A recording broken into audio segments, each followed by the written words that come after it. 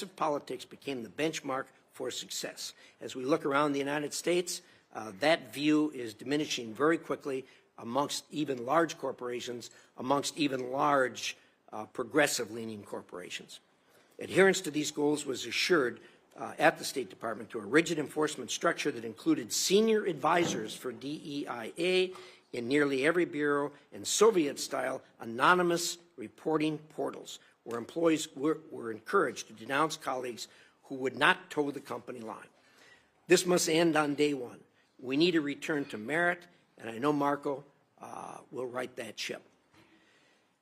Senator Rubio, this is a long laundry list of crises. You've earned yourself one of the hardest jobs in America, but after serving with you for so many years, I'm confident you are the right person we need to take on these threats. Thank you very much. And to my good friend, Senator Shaheen, I yield the floor. Well, thank you very much, Chairman Risch. Congratulations on your new role. As you point out, while this may be our first Foreign Relations Committee hearing together in these new roles, it's certainly not our first time working together. We came in as governors, so we like to get things done. We've also had the same role in 2017 on the Small Business Committee. So I look forward to working with you and to our opportunity for this committee to get a lot of work done. I want to also congratulate the new members of the committee, Republicans McCormick, Daines, Scott, Lee, Curtis, and Cornyn, and on the Democratic side, Jackie Rosen. Nice to have you all on the committee. One point that we've always agreed on, the chairman and I, is the need to work together so this committee can function more effectively. That means holding hearings, it means advancing bipartisan legislation, it means confirming career foreign service officers quickly. I believe it's in our national security interest to have our embassies fully staffed and to confirm career ambassadors with the requisite expertise, which is why it was important to both of us to have Senator Rubio's hearing as soon as possible. And Senator Rubio, welcome. You and I have also had a good working relationship for many years. I believe you have the skills and are well qualified to serve as Secretary of State. But today I want to find out a little more about what this administration is thinking about American foreign policy and the State Department in particular.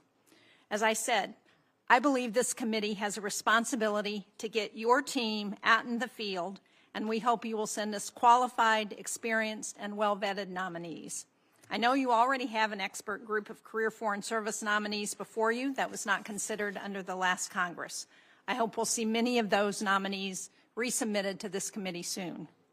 On policy, I want to start by hearing from you on Ukraine and NATO. There is strong bipartisan support, as you know, in the Senate for Ukraine. There's a clear understanding that we can't trust Putin, and I'm concerned that if Vladimir Putin wins in Ukraine, he's not going to stop. President Trump has repeatedly said that he plans to end the Ukraine war within 24 hours of his inauguration. It's been reported that his proposals would give away Ukrainian territory to Vladimir Putin. Now, I can't speak on behalf of Ukraine, and President Zelensky has said that he's open to a peace agreement. But I am concerned, both for the Ukrainian people who have sacrificed so much, about the message that abandoning Ukraine would send not just to our allies, but also to our adversaries, and not just Russia, but to China, North Korea, and Iran. Our allies, Japan, South Korea, Taiwan, our partnerships and alliances like AUKUS and NATO are all looking very closely and watching what we're going to do. I believe these alliances are one of the United States' greatest assets. And what happens in Ukraine also affects emerging democratic nations, civil society movements. From Belarus to the Balkans to the Black Sea to Georgia. It impacts us here at home as well. And I know that for so many Americans, this might seem like a distant war. But as we know, what happens in Ukraine doesn't stay in Ukraine. The war has caused food and gas prices to go up. It's affected day-to-day lives of Americans. So, Senator Rubio, I know that in the past you've supported Ukraine. You introduced legislation that would ban U.S. recognition of territory annexed by Russia. We were both co-sponsors of Chairman Rish's resolution recognizing Russian genocide in Ukraine. But the path forward is uncertain, and I hope today you will lay out some of the administration's plans for Ukraine. I'd also like to hear from you on the Middle East and Syria in particular. In recent months, we've seen the dismantling of much of Iran's axis of resistance, including the fall of Assad, one of Iran's most brutal proxies. One of our goals should be to get humanitarian assistance immediately to the Syrian people who have suffered for so many years, and to capitalize on this historic opportunity to sideline not only Iran, but Russia as we help rebuild Syria. I also want to underline that whether it's food insecurity or sexual violence that accompanies war, and whether we're talking about Sudan or Haiti or Afghanistan, Ukraine or Gaza, that it is women who often bear the brunt of these conflicts. They should have a seat at the table when it comes to resolving them. And that's not just a sentiment, it's also backed up by data. Because we know that when women participate in conflict negotiations, peace is 35% more likely to last at least 15 years. That's why we passed the Women, Peace, and Security Act in 2017. It was signed into law by President Trump during his first term, and I hope that in his second term we can build on this effort. It's one of the reasons I'm pleased that we now have 3 women on the Foreign Relations Committee, Senator Duckworth and Senator Rosen. It's the first time since I've been here that there's been 3 women on this committee. And I'm interested to hear your vision for the State Department's Office of Global Women's Issues, and more broadly, how the administration will work to empower women and girls on the global stage. As Chairman Risch has said, the list of challenges facing America is very long. And so, Senator Rubio, if you're confirmed, I hope we can work together to continue to promote American interests that we have seen around the world the importance of America's role in the world. Thank you. Thank you, Senator Shaheen. Good remarks. Senator Rubio, the floor is going to be yours, and I hope you'll introduce your beautiful family to start with, and we'll take it from there. Well, thank you, Chairman Risch, and I want to thank the ranking member as well, Senator Shaheen, and thank you, Senator Scott, for your introduction. And let me just say it's a bit surreal to be on this side of the room, but you all look very distinguished. And I wanted you to know that. Yeah. We know. In the 249-year history of our republic, there's only been 71 other Americans who have served in the role and the position that President Trump has now nominated me to occupy. And I want to thank him for his confidence, and it's an incredible honor. It is also, as many of you have already pointed out, an extraordinary responsibility. 3 of my children, Amanda, Anthony, and Dominic, could not be here with us today or join us here in person. But I am happy that my wife, Jeanette, is here, and that my daughter, Daniela, is here with me as well, because I think, as each of you know well, it really is impossible to do our job in the Senate, not to mention the job I've been nominated for, without the love and the support of our families. I'm also very pleased that my sisters, Barbara and Veronica, and my nephew, Orlando, are joining me here today. And to me, it's a reminder that the path that brings me to this moment was paved by those who are not here with us today, by 2 parents who arrived here on May 27th of 1956 from Cuba, and they had nothing but the dreams of a better life. And because of them, I had the privilege to be born a citizen of the greatest nation in the history of mankind, and to be raised in a safe and stable home by parents who made their children's future the very purpose of their lives. I also want to acknowledge all the blessings that God has bestowed upon me in my life. My faith is critical, and it's something I will lean and rely on heavily in the months that are ahead. In a tumultuous world where, in my faith, we are called to promote the cause of peace and the common good. And that task has gotten harder than it's ever been.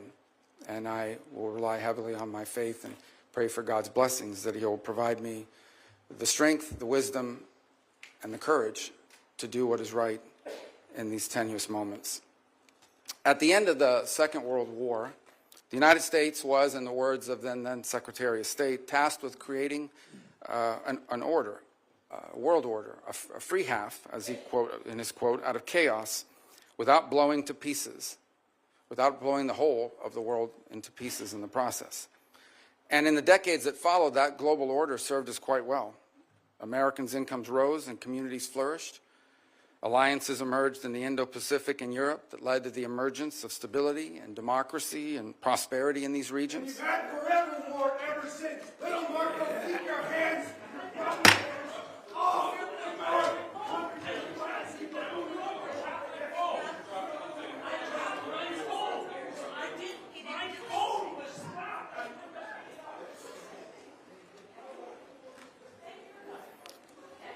Back to order. All right, alliances emerged in the Indo-Pacific and in Europe that led to the emergence of stability, democracy, and prosperity, but it also prevented a cataclysmic world war. And ultimately, a wall in Berlin came down, and with it, an evil empire. Out of the triumphalism of the end of the long Cold War emerged a bipartisan consensus. And this consensus was that we had reached the end of history, that all of the nations of the world would now become members of the democratic Western-led community, that a foreign policy that served the national interest could now be replaced by one that served the liberal world order, and that all mankind was now destined to abandon national sovereignty and national identity and would instead become one human family and citizens of the world. This wasn't just a fantasy. We now know it was a dangerous delusion. Here in America and in many of the advanced economies across the world, an almost religious commitment to free and unfettered trade at the expense of our national economy shrunk the middle class, left the working class in crisis, collapsed our industrial capacity, and has pushed critical supply chains into the hands of adversaries and of rivals. An irrational zeal for maximum freedom of movement of people has resulted in a historic mass migration crisis here in America, but also around the world. It's one that threatens the stability of societies and of governments. Across the West, governments now censor and even prosecute domestic political opponents. Meanwhile, radical jihadists openly march in the streets and sadly drive vehicles into our people. While America far too often continued to prioritize the global order above our core national interests, other nations continue to act the way countries always have. Pause.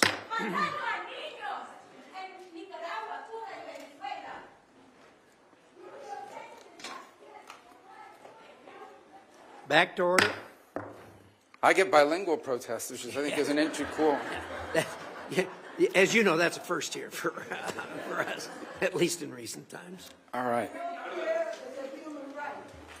All right. Education is a human right. Sanctions against... Back to order. All right. So while America too often prioritized the global order above our core national interests, other nations continued to act the way nations have always acted and always will in what they perceive to be their best interest. And instead of folding into the post-Cold War global order, they have manipulated it to serve their interests at the expense of ours. We welcomed the Chinese Communist Party into the global order, and they took advantage of all of its benefits, and they ignored all of its obligations and responsibilities. Instead, they have repressed and lied and cheated and hacked and stolen their way into global superpower status, and they have done so at our expense and at the expense of the people of their own country. In our very own hemisphere, narco-terrorists and dictators and despots take advantage of open borders to drive mass migration, to traffic in women and children, and to flood our communities with deadly fentanyl and violent criminals. In Moscow, in Tehran, in Pyongyang, dictators, rogue states now sow chaos and instability and align with and they fund radical terror groups. And then they hide behind their veto power at the United Nations Security Council or the threats of nuclear war.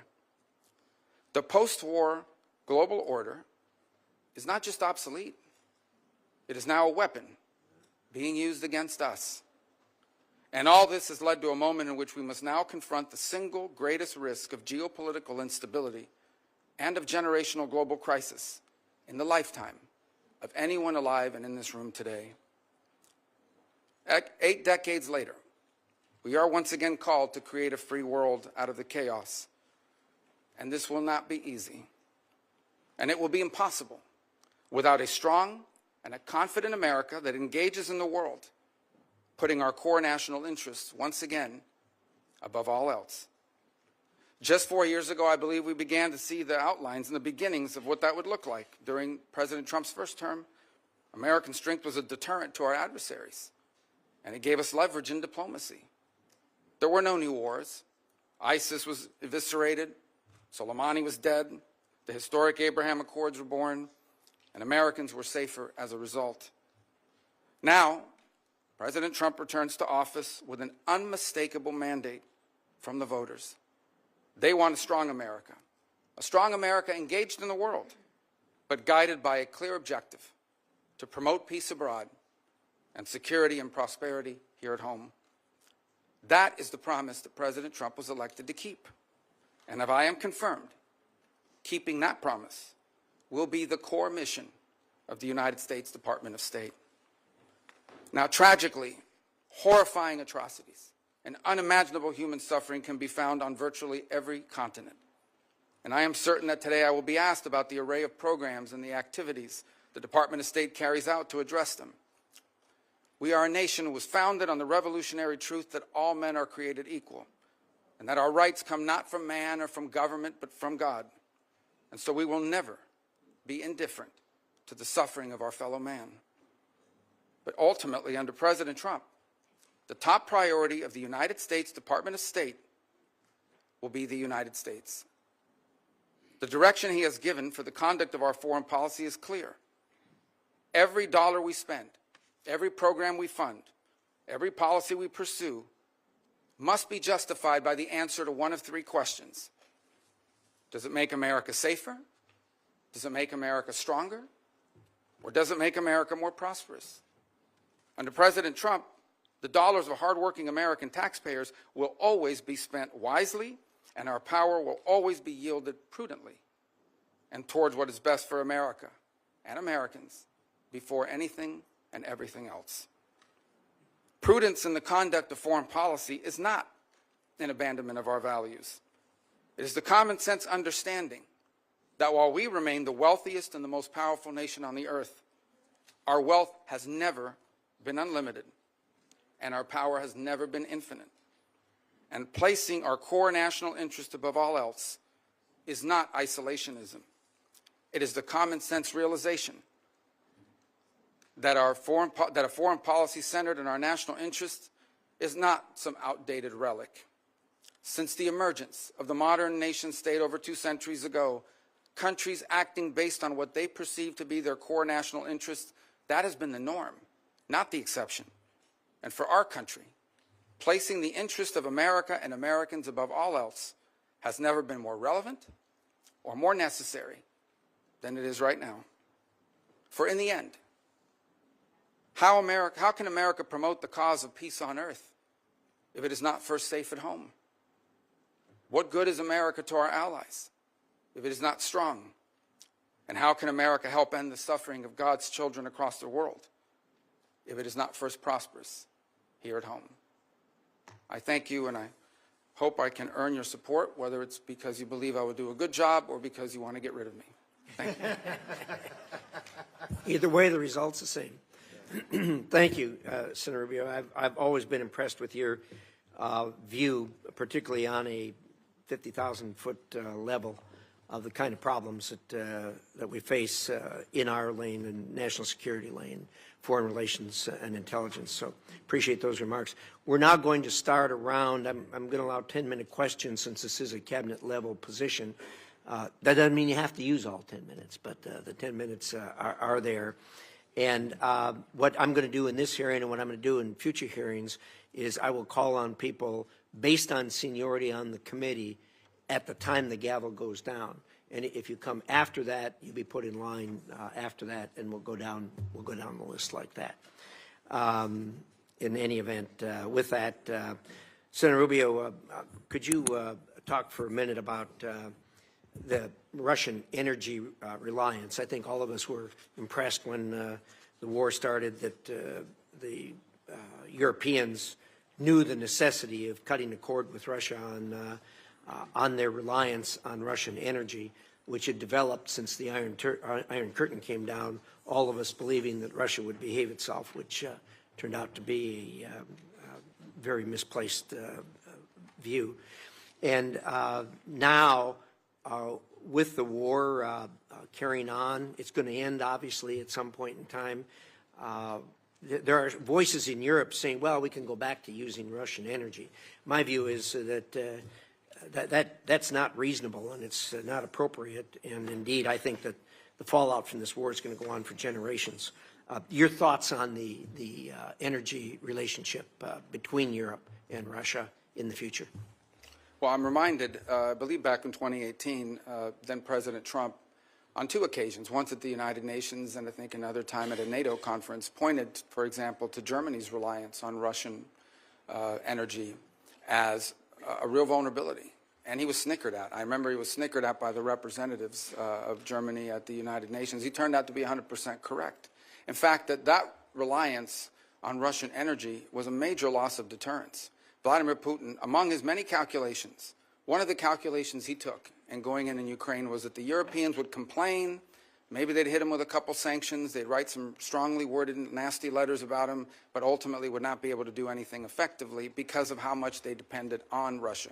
And in some cases continue to depend. I believe France is the third leading payer into Russian energy in the world, and I think a couple other countries in Europe follow right behind. So there's still a significant amount of dependence in that regard. And that dependence on Russian energy is a tremendous amount of leverage that Vladimir Putin holds on his neighbors in Europe.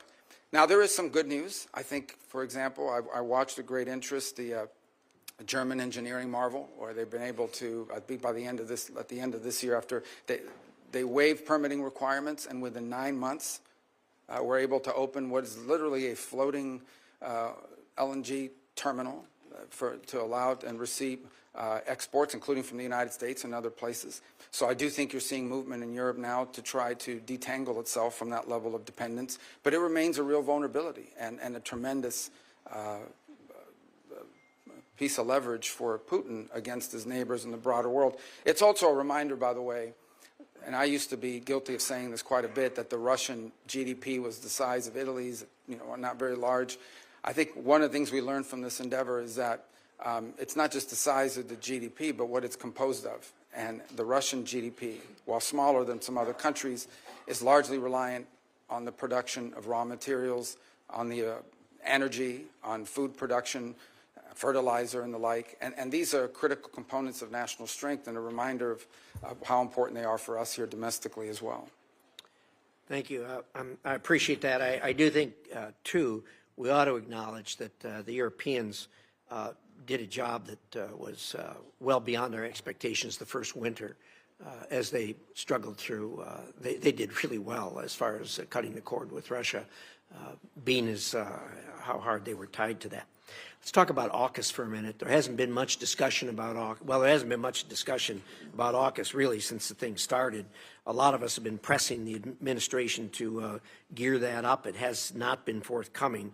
I'd like to hear your thoughts on AUKUS, the importance thereof, and getting this thing moving as it was intended. Well, one of the things we'll have to endeavor to see, obviously, there's a tremendous amount of this that relies on the Department of Defense and other entities in government.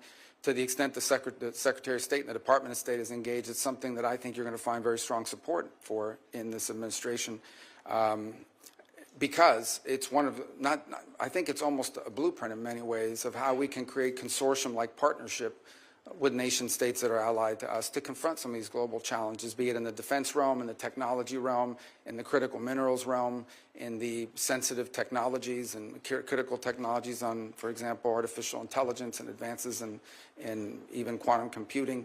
This obviously is more defense related, but it's one example of how we can leverage the power of these partnerships with allies, 2-3 countries in some cases, broader in others, to reach outcomes and objectives, such as creating a geopolitical and strategic balance in the Indo-Pacific region and beyond. So we'll have to look at that and to see what components of whatever impediments exist can be removed by the action of the Department of State. But it also reminds us that in many of these, very few of these global issues are entirely reliant on the Department of State. The Department of Energy, the Department of Defense. We have a host of other government agencies, commerce in many cases, who also play a critical role in expediting and going through, for example, some of the lists of technologies that perhaps are not being transferred because they've been deemed as sensitive. But in the case of our strong and close allies, that's the point, right, is that you want to be able to find yourself in a situation where you can accelerate partnership by making available to key allies these sensitive technologies that we wouldn't want to see in the hands or developed by an adversary or unaligned country. Thank you. I appreciate that. Our view is aligned, particularly on the excluded technology list. These are our closest and most trusted allies. And unfortunately, the current administration has really been difficult to work with as far as getting through that excluded technology list, and I hope you'll help expedite that. Let me talk for a minute about the International Criminal Court. Look, as you know, we've got real problems there. The court originally was intended, at least from our point of view, to be a court that focused on international crimes that were committed by people from countries who did not have a robust democracy nor a robust judicial system that held its own people accountable for crimes. The court's gone beyond that, obviously. They are not only focusing on people who aren't accountable elsewhere, but they're also focusing on people who come from countries that solve their own problems, like the United States of America and like Israel. The most recent obvious thing that flowed from that was the indictment on the same day of Netanyahu plus a Hamas character. Any court that is a court of law has to be able to recognize good from bad. And when you try to indict two people and show some type of moral equivalency in that regard, they're just barking up the wrong tree. And I think, unfortunately, we're going to have to rein them up. Your thoughts on that? Well, I think the ICC has done tremendous damage to its global credibility. First of all, it is going after a non-member state on the claims that I believe, in fact, I think just in the last 24 hours, the Israeli High Court filed an appeal before the ICC, even though it's not a member state. And I saw some of the filings from the prosecutor, Mr. Khan, who's involved in that process. And he argues that they have the right to go after non-members for their activities within the confines of member states in this case. And I think, first of all, the whole premise of his prosecution is flawed, beyond the process of it and the precedent that it sets, which is a very dangerous precedent for the United States of America, by the way, because this is a test run. This is a trial run to see, can we go after a head of state from a nation that's not a member? If we can go after them and we can get it done with regards to Israel, they will apply that to the United States at some point. And in fact, there have been threats to do so in the past. But the premise of the prosecution itself is completely and utterly flawed. As you said, they went ahead, I think they also went after Sinwar. Well, number one, Sinwar didn't travel around the world. He's not with us any longer. But he didn't travel around the world, was at no risk of being apprehended. Second of all, the moral equivalency piece of it was offensive. Let me explain, and I think I don't need to explain to this committee. Hamas carried out an atrocious operation. They sent a bunch of savages into Israel with the express and explicit purpose of targeting civilians. They went into concerts. They went into these music festivals. They knew that there were no soldiers at the music festival. They knew that these were teenagers and young families, that they went into different communities and the kibbutzes and the like, and they deliberately targeted civilians. Deliberately. It was in fact, they kidnapped the ones they didn't murder, the families who they didn't eviscerate, the people whose skulls they didn't crack open. They kidnapped and to this day continue to hold people, innocents that they took, a deliberate operation. In the case of Israel, responding to that attack has had to go after Hamas. How can you coexist? How can any nation state on the planet coexist side by side with a group of savages like Hamas? They have to defend their national security and their national interest, as I pointed out in my opening statement. And so there is no more, and they didn't target civilians. Now, sadly and unfortunately, and I'm sure we'll discuss it further, some of the other questions that will come up here today, one of the horrible things about war, it's a terrible thing about war, and it's why we should try to prevent it at almost any cost, is that innocent people are caught up in it. and that's true of every conflict on the planet. But there is a difference between those who, in the conduct of armed action, deliberately target civilians, and those who do as much as they can to avoid civilians being caught up against an enemy that doesn't wear a uniform, against an enemy that hides in tunnels, against an enemy that hides behind women and children and puts them at the forefront and uses them as human shields. That's who Hamas is. There is no moral equivalency, and I think the ICC, if they don't drop this, will find its credibility globally badly damaged, and I think the United States should be very concerned, because I believe this is a test run for applying it to American service members and American leaders in the future. Well said. I couldn't agree with you more. And certainly the court has badly damaged its reputation, and it's going to have a long ways to go to recover from that. So with that, Senator Shaheen. Thank you, Mr. Chairman. Senator Rubio, as I said in my opening statement, I hope that this committee can better collaborate to swiftly confirm career Foreign Service officers.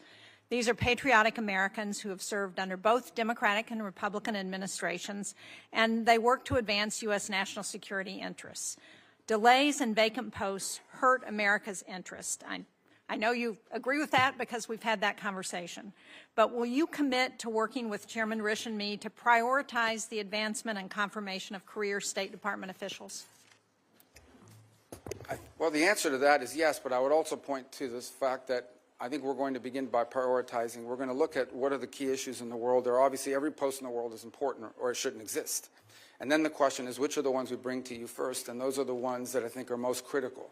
So obviously, I think you'll see our nominees for the deputy posts, which are critically important, all the undersecretaries as well. And what I've endeavored to do is we interview and identify people, and I believe I've met with and interviewed most of the candidates for those top posts, is I want to bring you people that are three things. Number one, are aligned to the mission. I think that's critically important, whether they be Foreign Service officers. I'm not talking about political alignment. I'm talking about alignment with the mission that we've outlined for American foreign policy, which is one of the things that I think has hurt the State Department under numerous administrations, is sometimes the mission, or what it is the core mission of the department has not been well defined. So that's on us, and it's our obligation to define that. So number one, aligned to the mission. Number two, the capability to do the job. And I can tell you now that in my entire service on this committee, which spans 14 years, we always had fellows from the Department of State, I believe all of whom are still in the service of our country. And I intend, because I know them and I've worked with them, to utilize their skill sets in the department. And in fact, a couple who we hope will be returning home soon from foreign postings to work with us at the State Department closer to my office. But the point is that we want to have people that are highly capable, both those who we bring from what they call political appointees, but also those that are promoted from within the Foreign Service. And then the third are people that we can get through the committee, because time is of the essence. Now, you may not agree with all their views, whether they be Foreign Service officers or whether they be political, but I think it's important. And we're not going to exclude someone just because we think that maybe they're going to have a rougher confirmation process than someone else. But I do think it's important that we have people in these positions as quickly as possible. And having served for 14 years on that side of this room, I understand that one of the things we can do to help expedite that is to bring you people that will do a good job, who are qualified for the job, are mission aligned, but also that can move through this process quickly enough so that they can be at post and begin to fulfill their duties. If I have to wait a year to get them in place, well, I'm not sure on some of these issues we face today we have a year to wait. I certainly agree with that, and I appreciate your focus on mission and qualifications, because I think the committee will be looking closely at that. I want to go now to NATO, because in 2023, Congress overwhelmingly passed the bipartisan Kane-Rubio provision prohibiting any president from withdrawing the United States from NATO without Senate approval or an act of Congress. Will you commit to adhering to Senate approval or an act of Congress as required under that law that you authored if President Trump attempts to withdraw the U.S. from NATO? Well, first let me say that President Trump has appointed an ambassador nominee for NATO, which clearly indicates his role to engage in that. Second is the law is what it is. Obviously, as you've mentioned, I was a co-sponsor of the law, and so it's tough to say I'm not in support of a law that I hope to pass, and that I think it's an important role for Congress to play, because frankly, it's not just about the withdrawal piece of it, it's the contributions we make towards the power of the purse still resides with the Congress. Now maybe as if confirmed moving towards the executive branch, I'll become I'll forget that lesson a little bit. I hope not. But ultimately, I still recognize and understand that the power of the purse is with Congress, and it's an incredibly important power. Let me point on NATO one thing. I think there's a misunderstanding about it. The NATO alliance is a very important alliance. I believe that. I believe alliances can be, and has been very useful. Without the NATO alliance, there is no end to the Cold War. In fact, without the NATO alliance, it's quite possible that much of what today, at the time, today we know as Europe, would have fallen victim to aggression. But what's important for the United States is not just to have defense allies. It's to have capable defense allies, allies who are capable of defending their region. And I think there is a question to be asked. I'm not stating a public policy position. I'm stating a question to be asked, and that is, should the role of the United States in NATO in the 21st century be the primary defense role or as a backstop to aggression, with countries in the region assuming more of that responsibility by contributing more? Now, look, in fairness, and I think the further east you move in Europe, the more money you see spent on the military as a percentage of GDP. But I think there's been broad acknowledgement across Europe and across multiple administrations, both Republican and Democrat, that our NATO partners, these are rich, advanced economies, need to contribute more to their own defense and ultimately to the NATO partnership as well. And that's a demand that's been made by multiple presidents across the years. And the fact that that is true has been revealed by what's happened with Ukraine. Look at the ramp up in defense spending and the industrial capacity of multiple countries in Europe as a result of an armed conflict. Imagine if that capacity had been there before, it quite possibly might have had a deterrent effect as well. So I think it's important that we have alliances, but we have to have alliances with strong and capable partners, and not those who sort of have viewed the U.S. and the NATO defense agreement as an excuse to spend less on defense and more on some domestic needs. We have domestic needs too. These advanced, rich countries in Western Europe have enormous safety nets programs that they fund. We have domestic needs as well, but they've been able to divert or grow those programs because they don't have to spend as much on defense as we do as a percentage of our overall economy. And that dynamic needs to change. And I expect that President Trump will continue to forcefully make that point. And as you know, this committee and the Senate NATO Observer Group, which I co-chair, has made that point repeatedly, and we are now up to 23 of the 32 NATO nations who are meeting their 2% of GDP, and we have a number of them who are going beyond that, and it's appropriate. And I think the sentiment on this committee would be to agree with what you're saying, but to ensure that we continue to have a strong NATO, I think will be important not only to European security, but most important to our own security. I appreciate. We talked about Ukraine. I appreciate your past leadership in supporting Ukraine's fight for sovereignty. More recently, you voted against supplemental funding for Ukraine and against forgiving loans for Ukraine in November, loans that would be critical to Ukraine's economic stability. So can you talk about how your views on Ukraine have developed and where you are now, and what you think is important for us to do in order to ensure that there is the strongest possible negotiating position if Ukraine and Russia do get to the negotiating table? Sure. First, let me point out, and although I'll still speak to my view of the process, that I voted against that bill because I said I would not vote for a bill unless it addressed the crisis at our southern border as part of the overall arrangement. That was not done, and so I voted against it. That said, here's my view of a situation. Once this war became what we now know it is, and that is a war of attrition, a stalemate, a protracted conflict, the dynamic on that situation has changed. It has. And I believe, and I think that this echoes with the President. Let me first echo the President's words and what he said in an interview about a year ago. He was asked about the war in Ukraine. He says, I want the dying to stop. I want people to stop dying. I want the killing to stop. And frankly, I don't know how anyone could say they don't. The destruction that Ukraine is undergoing is extraordinary. It's going to take a generation to rebuild it. Millions of Ukrainians no longer live in Ukraine.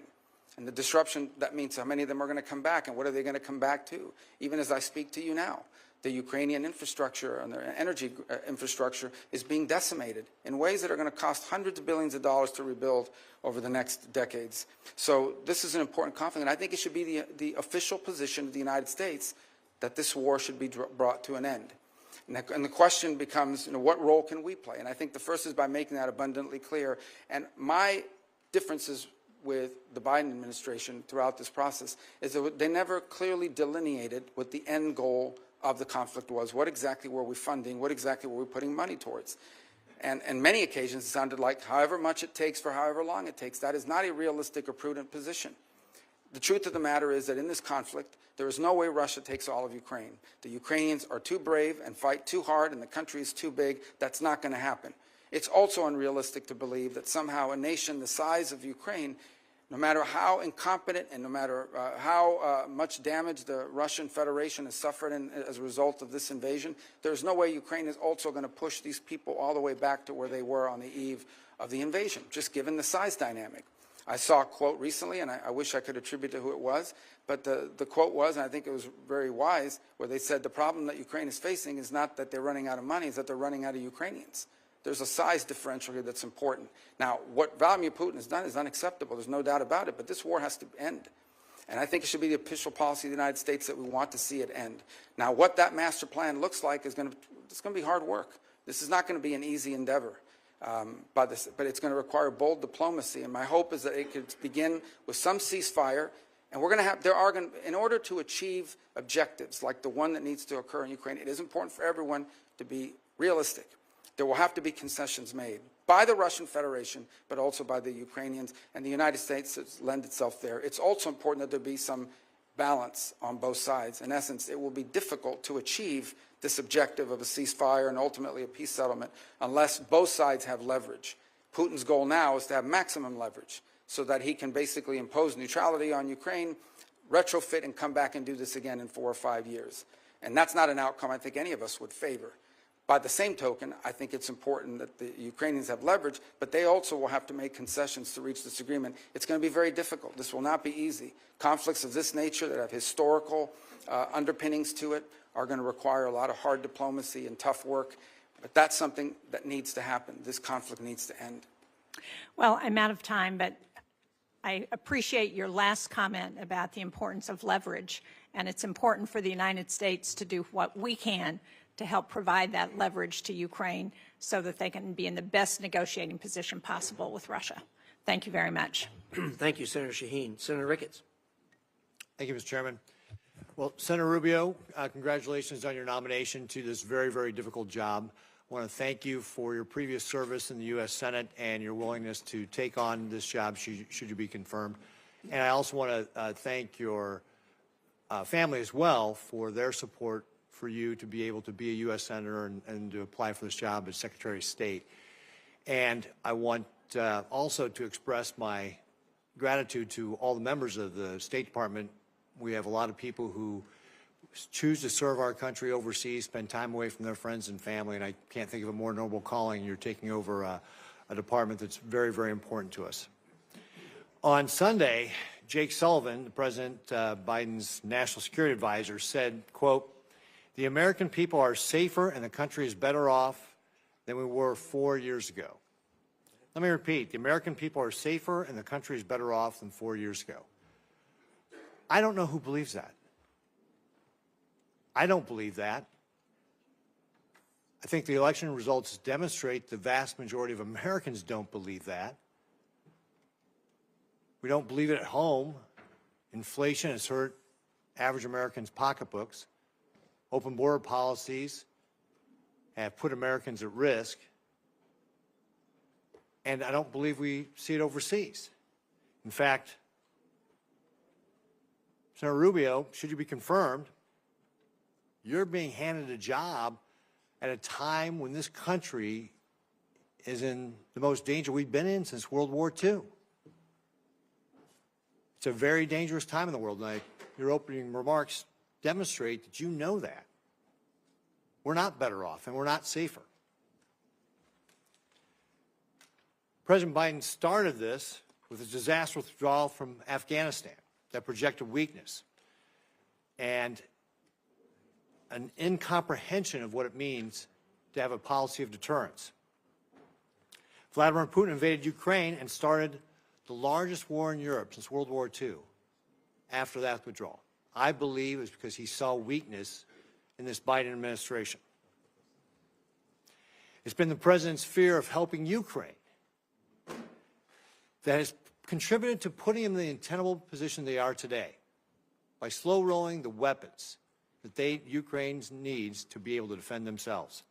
His incomprehensible and incoherent policy has caused him to handcuff American liquid natural gas exports while delaying tough sanctions on the Russian oil and gas industry, which, as you know, is the lifeblood of the Russian war machine. The Middle East is equally disastrous. Instead of enforcing sanctions on Iran, Biden naively tried to resurrect the Iran nuclear deal, enabling the regime to generate $100 billion in oil revenue. And I want to point out that during the Trump administration, because of sanctions, Iran's foreign reserves fell from $122 billion to less than $14 billion. That hampered their ability to be able to fund terrorist groups like Hamas and Hezbollah and the Houthis. What the Biden administration has done is allowed the Iranian regime to enrich enough weapons-grade uranium to be a week or two away from having a nuclear weapon. And since October 7th, President Biden has not supported Israel in the way he's needed. And because of the previous mentioned money that he's allowed the Iranians to have, that has funded the terrorist groups like Hamas and Hezbollah, our allies like Israel have been attacked, and we've been attacked directly. Thankfully, Israel's had the courage to stand up to these terrorists and take matters into its own hand, and it's led to the decimation of Hamas and Hezbollah. But no amount of revisionist history can change the fact that this was despite the lack of support from the Biden administration, not because of the support from the Biden administration. And of course, let's not forget North Korea and how dangerous they have become, and the fact that we are now seeing North Korean troops in Europe. A thought 4 years ago that was unthought by anybody. And of course, one of the most concerning things is Biden's weakness has emboldened the greatest adversary we have on the face of the earth right now, which is the People's Republic of China. The People's Republic of China is the head of the snake of this axis of dictators that are challenging the United States today. They are challenging our freedom, our security, and the very way of life that we have. Beijing has had a direct hand in each of the problems I just mentioned. That's why addressing any one of them cannot be done without making sure that we are thinking about how we are deterring the People's Republic of China. When everything is a priority, nothing's a priority. And Senator Rubio, your top priority must be the People's Republic of China. Since the election in November, so this is all within the last 2 months, the PRC has hacked our Treasury Department, including CFIUS. Continue what has been described as the worst telecom hack in U.S. history. Sabotaged important undersea communication cables in Asia and Europe. Deployed ships to the South China Sea to harass our allies like the Philippines in their own territorial waters. Simulated a naval blockade of the Japanese islands for the first time. Conducted the largest naval drills in decades targeting Taiwan and the broader Western Pacific. Revealed new mobile piers suitable for a Taiwan invasion. Unveiled advanced aircraft and launched the world's largest amphibious warship. And they've allowed Iran to draw down and ship nearly 3 million barrels of oil from a storage site in China. It's obvious that Xi Jinping is positioning his chess pieces in preparation for war. He's directed his military to be prepared to take Taiwan by 2027, and folks, that's only 2 years away. Now, it's true that does not mean that he will invade in 2027, and it's also true that it's not predetermined. But it should be very concerning to all of us that he's given his military that direction. Because time and time again, dictators tell people what they're going to do, and then they go out and try and do it.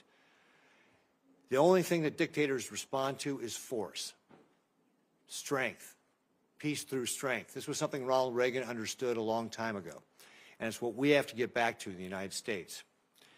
Xi Jinping is vowed to be the world-dominating power by 2049. We should take him at his word. That's what he believes he is going to try and do. It's time for us to go on the offensive and abandon illusions about what kind of adversary we're faced. This is not a managed competition. This is a competition we must win. It will take more than an all-of-government approach. It will take an all-of-society approach to be able to win this. As our lead diplomat, Senator Rubio, you are in a position to set the tone. And that's why I can't think of a better pick to be the Secretary of State than you. So, first of all, Do you agree that the PRC is the biggest threat that we face as the United States? The Communist Party of China that leads the PRC, is the most potent and dangerous near-peer adversary this nation has ever confronted. They have elements that the Soviet Union never possessed. They are a technological adversary and competitor, an industrial competitor, an economic competitor, a geopolitical competitor, a scientific competitor now, in every realm. It's an extraordinary challenge. It's one that I believe will define the 21st century. When they write the book about the 21st century, there's going to be some chapters in there about Putin, there's going to be some chapters in there about some of these other places, but the bulk of that book about the 21st century will be not just about China, but about the relationship between China and the United States and what direction it went. And I think you're alluding to it in your statement. I know you may have another question. I don't want to eat up all your time, but I do want to say this. The Chinese believe that the United States are a great power in inevitable decline and that they are an inevitable rise. Now, they already are. They're going to be a rich and powerful country, and we're going to have to deal with them. The danger is that because of our own actions, in many cases, a dangerous imbalance is built up in that relationship. We allowed them for years to pretend that they were some developing countries, so we should allow them to continue to cheat on trade and commerce. We should allow them to continue to expand. They lied about not militarizing and populating island chains in the South China Sea and the like.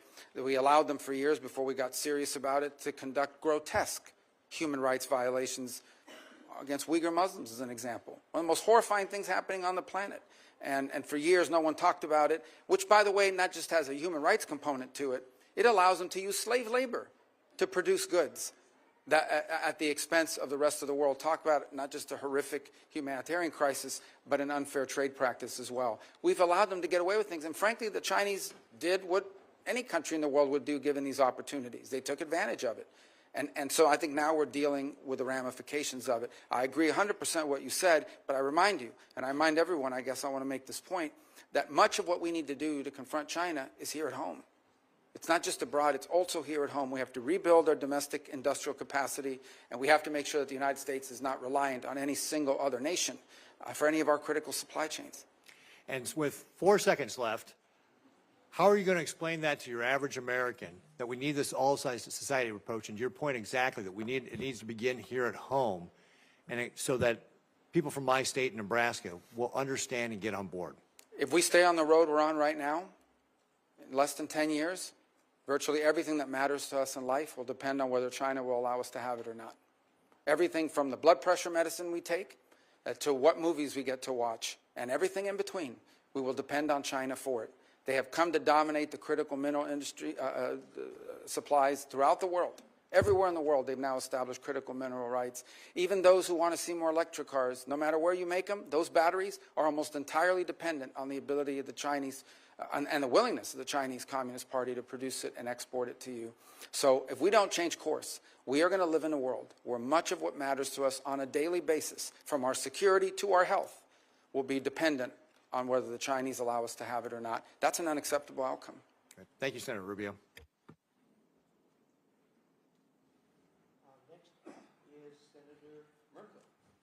Thank you, Mr. Chair, and thank you, Senator Rubio. And I've enjoyed working with you on the Congressional Executive Commission on China, which engages in many issues related to their treatment of folks, from the Tibetans to the Uyghurs, to their position regarding Hong Kong and Taiwan. But let's talk about Taiwan. I had the chance to go to Taiwan in the year 2000. It was the second presidential election there, and it was the first one where people were becoming convinced that they actually might be able to hold a democracy. I believe they've earned the right to have a voice in international affairs, and I also believe that they are at great risk right now with mainland China, Xi's plan to be aggressive militarily towards them, as my colleague Senator Ricketts just noted. Will you support in your role as Secretary of State Taiwan's right to have a voice in international affairs, participate in international forums?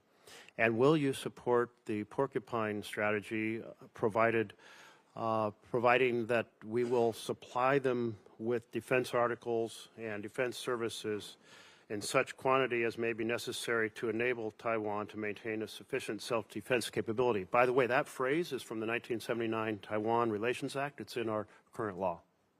Yeah, let me just point out that on the Taiwan Relation Act, and I believe of the year 2016, I was the lead Republican sponsor in reauthorizing and reinvigorating it. I think that the multiple or consecutive presidential administrations of both parties have made clear that the policy of the United States towards Taiwan is encapsulated not just in the Taiwan Relations Act, but in the 6 assurances that multiple administrations, including the Trump administration and now the Biden administration, have made clear are our policies.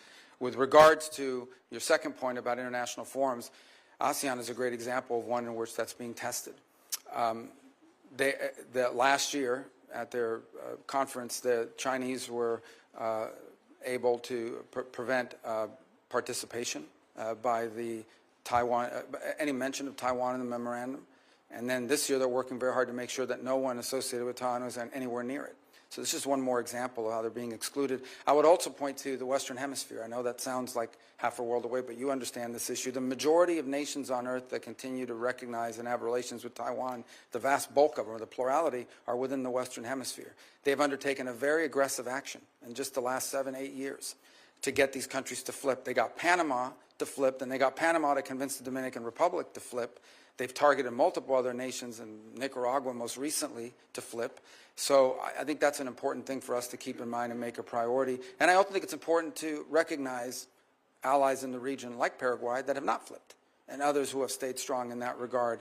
On the porcupine strategy, because I know it may sound weird to people, or if anyone's watching this, I know what the ratings are, but hopefully not high. And but let me just say that when the porcupine strategy, what it really means is you want to make the cost of invading Taiwan higher than the benefit. We want to discourage that by the Chinese believing that, yes, could they ultimately win an invasion of Taiwan, but the price would be too high to pay. It's basically deterrence. And I think that's critical, not just to defending Taiwan, to preventing a cataclysmic military intervention in the Indo-Pacific. And that's what it would be.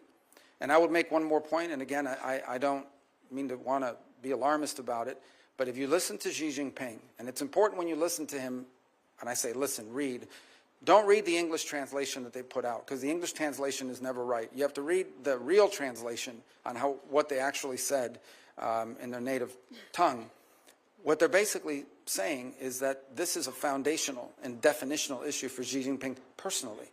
And as a result, I think we need to wrap our head around the fact that unless something dramatic changes, like an equilibrium where they conclude that the costs of intervening in Taiwan are too high, we're going to have to deal with this before the end of this decade. And so strongly support for the porcupine strategy. Thank you. And I know people in Taiwan. I just don't like saying porcupine, but yes. You know, when I went to Taiwan in November and met with the president and other leaders, they are extremely nervous right now. And part of the reason they're nervous is they're concerned about how things play out in Ukraine as possibly creating an incentive for China. And I take your point about the current stalemate and the fact that there is a range of objectives that are out of reach for other side. But I do feel like our partnership with NATO and our continued supply of war material that enable Ukrainians to keep fighting until that resolution is done is extremely important, because if Ukraine collapses, it will say a lot to China about whether we will stay the course in assisting Taiwan. Not to mention, it will be a catastrophe for democracy and a catastrophe for the Ukrainians. I don't know if you share that view.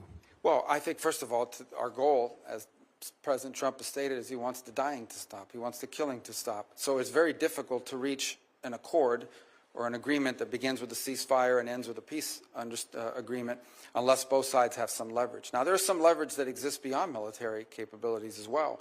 We have a significant number of sanctions on the Russian Federation, and they continue to grow and expand, and other nations do as well. And that will have to be part of this conversation in terms of bringing about a peaceful resolution. And then there's the question of the long-term security and stability of Ukraine. Beyond even if the conflict were to end, there needs to be the capability of Ukraine to defend itself. And it's a point that I made back as far as 2014, when the United States under the Obama administration chose not to provide weapon capabilities, and I think we lost deterrent Thank you. during that period. I'm going to keep rolling here for a few other questions. One of the things China is doing is deeply engaged in transnational repression, which means threatening people here in the United States that they will disappear or kill or harm their family members back in China if they exercise their free rights here in our country. And also they're seeking to repatriate Uyghurs who have escaped China. And right now there are 48 Uyghurs that are in Thailand, and Thailand is on the verge of repatriating them back to China. Will you lobby for Thailand to not send these Uyghurs back to the horror they will face if they're returned? Yes, and the good news is that Thailand is actually a very strong U.S. partner, strong historical ally as well, and so that is an area where I think diplomacy could really achieve results because of how important that relationship and how close it is. I think it's also one more opportunity for us to remind the world of what exactly we're talking about here. This is not some obscure issue. These are people who are basically being rounded up because of their ethnicity and religion, and they are being put into camps. They're being put into what they call re-education centers. They're being stripped of their identity. Their children's names are being changed. It's one of the most horrifying things that's ever happened, and they're being put into forced labor, literally slave labor. And I will say our work together on the Forced Labor Prevention Act, Uyghur Forced Labor, was tremendous. Thank you for championing that. I'm encouraging other nations, including Canada, Mexico, and Europe, to follow the rebuttable presumption strategy we put into that bill, because right now, if our slave labor products or China's slave labor products are rejected here, they're shipped to Canada, and we need to expand on that. I want to turn to another point. Our companies face in China often the requirement for partnerships or location or what products they can produce or the theft of their intellectual property. Meanwhile, we're helping their economy by being a major supplier of fossil gas, LNG, to China. Should we be strengthening the Chinese economy by sending them LNG? Well, I think that is a good point to raise in that regard, because I will tell you that is one of the things that's going to have to be discussed in the broader relationship with China. And that is, it is one of the things we actually export to China. They import a lot this way. One of the few things that we export is, in great capacity, is these long-term contracts that are tied up either directly to China or through third countries. Because some of this obviously is exported to a third country who in turn sends it to China either as a direct sale or as a byproduct. So I think that has to be on the table as a number of other measures that we have in leverage as we engage the Chinese in this geopolitical perspective. I would go further and point out that the Chinese also have, I believe, the world's largest surplus refining capacity. They've invested very heavily in that as well. And that's one more area where I think our energy policy will be critical and bringing some geopolitical stability to our relationship with them. I know you sponsored a bill to cut off the exports. I've focused on China, but I want to turn to humanitarian issues. I, by the way, fully support Israel's ability to respond to Hamas, but I am very concerned about how it has played out in terms of the massive humanitarian conditions in Gaza. Will you help lead the world in responding to those humanitarian conditions? And there is a proposal for a broad regional agreement that would provide security to Israel, peace with all their Arab neighbors, building on the Abraham Accords, that in return would create a framework to have a concrete steps towards a Palestinian state. I believe that's our best bet to break the cycle of hate and war that we've been trapped in my entire lifetime. How will you pursue breaking this cycle of hate and war, and will you support humanitarian support to Gaza? Yeah. So my first point is I am hopeful, and again, I've been here, so I don't know if any news has emerged in our time during this hearing, but I am hopeful that there is an agreement in place that will bring hostages back immediately in an exchange and in a three-phase plan that Secretary Blinken sort of has outlined over the last 24 hours, and that credit to both the Biden administration and the Trump transition work side by side on helping this become about, and I hope that comes about. And part of that phrase, part of that deal, as I understand it, is it has this very tenuous but important 6-week transitional period where it's going to require international cooperation to bring some level of stability and administration. And that could serve as, assuming it works, that could serve as a foundation to build upon. I would also point to one more thing, and that is, we don't know yet for sure, but there are opportunities available now in the Middle East that did not exist 90 days ago. whether it's what's happened in Lebanon, whether it's what's happened in Syria, whether it's what hopefully will happen with the ceasefire and the release of hostages after horrifying detention and unjustifiable actions by Hamas.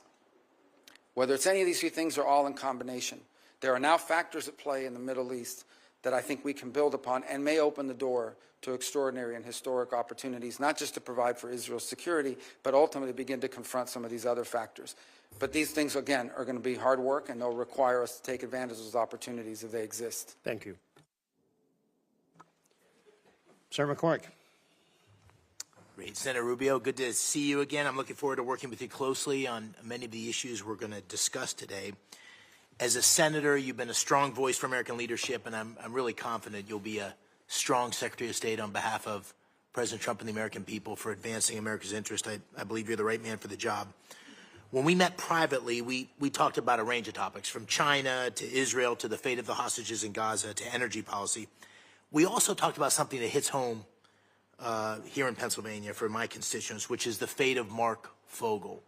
As you and I discussed, Mark has been imprisoned by the Russians since 2021. I've had a chance to meet with his mom, 95-year-old Mafa. She was at the Butler rally with myself and President Trump in the front row when he was shot.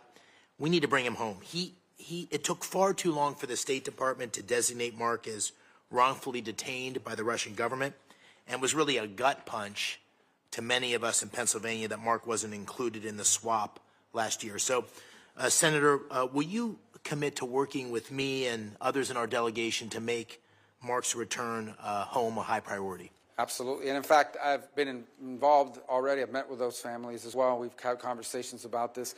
And there are two things I'd point to. Number one, this is a ridiculous case. I mean, this is an American that clearly there was an order given at some level that if you see an American and you have anything you can charge them with, let's charge them and let's collect these because we can trade them in the future for something. There's a global market for this now.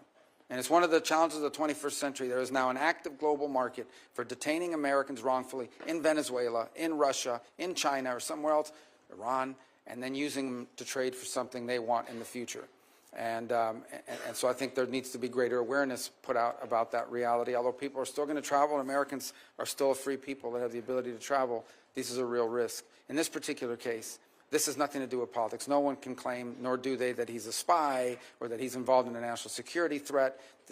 And so this is a case that has to be elevated, and hopefully one that can be done through strong private diplomacy, at a minimum as a goodwill gesture. Because if they're not willing to do this, then not to mention the broader challenges posed to us by what Putin is doing in Ukraine, then I think the chances of improvement in U.S.-Russian relations are impossible. But this is not that this would solve that problem, but it is at a minimum the kind of thing you would hope to see if anyone is serious about improving relations, especially if we can get the situation in Ukraine to a peaceful standing.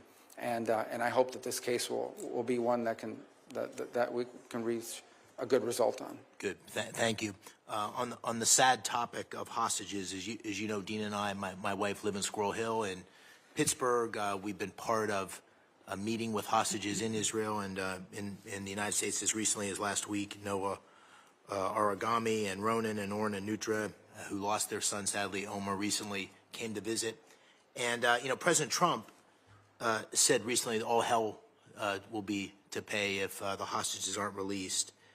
If confirmed, what emphasis would you put on releasing those hostages in Gaza? Do you agree that a permanent ceasefire in Gaza absolutely must include the release of those hostages? Well, it must include it, because if it doesn't, there won't be a ceasefire for long. I mean, the Israeli commitment to bringing back their civilians, that's what these are. These are civilians. These are people, these are innocent people who were targeted and have been held in horrifying conditions, the health and well-being of which many of them we still don't know, but we believe there's a substantial number that are going to be released as part of this first tranche. And that's an important point as well. In regards to this agreement that has now been publicly reported on, it's not everyone. I think there's a first tranche of women, children, and people over a certain age, and then a second tranche of releases of males that are of military age, who they claim are all combatants, even though they are not. They just happen to be of a certain age. But without the hostage situation resolved, this situation will not be resolved. It is the linchpin of what's happened now. Hamas has been severely degraded, but these people, that include a number of American citizens, need to be home as soon as possible, and that will remain a priority in any engagement that we're involved in with regards to not just the ceasefire, but some permanent peace process moving forward. Very good. Thank you. Since October 7th, there's been a disturbing rise in anti-Semitism, pro-terrorist violence in our cities, on college campuses. You and I had the opportunity to write an op-ed together. And in that op-ed, we called on foreign nationals who support Hamas or other terrorist organizations to lose their visas and to be sent back to their home countries. As Secretary of State, of course, you'll be responsible for overseeing the issuance of visas. How will you enforce our laws to ensure that we remove supporters of terrorist groups from our country? Listen, my view on this is one of common sense. Okay? If you apply for a visa to come into the United States, and in the process of being looked at, it comes to light that you're a supporter of Hamas, we wouldn't let you in. If we knew you were a supporter of Hamas, we would not give you a visa. So now that you got the visa and you're inside the U.S., and now we realize you're a supporter of Hamas, we should remove your visa. If you could not come in because you're a supporter of Hamas, you should not be able to stay on a visa if you're a supporter of Hamas. That's how I view it. And I think that's just an issue of common sense. And we intend to be very forceful about that. Good. Thank you. Fentanyl is killing 4,000 Pennsylvanians each year, over 200 Americans a day. President Trump campaigned on this throughout the country, in Pennsylvania, as did I, on we have to stop that flow of fentanyl. And, of course, violent criminal groups in Mexico, including the Jalisco and Sinaloa cartels, terrorize our communities here at home with this deadly fentanyl and the Mexican people with endless violence. As Secretary, will you initiate the process to designate these groups, these cartels, as foreign terrorist organizations? And if so, can you describe for the American people the national security tools that unlocks, that designation unlocks, to degrade the cartels? Well, first of all, the designation of a designated foreign terrorist organization brings with it a host of things. It makes it illegal to cooperate or work with them in any way or to be supportive of their endeavors. It cuts off access to all sorts of banking opportunities and the like around the world where it's important to move money around. Now, that said, it's probably an imperfect tool when it comes to these groups that you're discussing, because these are sophisticated criminal enterprises. They are terrorizing the United States, but they are sophisticated criminal enterprises, and they operate in the trafficking of people, drugs, and migrants to horrifying effect. Sadly, they also have basically operational control over huge swaths of the border regions between Mexico and the United States. That's just an unfortunate fact, and it's one we're going to have to confront with our partners in Mexico, is that these sophisticated transnational terroristic organizations have operational and functional control over huge swaths of areas that border the United States of America. And so whether that is the tool that we use, which is maybe the appropriate one, or some new one that we come up with, it is important for us not just to go after these groups, but to identify them and call them for what they are, and that is terroristic in their nature, because they are terrorizing America with mass migration and with the flow of drugs. What about military force? Well, that's an option the President has at his disposal. Obviously, it's not one that is in the purview of the Department of State. I think President Trump is someone that never publicly discusses his options and leaves himself the flexibility to act. I think there's a lot we can and will continue to do in close partnership with our allies in Mexico. I think there's more they can do as well to confront this challenge. And my preference would be, from the Department of State's perspective, my preference would be that we can work with the Mexicans on this issue cooperatively, because it is impacting their nation as much as ours. These sophisticated groups, these criminal organizations, don't simply threaten America, they threaten the Mexican political process. In the last election, you had multiple presidential candidates and other candidates to other offices assassinated. You've had journalists targeted and assassinated for speaking out against these groups. So these groups don't simply terrorize the United States, they're terrorizing and in some ways undermining the Mexican government and Mexican sovereignty and the health and well-being of the Mexican people. And so my hope, in a perfect world, is that we could work in close collaboration with Mexican authorities to take these groups out. Very good. Thank you. Final question. The Chinese Communist Party, as you said in your testimony, has waged a deliberate campaign of economic warfare against the United States and our allies. We need to restore, as President Trump has said, reciprocity in that economic relationship and impose cost on Beijing for hurting American workers. How can the United States counter that campaign? How do you think about the economic tools that the administration can apply to cut off the flow of American capital and technology that supports China's geopolitical ambitions? Well, and again, much of what it comes to trade and so forth in this administration will be handled through the Department of Commerce, but we'll certainly have an economic undersecretary and a whole entire bureaus that will be dedicated to what we can contribute to that endeavor. So I'll just share my views broadly on it. Number one, I think it would make common sense to everybody that if, by and large, a relationship in which their companies can do whatever they want here, but we can't do it there, is a pretty unfair relationship. And it's something we've allowed in the past for allied countries who were small, poor, and developing. That cannot continue, in my view, and I think that's the President's view. The second is there's much that needs to be done with regards here domestically. I think we once again as a nation, this is not a Department of State issue, but once again as a nation need to prioritize the importance of our industrial capacity and our access to supply chains domestically, especially in key and critical industries. Maybe not every industry, but some key industries. We should either have a domestic capacity or an allied capacity that's reliable and can't be used against us in a moment of conflict as leverage. The third point I would make is we need to be actively engaged in the world. As an example, the Chinese own significant mineral rights and mining rights in Argentina, in Chile, throughout Africa. It's one of the reasons why the polar region and the Arctic region has become so critical as well in that regard, is because they are scooping up all over the world these mineral rights, port rights, etc., that place us at an enormous disadvantage in the long term. And it's what I said in that short answer is if this trend continues, we are going to wind up living in a world where much of what we depend on for our security, our health, our safety, and our economic prosperity will largely depend on whether the Chinese allow us to have it or not. And that cannot be a world that we leave for our children. Thank you, Senator. Senator Coons. Thank you. Senator Rubio, I look forward to this hearing and to our service together. Welcome to the other side of the dais, and welcome to your wife, Jeanette, your children, your family. Thank you for your service. I have three questions broadly of nominees.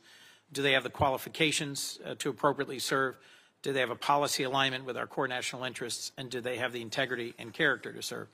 We may have policy disagreements, but we've had multiple areas of convergence. Over the time we've served here in the Senate together, I had my folks go back and look. We've co-sponsored nearly 60 bills together. So I hope we can continue to find constructive ways to partner.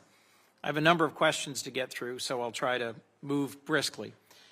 With regards to special envoys, President-elect Trump has appointed a series of special envoys focused on a wide range of areas. And some of these, I think, can genuinely complement, not undermine or distract from State Department's core efforts. The special envoy for hostage affairs, for example, Adam Boehler, I look forward to working with, as Senator McCormick asked about. There's a number of key issues around hostage taking of Americans. There's a bipartisan bill Senator Risch and I have on this that we hope to work with you on. Lieutenant General Keith Kellogg, Special Envoy for Ukraine and Russia, I think will be central to achieving an outcome in Ukraine that is a lasting and secure peace and prevents further Russian aggression.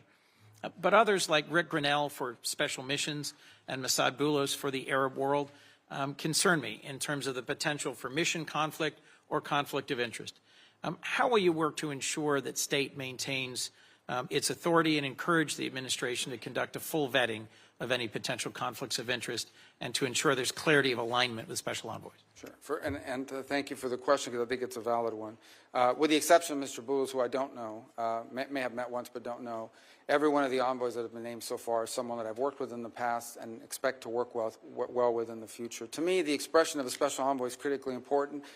Where it's most successful, it's on a complex issue with a defined goal and it's an expression of presidential priorities. So Sudan is an example of a special envoy, and Mr. Perriello and the job he's done there. And this is in addition to the fact that we have an ambassador and we have other diplomatic presence there that can be very complementary. So the way this will work and how I anticipate it will work is these envoys work for the president in coordination with us. These are all people. With the exception of one who I'm not disparaging, I just don't know him, but I've worked with everyone else that you've mentioned, are people that are going to be focused on this full like a laser. And they will need to do so not simply in coordination with the Department of State because of subject matter expertise. Let's say you reach an agreement or you reach an outcome, you're still going to need the technical support necessary to pull this off. And we have a wide array of experts in the Department of State that will help achieve that. And it'll involve other elements of the U.S. government. So as an example, if you're going to reach an agreement on migration, say in the Western Hemisphere, that also could entail the necessity to have a conversation about trade policy and tariffs that will involve commerce and others. That's the only way this will work, and that's how I anticipate it working. I've agreed to co-chair with Senator Haggerty a commission on reform and modernization of the State Department that Senator Cardin created with him. We cannot, in my view, do more with less given the challenges of the global moment. I think we need more investment in U.S. diplomacy and development as instruments of national power, but we also need to address efficiencies and make sure that we are streamlining and focusing the department and supporting its workforce, the Foreign Service. How will you work to make sure that the Trump administration's efficiency mandate will strengthen and not deplete core state functions? Well, first of all, I think the work of this new committee that's being set up as a result of the legislation that passed will be critical. My understanding is the impediment was that not all the appointments have been made. Maybe that's now changed, and we eagerly await that because I do think that there are two things that are very important. The first is when we talk about efficiency, the efficiency isn't simply just saving money. The efficiency is improving performance. A key part of the State Department is customer service. We provide consular affairs, passports, visas, all kinds of work around the world for Americans who are stranded or in trouble or need to get somewhere. Improving that experience for the consumer is one of the top priorities we need to have. How can we leverage, and I think Secretary Blinken has begun this work, we need to build on this, how can we infuse technology, AI and the like, not simply to improve the customer service aspects of the State Department, but improve the productivity. If somehow through leveraging technology appropriately, we can get people at the State Department to achieve 3 times the amount of work than they do now because it takes less time to do these tasks, or frees them up to do other tasks, that would be an enormous win. And I hope the Commission will look at those aspects of this as well. I understand, Senator, if I might move to another question, that multilateral organizations concern and frustrate many of us. Some of their actions have been counter to American interest.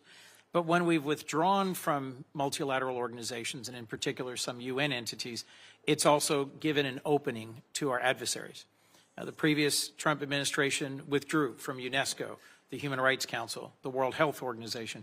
And I'm concerned that if we do so without thinking through the consequences, we may abandon our chance to implement our agenda around human rights, around 5G standards, around technical standards that matter for the 21st century.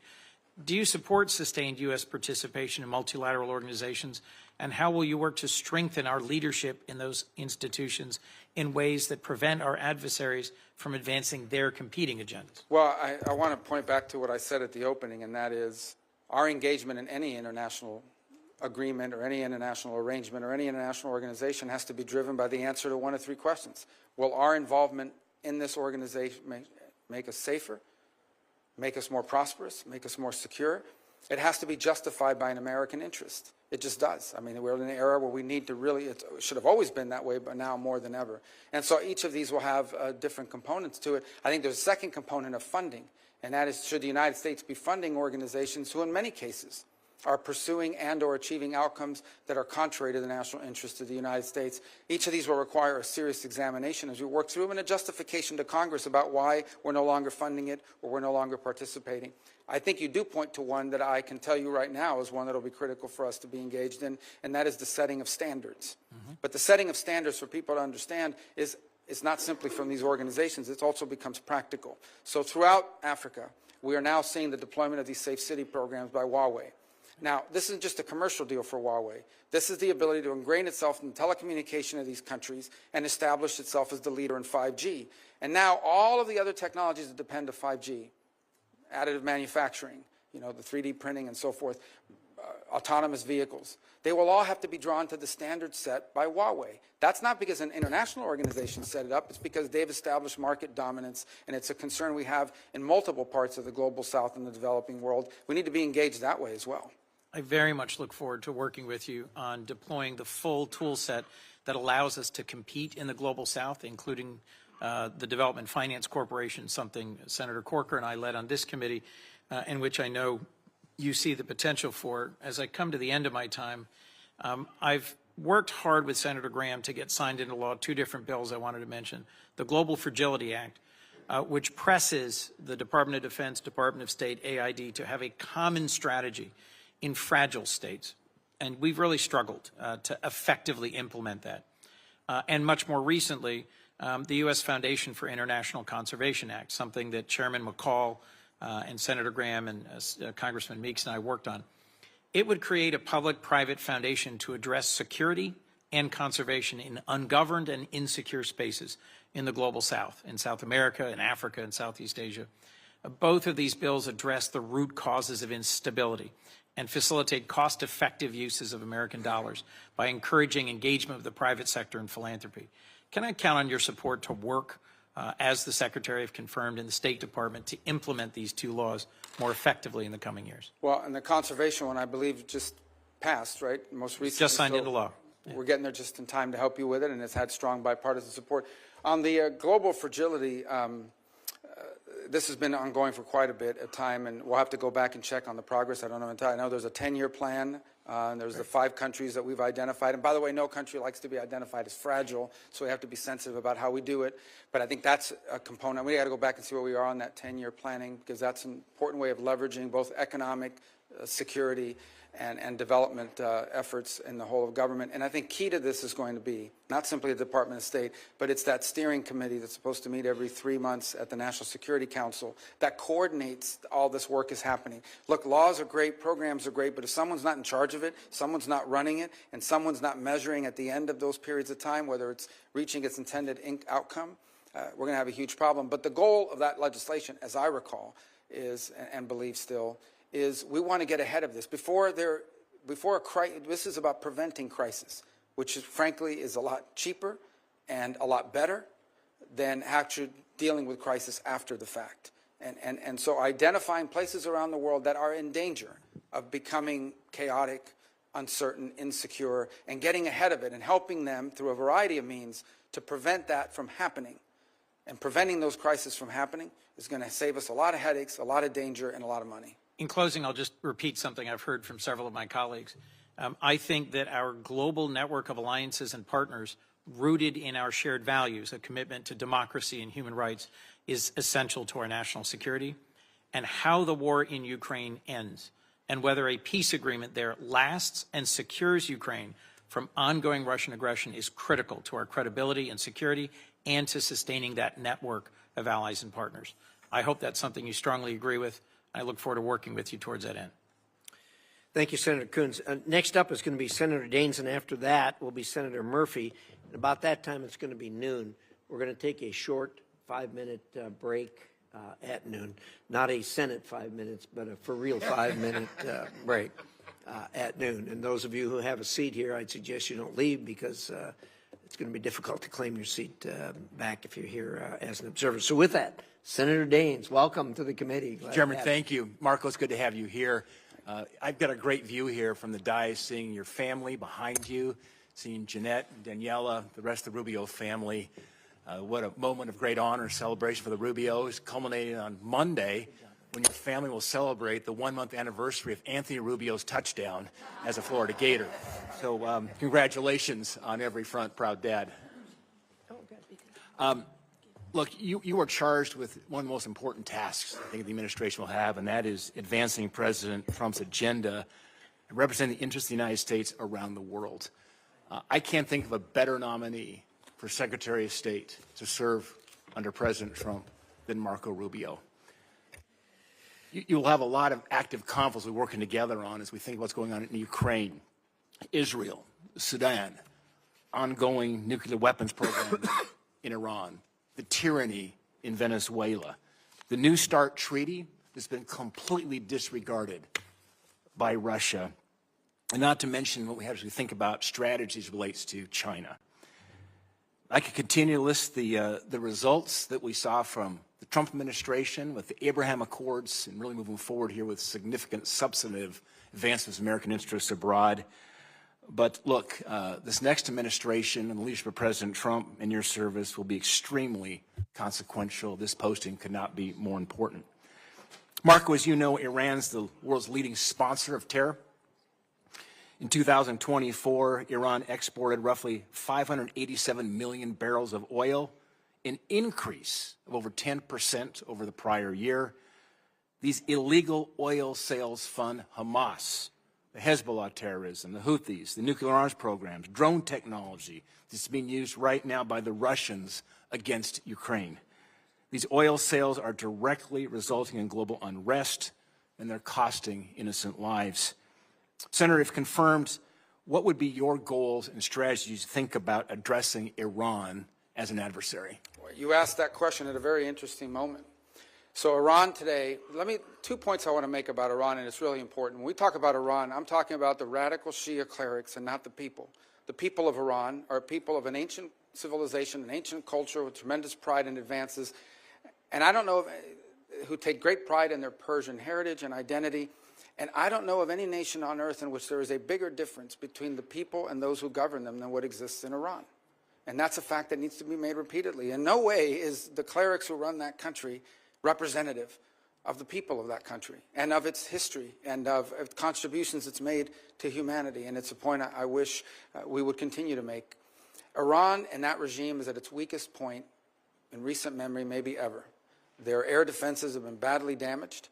Their Shia crescent that they were trying to create has been badly damaged in Lebanon, in Syria, where they've been basically forced and driven out. Their economy is in shambles. They now are, on some days, having 6, 8, 12, 9-hour blackouts. They are on the verge of potentially, if not having done so already, having to pull back on the energy subsidies that they provide people in that country that are incredibly popular, and it would be unpopular to reverse. So they're in a lot of trouble. And now what we need to be wise about is the following. I imagine that within that regime, and I'm just saying this because of common sense, there are two schools of thought. There's one group that's saying now is the time where we need to find ourselves an off-ramp. Not going to turn into really nice guys, but we're really in trouble here. We need to find an off-ramp and buy ourselves some time. And then there's another group that's probably saying now is the time to prove that we are a nuclear power or a nuclear-capable power enriched from 60 to 90 and press go, and that's how we're going to buy ourselves immunity from foreign action. And this is a tenuous moment in that regard, but it's one we need to acknowledge. My view of it is that we should be open to any arrangement that allows us to have safety and stability in the region, but one in which we're clear-eyed. Any concessions we make to the Iranian regime, we should anticipate that they will use, as they have used in the past, to build their weapon systems and to try to restart their sponsorship of Hezbollah and other related entities around the region, because they seek to become the dominant regional power. That's their stated goal, and it's been clear by the actions that they've taken. I think it is interesting that in a year in which, I think by October of this year, the Europeans and the E3 countries of the UK, France, and Germany have to confront whether they're going to do the snapback provisions or not, because Iran is clearly in violation of the agreement that we're no longer a part of. And in fact, IAEA inspectors have not even been in the country since 2021, if I'm correct. So I think early this week on Monday, they engaged the Europeans in talking about nuclear arrangements. So whether that's indicative of the direction they're going or not, we're going to find out. What cannot be allowed under any circumstances is a nuclear-armed Iran. What cannot be allowed under any circumstances is an Iran and an Iranian regime that has the resources and the capability to restart and continue their sponsorship of terrorism. And what cannot be allowed under any circumstances is an Iran with the military capability of threatening and destabilizing its neighbors and potentially reaching the homeland as well, both kinetically and directly, and also through their surrogate groups who have long planned contingencies for attacks. And let us not forget that this is a group, these are individuals that have spent the last 5 years actively and openly plotting the assassination of the president-elect and of multiple members of previous administrations. Think about this for a moment. When is the last time you heard that a foreign government is actively, openly, and admittedly seeking to assassinate the former Secretary of State, the former and soon-to-be once again President of the United States, and others, and that people have been arrested for plotting that? This is who we're dealing with. And anything that we do with Iran needs to be clear-eyed about who that regime is, but also who the people of Iran really are, and because they're not their leaders. Marco, thank you. Shortly after the election and prior to Thanksgiving, I took a quick trip over to Central Asia. As I discussed that with you a bit, to Turkmenistan and Tajikistan. In fact, in the last 12 months, I visited all 5 of the Central Asian countries. In fact, I was bedded down, speaking of Iran, 20 miles from the Iranian border in Ashgabat, Turkmenistan. They have the 4th largest reserves of natural gas in the world. But this is a part of the world that is often neglected, but of such strategic importance. You've got Iran, you've got Afghanistan, Russia, and certainly China, as they talk about living in a submarine, as they look at multi-vector diplomacy, want to engage with the United States as the Russians and Chinese are competing for their favor. One of the first trips that I made after the election, the reason was Central Asia. There'd not been a U.S. senator there in 13 years. 13 years to Turkmenistan or Tajikistan, very important strategically. One of the first goals of the caucus that Senator Gary Peters and I created of Central Asia is to repeal the Jackson-Vanik label on the region and extend permanent normal trade relations with Kazakhstan and Uzbekistan. I realize you have a lot of priorities on your plate when you will be confirmed as our secretary, but I would say rescinding it would be a good faith indication of the Jackson-Vanik requirements that Central Asia needs right now to grow. My question is, would you work with me and Senator Peters to have your team work with us to remove this designation? Yeah, and I believe the permanent removal will require legislative action. I don't think Senator Murphy has a bill on that as well. Yours is 3 countries. Look, I think this is a relic of an era that's passed. There are some that argue that we should use it as leverage for human rights concessions or leverage to get them to go stronger in our way as opposed to Russia and the like. But I think in some cases it's an absurd relic of the past. I think it's Kazakhstan, who the Department of Commerce has already said is a market economy. In fact, I think they hosted the WTO ministerial just a couple of years ago. So it's just they've met the conditions. Yeah, it's something so we will work with you on this because I think it's important. Thanks, Mark. I think it's a neglected part of the world. I look forward to working with Senator Murphy on this. You know, that C5+1, which is Central Asian countries plus the United States. Hope we can work with President Trump actually to think about maybe hosting some kind of a summit there. Very strategic. After the withdrawal from Afghanistan, we need more friends in Central Asia, and look forward to working with you on that. In the time I have left, when I open up my comments, talked about all these conflicts around the world, sometimes we forget some of the most important relationships are right in our backyard, thinking about Mexico. With the nearshoring going on at the moment, a lot of production coming now into more of our time zone and hemisphere coming from China and so forth. Laredo, Texas is now the largest port in the United States. I think it's one of the underreported facts in our country. You talked about the cartels. They have command and control, certainly on the border at the moment. My question is, you think about Mexico, and you've been so active on Latin America and looking south in the United States. With President Sheinbaum now just coming into office, what are your thoughts around how do we become better engaged with Mexico to help them with their issue as it relates to the cartels, basically, which are running the country, it seems at times? Well, and I wish we had more than 30 seconds to do it because it's one of those issues that I think don't get enough attention beyond the problems. Look, Mexico's economy in many ways is a very vibrant one and has made tremendous advances and continues to be a very strong regional power.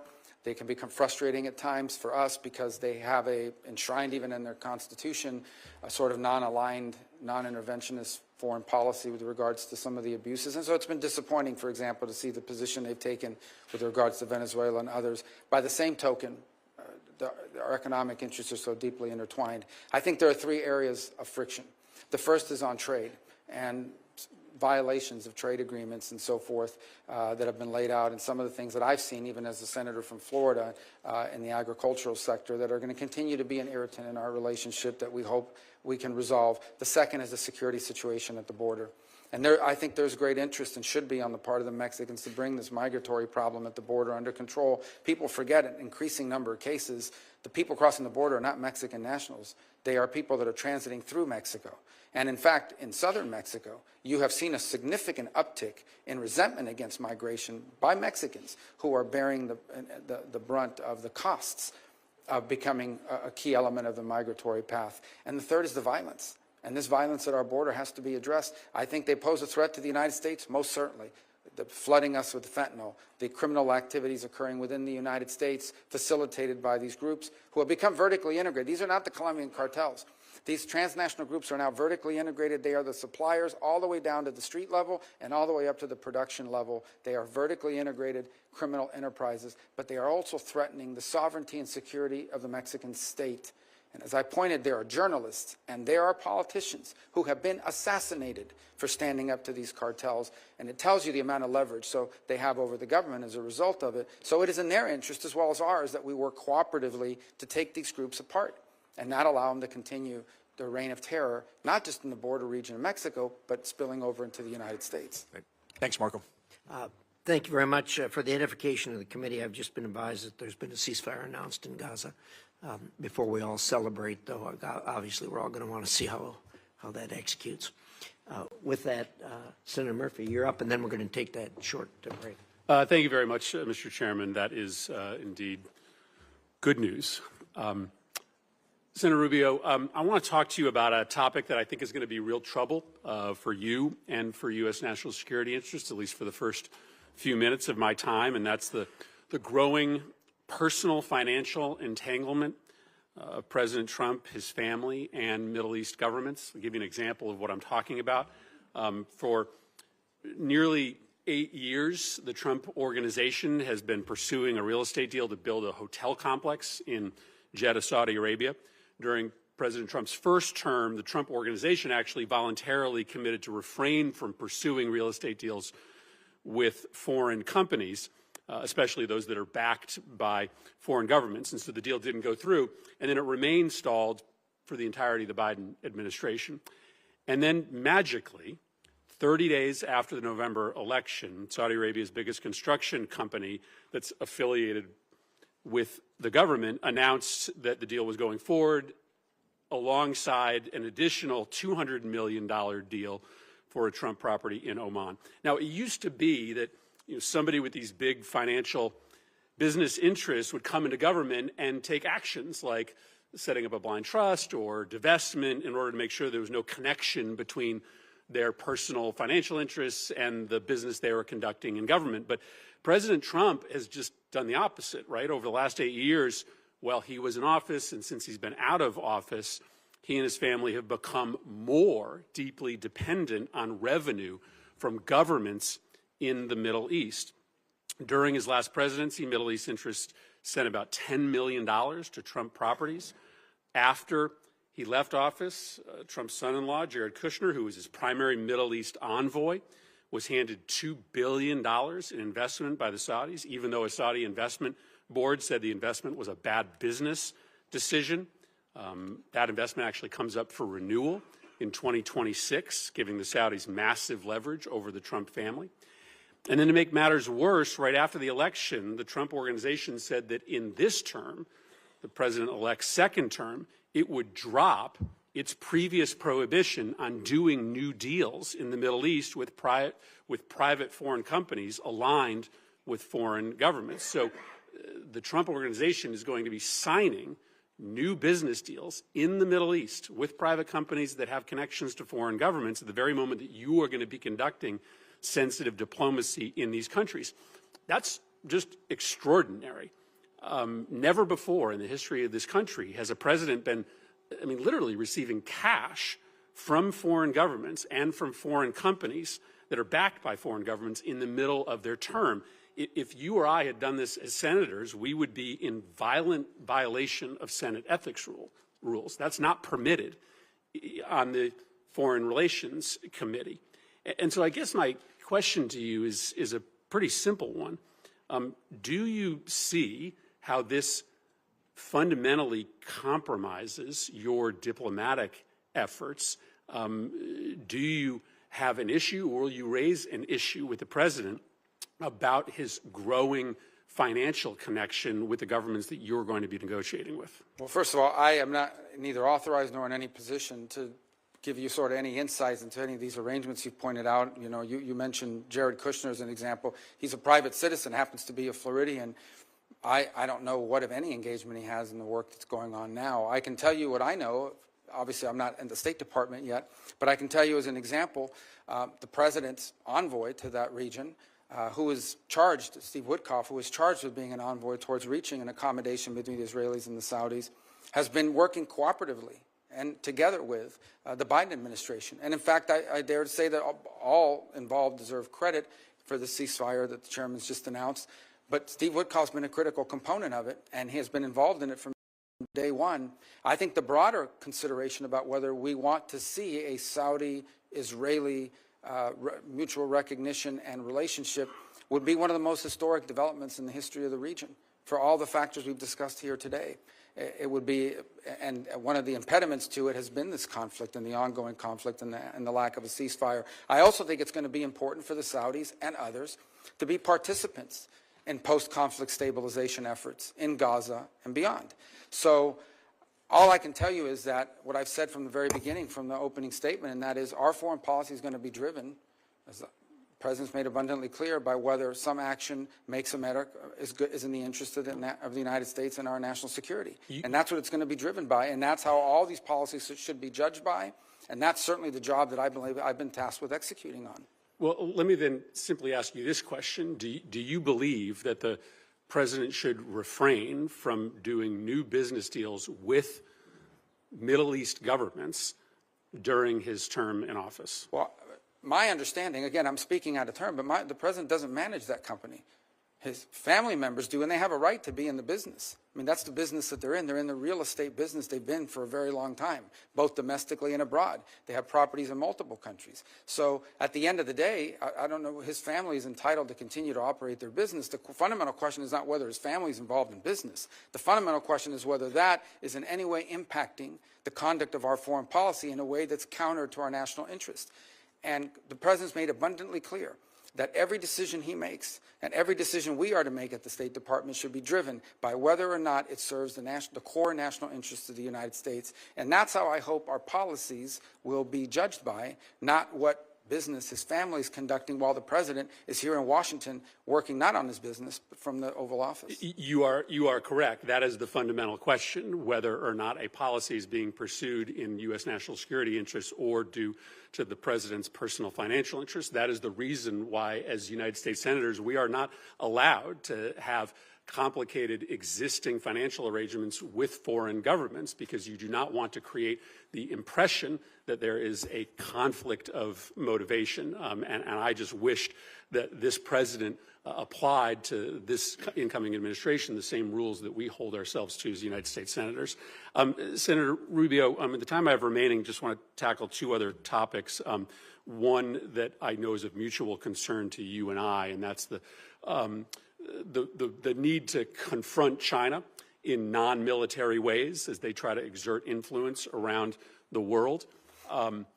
Last time President Trump was in office, he was calling for pretty massive cuts to the State Department's budget. But as you know, China uses all sorts of non-kinetic tools like misinformation, economic diplomacy around the world to exert influence. I'm hopeful that you're going to be an active voice to try to make sure that you have the tools, including when it comes to combating Russian and Chinese misinformation, to be able to confront all of the ways, many of them asymmetric, that China in particular, but Russia as well, presents challenges to U.S. interests. Just wanted to get your commitment to make sure to build that full, comprehensive foreign policy toolkit.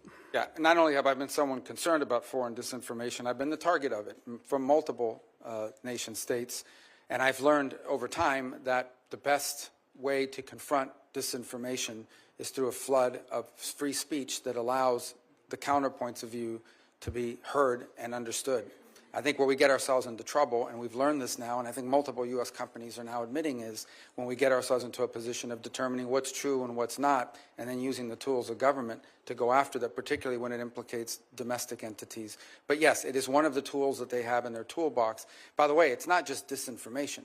It's flat out influencing nation states' views of the United States writ large by promoting conspiracy theories internally in other countries that undermine us and that undermine our standing, whether it's in Africa, and increasingly you see it in the Western Hemisphere as well. And one of the best ways to combat that is to be present, to be there, to show what we do, and to brag about what we do. One of the things that frustrates me the most is there are literally programs within the USAID where they do not allow us to label it as made in America or a gift of the American people because it might offend someone locally. I think it's important for the world to know that what the United States is doing to help their societies, we do not do a good enough job of promoting what we have done historically and continue to do to help our fellow man around the world.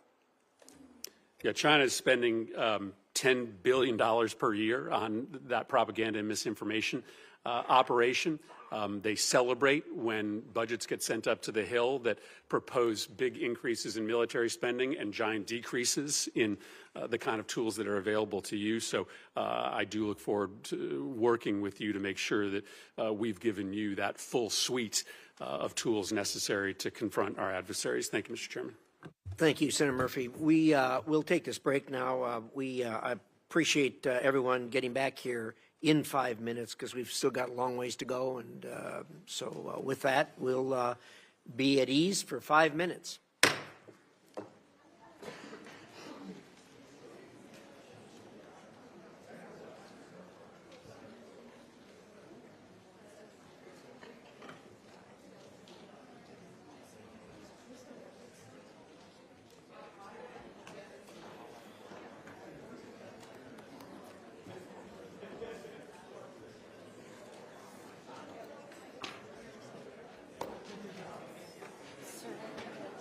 Meg, when Senator Rubio enters the interim, Meg may have some forms for you to sign. Oh, yeah, okay. Yeah, I heard. Going this way, guys. We're going to the anteroom.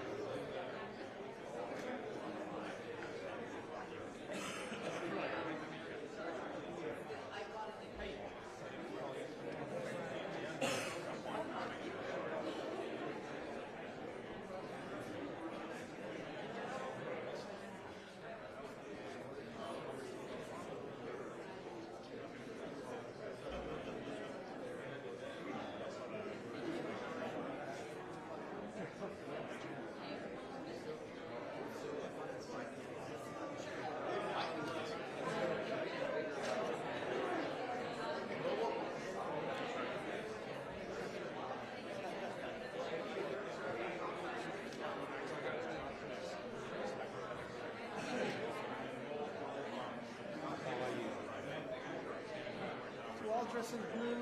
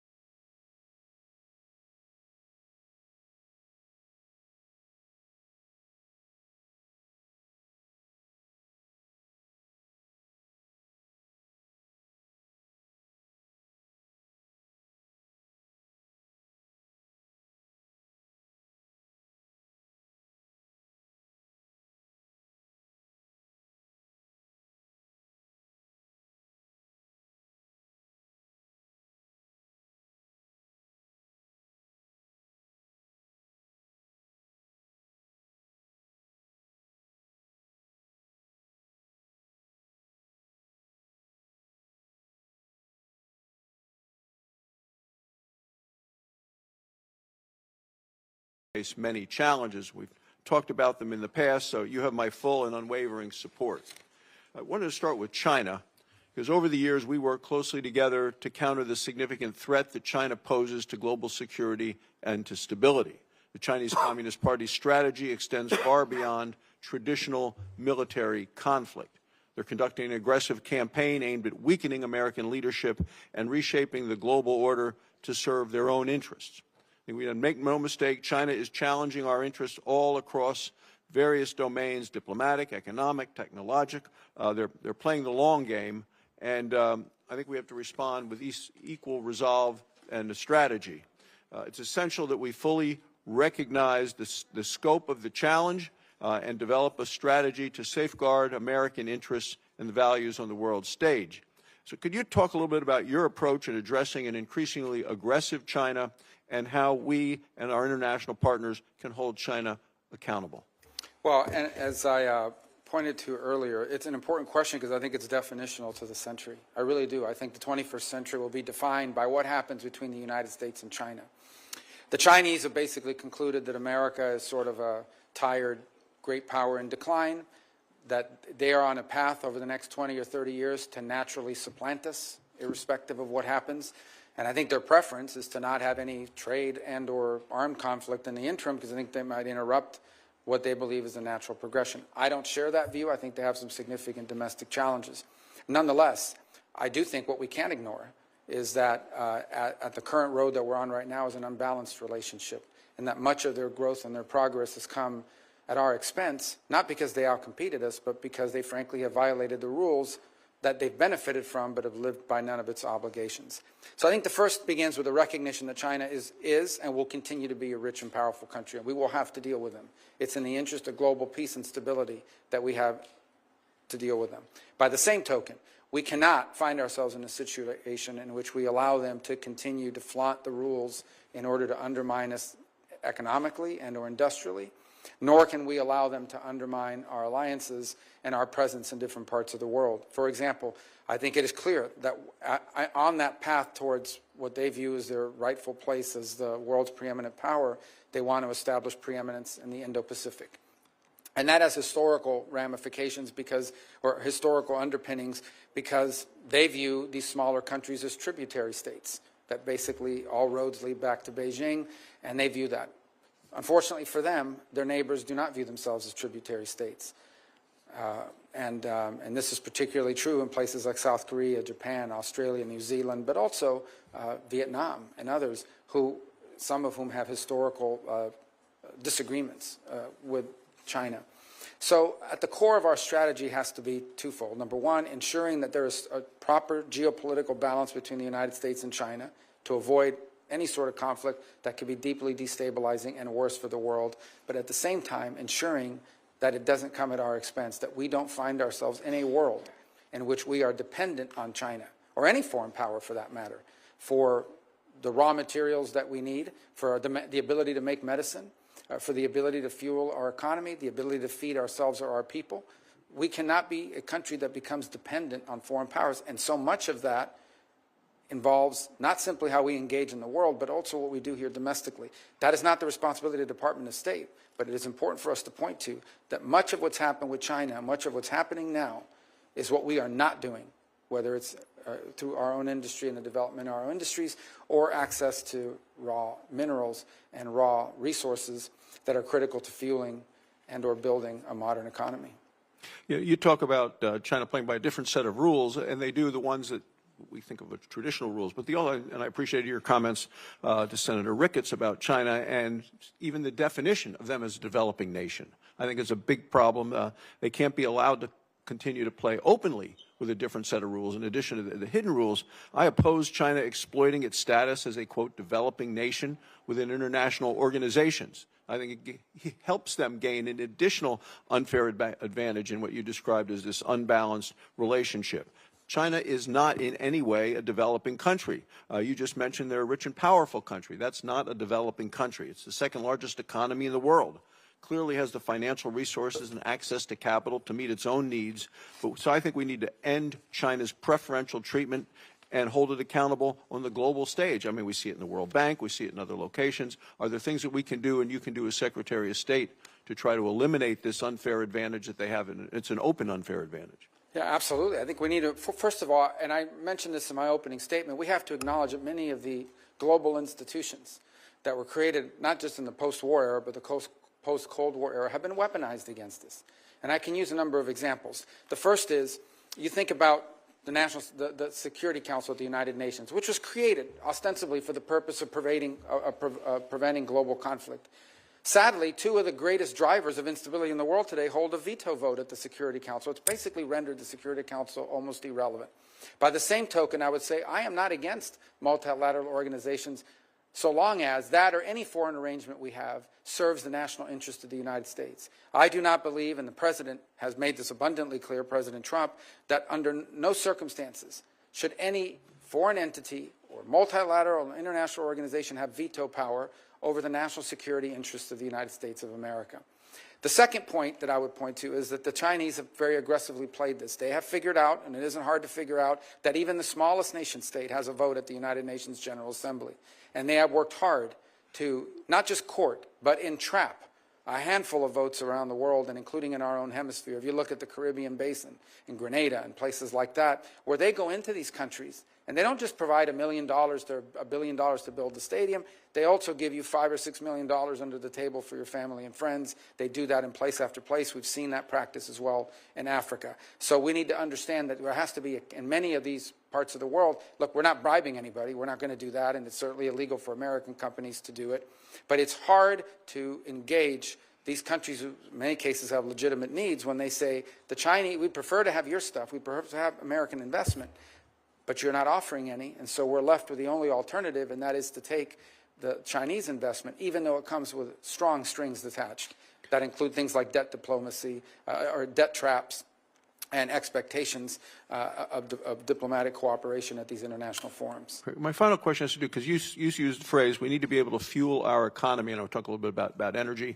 Look, people who live in foreign developing nations, they want to be able to fuel their economy as well. They need a stable energy source to grow their economy, to improve lives. Many of the countries you've traveled to and I have, we've seen what energy poverty can do to people to make it harder for them. You know, we have an ability to help these countries develop a stable energy supply.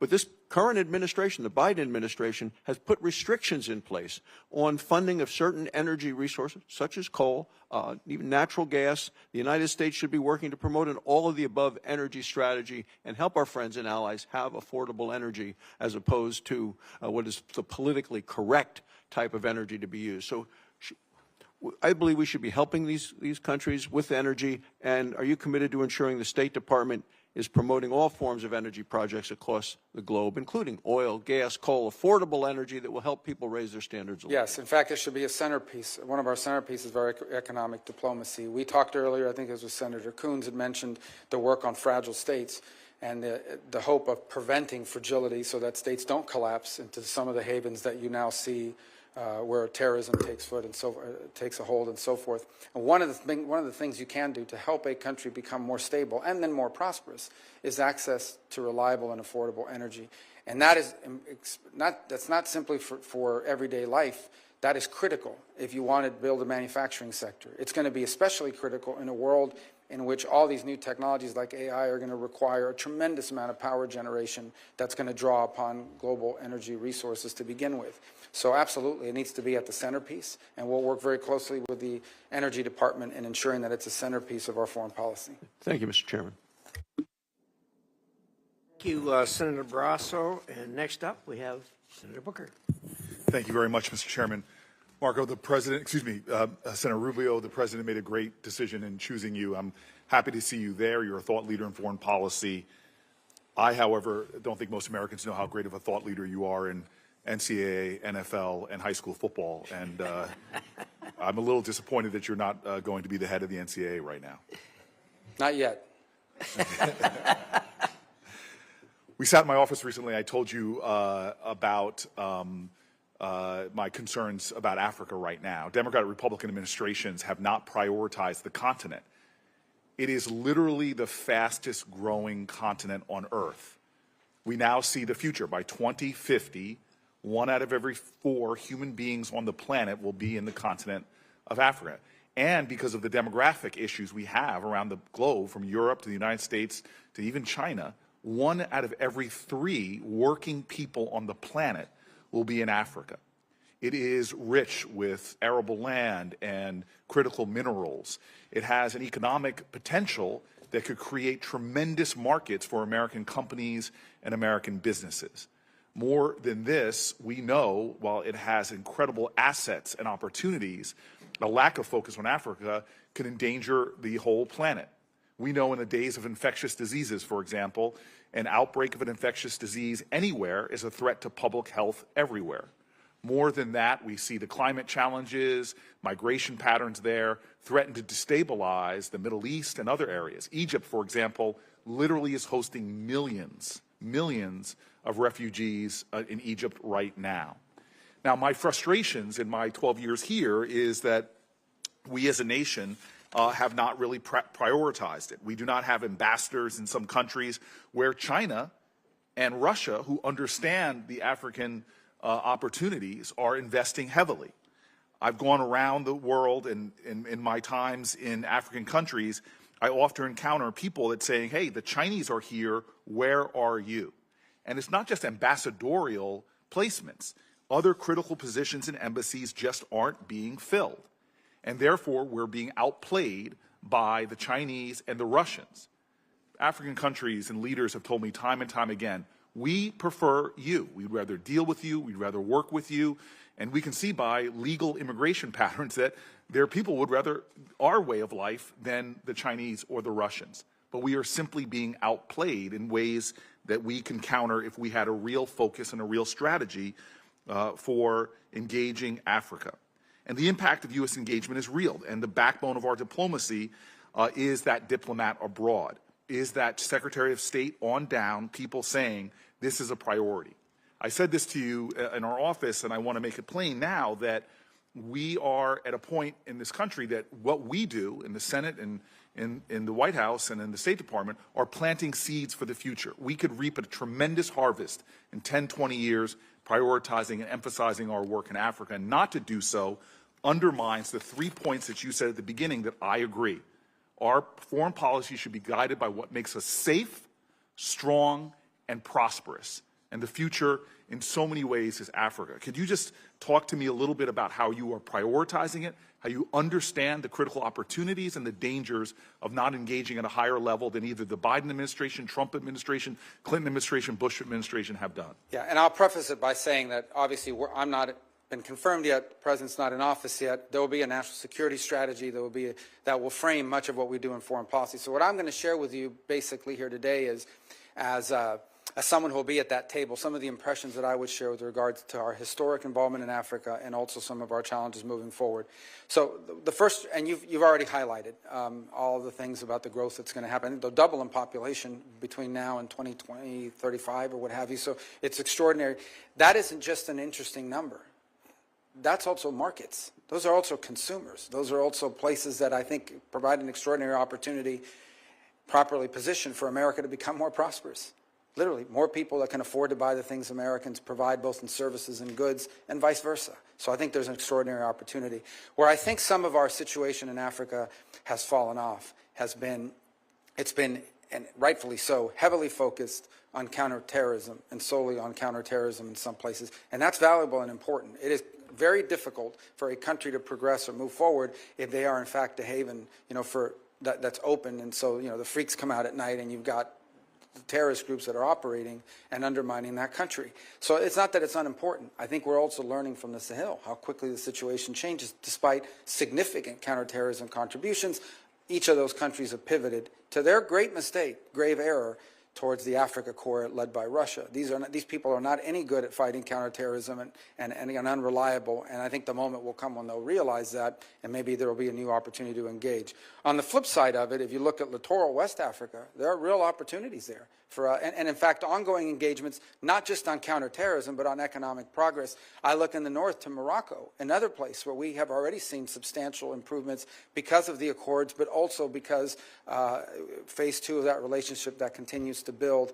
You also talk about one thing that I don't think has been talked about enough, and I think we hear the term as a 19th century term.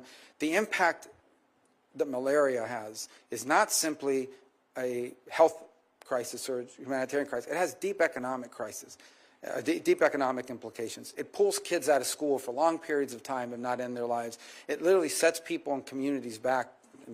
Humans and people are the greatest resource of any country. And the cost benefit of an investment, leveraging private partnerships to deal with things like malaria, pays extraordinary dividends if appropriately done and channeled. And that is something that I think could, as part of an overall approach to Africa, be included in things that you could argue are improving our prosperity, our security. Thank you, Senator Rubin. You've affirmed a lot of this to me in our private talks. I just want to make an emphasis publicly here that the disinformation in Africa, and you've mentioned disinformation writ large, but, for example, the Washington Post published an article in October detailing how Russian propagandists targeted U.S. anti-malaria programs in Burkina Faso. The Africa Center for Strategic Studies report published in March 2024 highlighted how Russia and China are leading sponsors of disinformation campaigns in Africa that are showing incredible success because we aren't doing a coordinated campaign to counter their misinformation.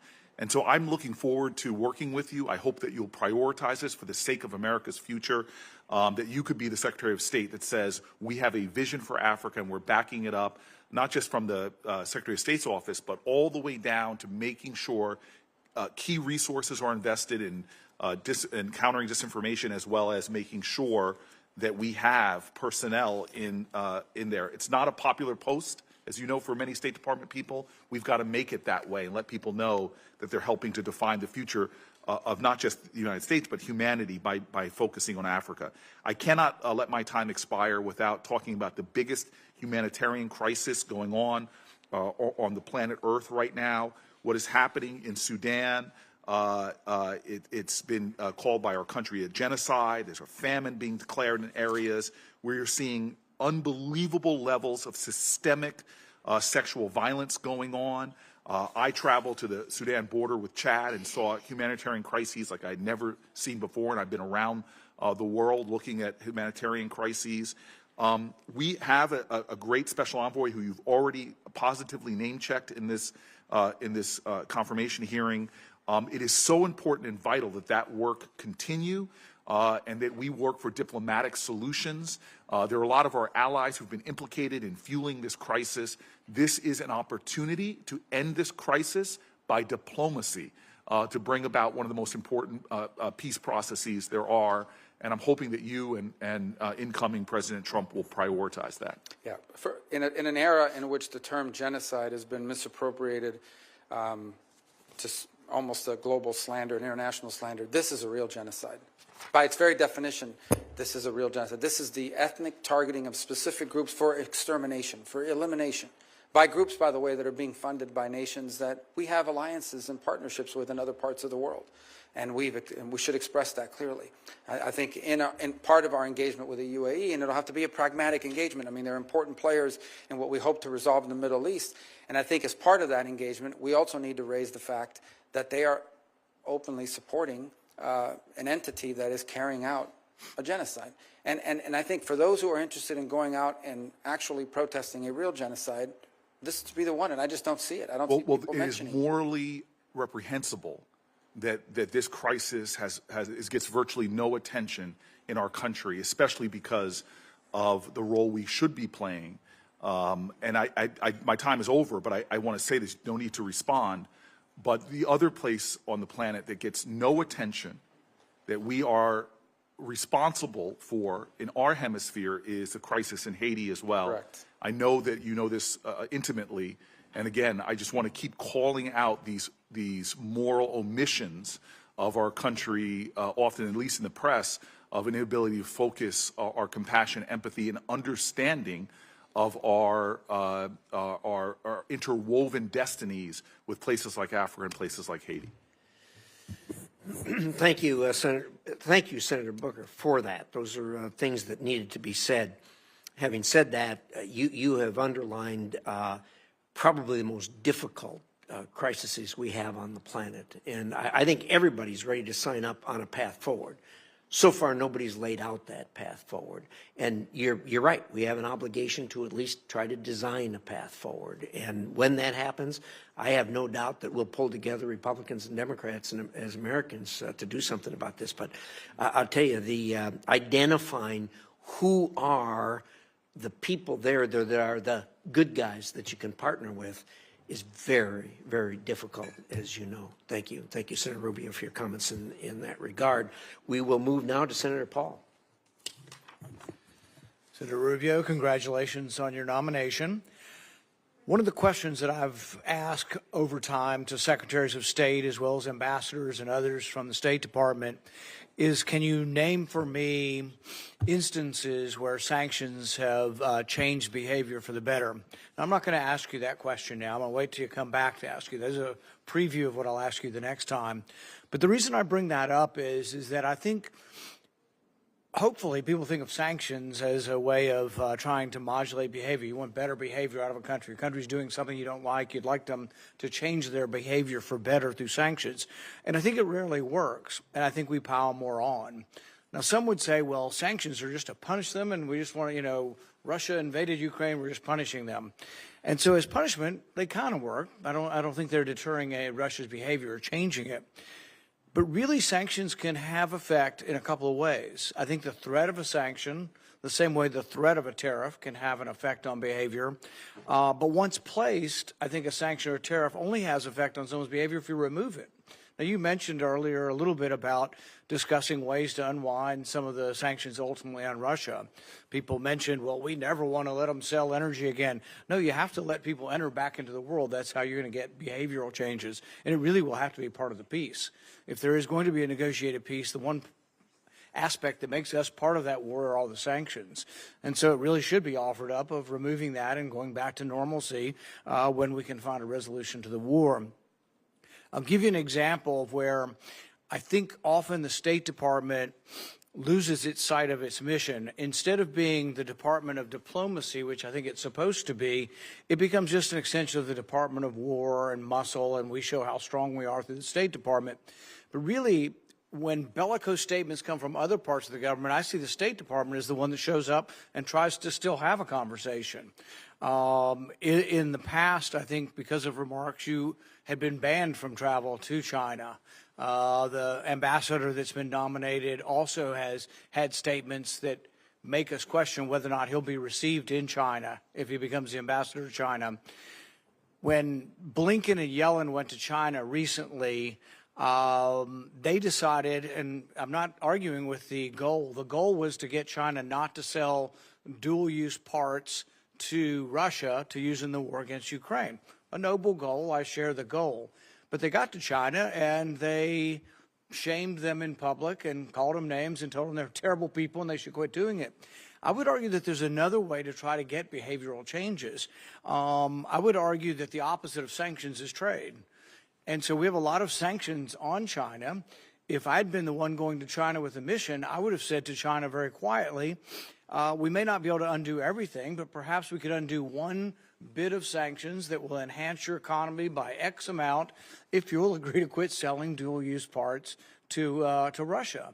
And I think that's just it's a different look on things, and I don't think we're getting it very often. I guess my hope is that you will think about a different way of doing business other than just saying, let's sanction everybody and let's call people names we don't like, because I don't think it helps. I think it actually makes the situation worse. And that doesn't mean we curl up in a ball and just say, do whatever you want, but there has to be some give and take. There has to be something we take back. And so I guess my general question to you would be, we know a lot about the stick. We know about sanctions and this and that. Do you see any possibility of any carrot with China to make relations better with China? Well, let me first say, indeed, I've been strongly worded in my views of China. Let me just point out they've said mean things about me, too. And I'm not sure that they're fans of mine in that regard here. My role now as the Secretary of State is to lead the diplomatic wing of the country, and that will involve engaging them. The fact of the matter is, in a mature and prudent conversation, and I would expect that they, at the end of the day, are also mature and prudent practitioners of foreign policy. They've got 1 billion people and nuclear weapons and a large economy. We have 400 million people, the largest economy in the world in nuclear weapons, and it is in their interest, our interest, and the interest of the world for two great powers to be able to communicate. In fact, despite everything I have said, I have consistently throughout my career said that it is that geopolitical balance between our countries, or imbalance, developing imbalance, that is the greatest risk to global security and prosperity, because that could quickly trigger not just a trade and economic conflict, but an armed one, which could be catastrophic. Never in the history of mankind have two powers like the United States and China ever faced off in a global conflict, and the outcome would be catastrophic, and we should want to avoid it, and so should they. So the bottom line is this: yes, we are going to have to deal with China. They're too big and too important in the world, and they're going to have to deal with us. And my goal is that it is dealt with in a way that furthers our national interest. What cannot continue to happen is that China continues to assume all of the benefits of the international system and none of its obligations, all the benefits of global trade and commerce and none of its obligations. Your point on sanctions are important. I think that one of the things that's happened over time is we have adopted this view that we're going to be involved in less armed conflicts, which I think is a positive, generally speaking, right? Most would agree. The only other alternative left in the toolbox then is economic sanctions. And while I do think that you can question whether it has an impact over changing the behavior of a country, it can achieve two things. The first is it can deny a nation state the resources they could use to fund more of that activity. Let there be no doubt. If the Iranian regime had more money because of no sanctions, they would have spent more money on Hezbollah and Hamas and their missile program and the Houthis and others. So I do think there is value in that regard. And the second is, to be frank, leverage. When you sit down at a table, let's say we talk about Ukraine and the need to end that conflict, when you get and sit at the table, and the United States is involved in those conversations, hopefully, to reach a peaceful settlement of that conflict, you're going to have to give, not just get. And sanctions and the release of sanctions could be a part of that, assuming that the conditions are appropriate. So I do think sanctions also have a role to play in that regard. But I would not diminish the part about denying resources for governments and countries to carry out nefarious denying them the ability to have the resources to carry out these nefarious activities. I think you're right, and the point is probably valid with regard to Iran. Probably not so much with China. I don't think we've denied China resources, and I think their resources extend beyond what we can do. I think our sanctions are more, prodding them, but not really damaging their economic prospects.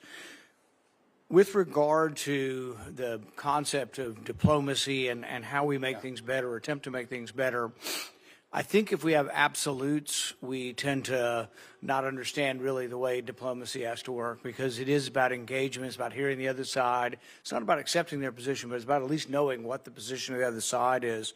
With regard to NATO and Ukraine, to a person, the State Department under the previous administration is adamant, and so are many Republicans, that there is absolutely no way we will ever say that Ukraine could be a neutral country, that absolutely they will be, and it is our absolute prerogative to invite anybody we want to into NATO.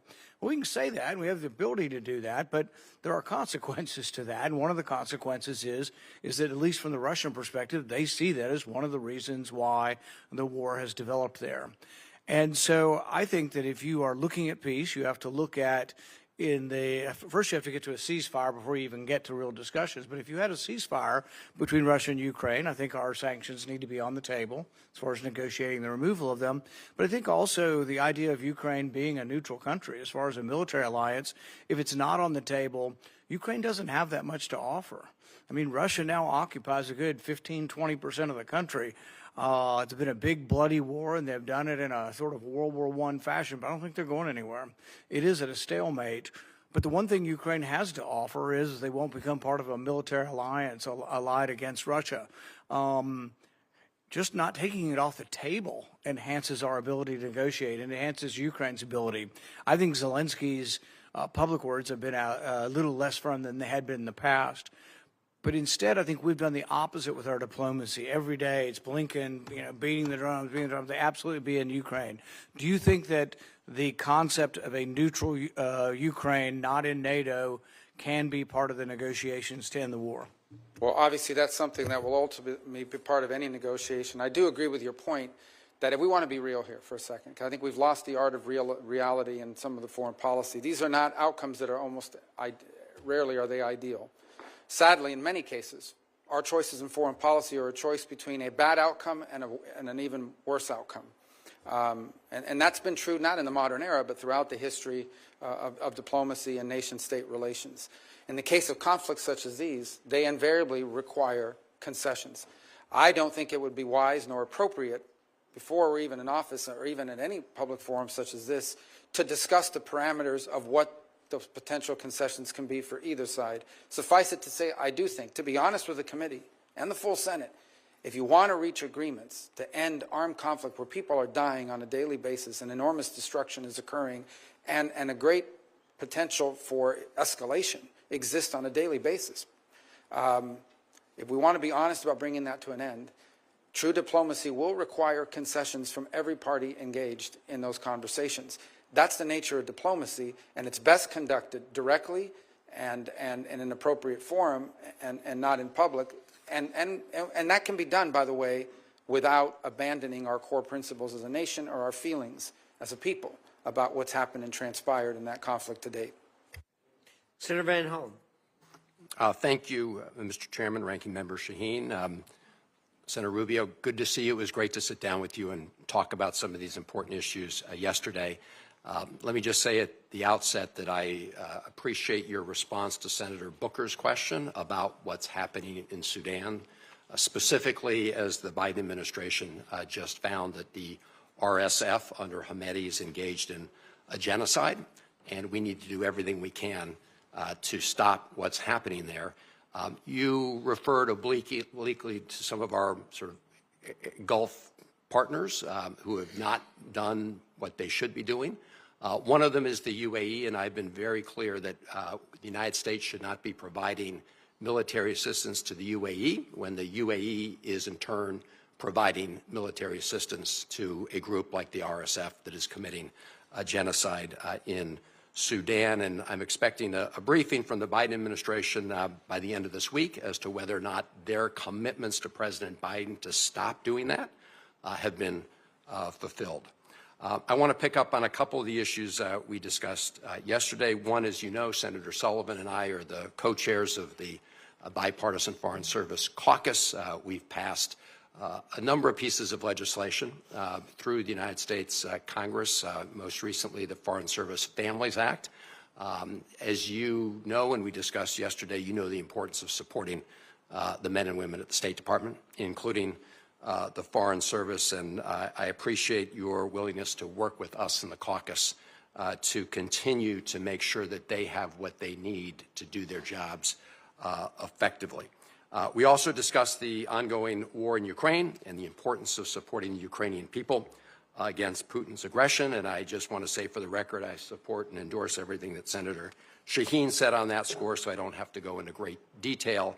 I will say that we know that what happens in Ukraine does not stay in Ukraine. And it's not just me saying that. That is what we've heard repeatedly from leaders in Japan, leaders in South Korea, and other partners of ours in the Indo-Pacific region. So I hope that we will continue to focus on that, because what we do know is that President Xi has one eye on what's happening in Ukraine and another eye on what's happening in Taiwan and measuring everybody's response. Like you, and we've worked on a bipartisan basis to try to make sure that we meet the challenge of China. Lots of important pieces of legislation that have passed, but none yet to really rise to meeting those challenges. I do support the Biden administration's ongoing efforts to restrict the flow of very high-end technologies, the highest-end chips, to China that can be used in their military. We're going to have to work successfully with our allies to do that, just like the Trump administration back in the day worked on the Huawei issue. So my view is that we need to expand that effort. We also discussed the volatile situation in the Middle East.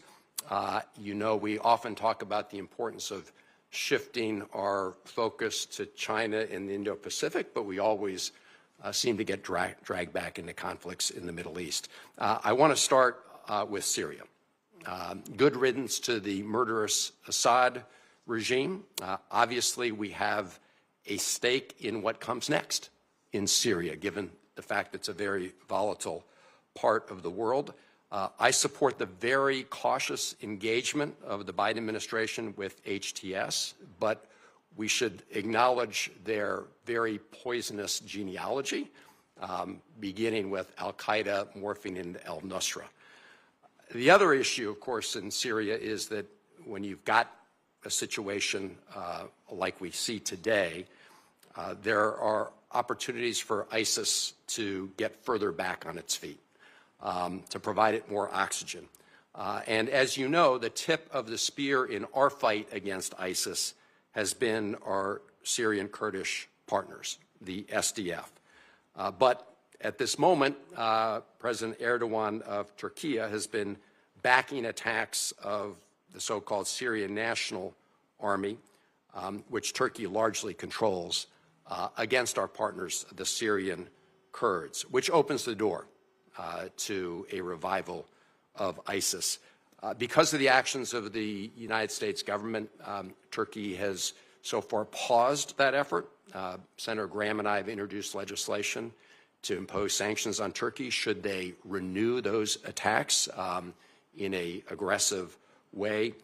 We talked about this. I know that you recognize the importance of that partnership with the Syrian Kurds, but just a very straightforward question. Do you agree that we should continue to support our partners, the SDF, in the fight against ISIS? Yeah, well, absolutely. Not only that, but I think we also need to recognize that there are implications to abandoning partners who have a great sacrifice and threat, actually jailed the ISIS fighters. One of the reasons why we were able to dismantle ISIS is because they were willing to host them in jails, a great personal threat to them. And obviously that situation is very tenuous. I don't want to take up a lot of your time, but I do think it's important to respond to this opportunity in Syria, because it could be an opportunity. Look, the new people that are in charge there are not going to pass an FBI background check, okay? We recognize that. These are not people we know all about, and their history, as you said, is not one that gives us comfort. That said, it is in the national interest of the United States, if possible, to have a Syria that's no longer a playground for ISIS, that respects religious minorities, ranging from Alawis all the way to Christians, that protects the Kurds, and at the same time is not a vehicle through which Iran can spread its terrorism to Hezbollah and destabilize Lebanon, not to mention what's happened in other parts. Not only is it in the national interest of the United States, it's in the national interest of virtually every nation state in the Middle East to see that come about. That is worth exploring. There is an interesting dynamic at play, and Senator Paul asked a moment ago about the impact of sanctions. I would argue that the Caesar sanctions directly contributed to the downfall of the Assad regime in many ways.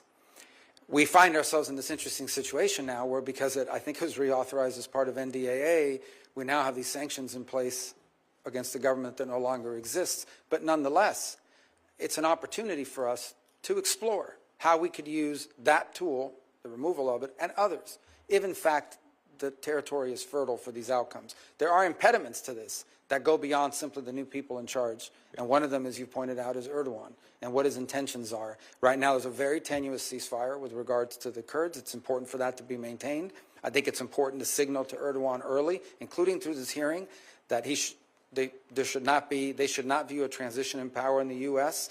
as a window in which they could take advantage of to sort of violate whatever agreements were in place. Right now, what we want in Syria is stability so that we can explore what opportunities exist to bring a different dynamic, because it would have an impact on Lebanon, on Israel, on the situation in Gaza, and on the broader Middle East. And to walk away from an opportunity that may not come back. By the way, the Russians have been run out of there, the Iranians have been run out of there, but they are pragmatic foreign policy operators. If we don't explore these opportunities, they will work their way back in there at some point. And I agree with everything you just said, and look forward to working with you on that. Let me turn to the Israeli-Palestinian conflict, which we also discussed yesterday, and we all witnessed the horrific October 7th Hamas terror attacks on Israel. We've also witnessed the devastation and human rights catastrophe in Gaza. Like you, I've met Israeli families who lost loved ones on October 7th. I've met with hostage families. I've also met with Palestinian families who lost kids and other innocents in this war. So I was very pleased to see the announcement today of the ceasefire and the return of hostages. Let us pray that it holds and that it is implemented. But of course, as we discussed yesterday, the question is what happens next. And we all agree that Hamas can have no role in the governance of Gaza or any other place. We also know that for all its flaws and faults, the Palestinian Authority has recognized Israel's right to exist for the last 30 years since the Oslo Accords. Their security forces are trained by U.S. Forces. They today are fighting Palestinian militants in certain parts of the West Bank. But at the same time, their funds have been restricted by the Netanyahu government today. These are the funds that belong to the PA. We've seen a record increase in the number of settlements in the West Bank. And so the PA is not able to deliver on what had been the hope of Oslo, which is self-determination, security, and dignity for both Israelis and Palestinians. So you have said that the ideal way forward, recognizing that we've been at this for a long time, is a two-state solution. There are members of the Netanyahu government that today want to annex all of the West Bank. So my question is, do you agree that annexation would be contrary to peace and security in the Middle East? And what is your vision going forward? First, let me say that, yeah, the idea would be that there not be conflict and the people could live side by side with one another without being in conflict and the ability to pursue prosperity. Sadly and unfortunately, the conditions for that to exist have not been in place for some substantial period of time. I point to you as an example, back in 2020, the Trump administration offered $58 billion, or about $50 billion, or $58 billion, $58 to $50 billion in investment to the Palestinians, and that included, I believe, 28 or 29 billion specifically for Gaza, and it was rejected. That offer was made back in January of 2020, and then it pivoted over as a result of that rejection to what we now know as the Abraham Accords. Second, I would say that Israel is a small nation who, at its narrowest point, is 9 miles wide. It has been historically surrounded by enemies that seek their destruction. Hezbollah to the north, Hamas to the west, Iran further north with nuclear weapons, constantly. In fact, I would argue that if Israel had not been firm and strong in its response in this endeavor, most recently, they may very well have faced an existential threat, as they continue to in many ways. Now, here's the good news, and it's not just about the ceasefire today, although that's very important. The good news is that potentially we have had a dynamic shift in the region that has an historic opportunity, if appropriately structured and pursued, that changes the dynamics of what might be possible. And that, we've discussed Syria, we've discussed the events in Lebanon quite a bit as well, the degrading of the Iranian capability, which I hope will continue, and hopefully the ability to reach some agreement between Israel and Saudi Arabia on normalization and being able to engage both for their mutual security and also economic prosperity. The real open question for the Palestinians is who will govern?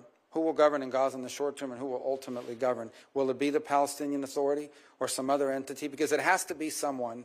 That was the initial goal for Gaza when the Israelis withdrew from there, and they turned it over. And they turned it over with greenhouses, and they turned it over with all kinds of economic development. Hamas won an election. They took over, and they destroyed the place and built tunnels for terrorists to operate from. So the key is not simply governance. It's who will govern. You can't turn it over to people who seek your destruction. And so I do think this is a very complex issue, and I think that's understating it. We all recognize it. But I also believe that we should not underestimate the potential opportunities that now exist, and it'll take some time to fully understand what those are, that perhaps open the door to things that were not open in the future.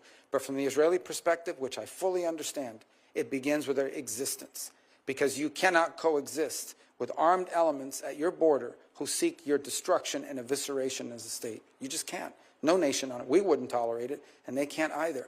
And it begins with having that level of security, and if they do, then I think there are opportunities that come about as a result of it. Those opportunities historically have not existed in recent times. Perhaps we're living in an era where that will be, the likelihood of it is higher because of recent events, unexpected events in Syria and Lebanon and other places. Senator Scott. Thank you, Chairman. So I was in Miami or Hialeah on Monday, and when there's a video where you were recognizing Elena Garcia and Dario Fernandez and Tomas Regalado, everybody applauded. They're so excited about your being the Secretary of State. Your homegrown son, and so they're just all excited. The other thing they're excited about is that they have somebody that is going to care about Venezuela and Cuba and Haiti and Nicaragua, all the problems, because you've been so vocal. So I guess, can you just go through sort of one by one and say, I mean, look, we know what are our options? Not that you know exactly what you're going to do, and a lot of these decisions will be made by somebody else anyway. But what are, like right now, look at what's going on in Venezuela. The Biden administration's allowed oil to flow. He stole the election, completely violated what Biden told him he would do. Maria Corina Machado probably was only alive because of your hard work making sure that Donald Trump put a tweet out. You look at Cuba now. They just dropped the state-sponsored terrorism, which makes no sense. We've got people like Jose Daniel Ferrer in prison. Kids as young as 14 in prison for peaceful protests. So, give me some of your ideas of what is possible. Let's take one, but let's start with Haiti, because in many ways it's globally complex, and I think the chairman sort of alluded to this a moment ago. There's a fundamental problem in Haiti, in that there is no legitimacy of authority. And I say this in recognition of the fact that some of the national police forces in Haiti have been extraordinarily brave. Despite being outgunned and outmanned, these guys and gals have stuck at their post and fought back against armed gangs. You know, when the most powerful person in any nation state is nicknamed barbecue, that is not a good thing. And this guy obviously is not named that for good reasons. He's not a cook. These are bad gang elements that are operating within Haiti and have destabilized not just Haiti, but threatened to destabilize the Dominican Republic, not to mention the migratory pressure that it places on the United States, on the Bahamas, and on other places in the region. There is no easy answer. The Kenyans are there, and I can tell you, I think they deserve a lot of credit for being willing to take on that mission. In recent days, missions from various other countries have arrived, El Salvador being among them, to sort of contribute to that effort. I don't think anyone can tell you they have a master plan for how you fix that overnight. I do think it does begin with stability and security. You've got to establish some baseline security, and it's not going to come from a U.S. military intervention. So to the extent that we can encourage foreign partners, and I would include foreign partners in the Western Hemisphere, who should be contributing to this effort, to provide some level of stability and security in Haiti so that you can explore the opportunities to have a transitional government that has legitimacy, that can ultimately lead to the conduct of elections, and then have governing bodies in that country that can bring about a nation state that can begin to build some of the things you need in order for permanency. But it's going to take a long time. And I say this with sadness in my heart. There have been good times, and there have been bad times and worse times in Haiti, but sadly, there's not really been a golden era in Haiti's history, and your heart breaks for these people and for what they've gone through. But you also, as a policymaker in the United States, recognize the implications it's had on our country, not just in the migratory pressures it's placed on us, but as I pointed out earlier, the threat it poses on a daily basis to destabilizing the Dominican Republic. You mentioned Nicaragua. It's a very weird situation, for lack of a better term. The Sandinistas earlier, one of the first things they did in the new year is they kicked out every nun in the country.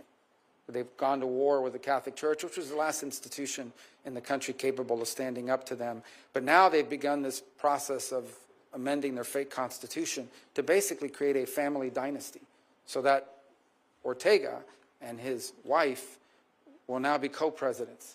There's no democracy that's been completely wiped out. They have literally put plane loads of opposition figures and exported them here to the United States and around the world. They literally arrested anyone who signed up to run for president. They arrested every single, you signed up to run for president, they put you in jail.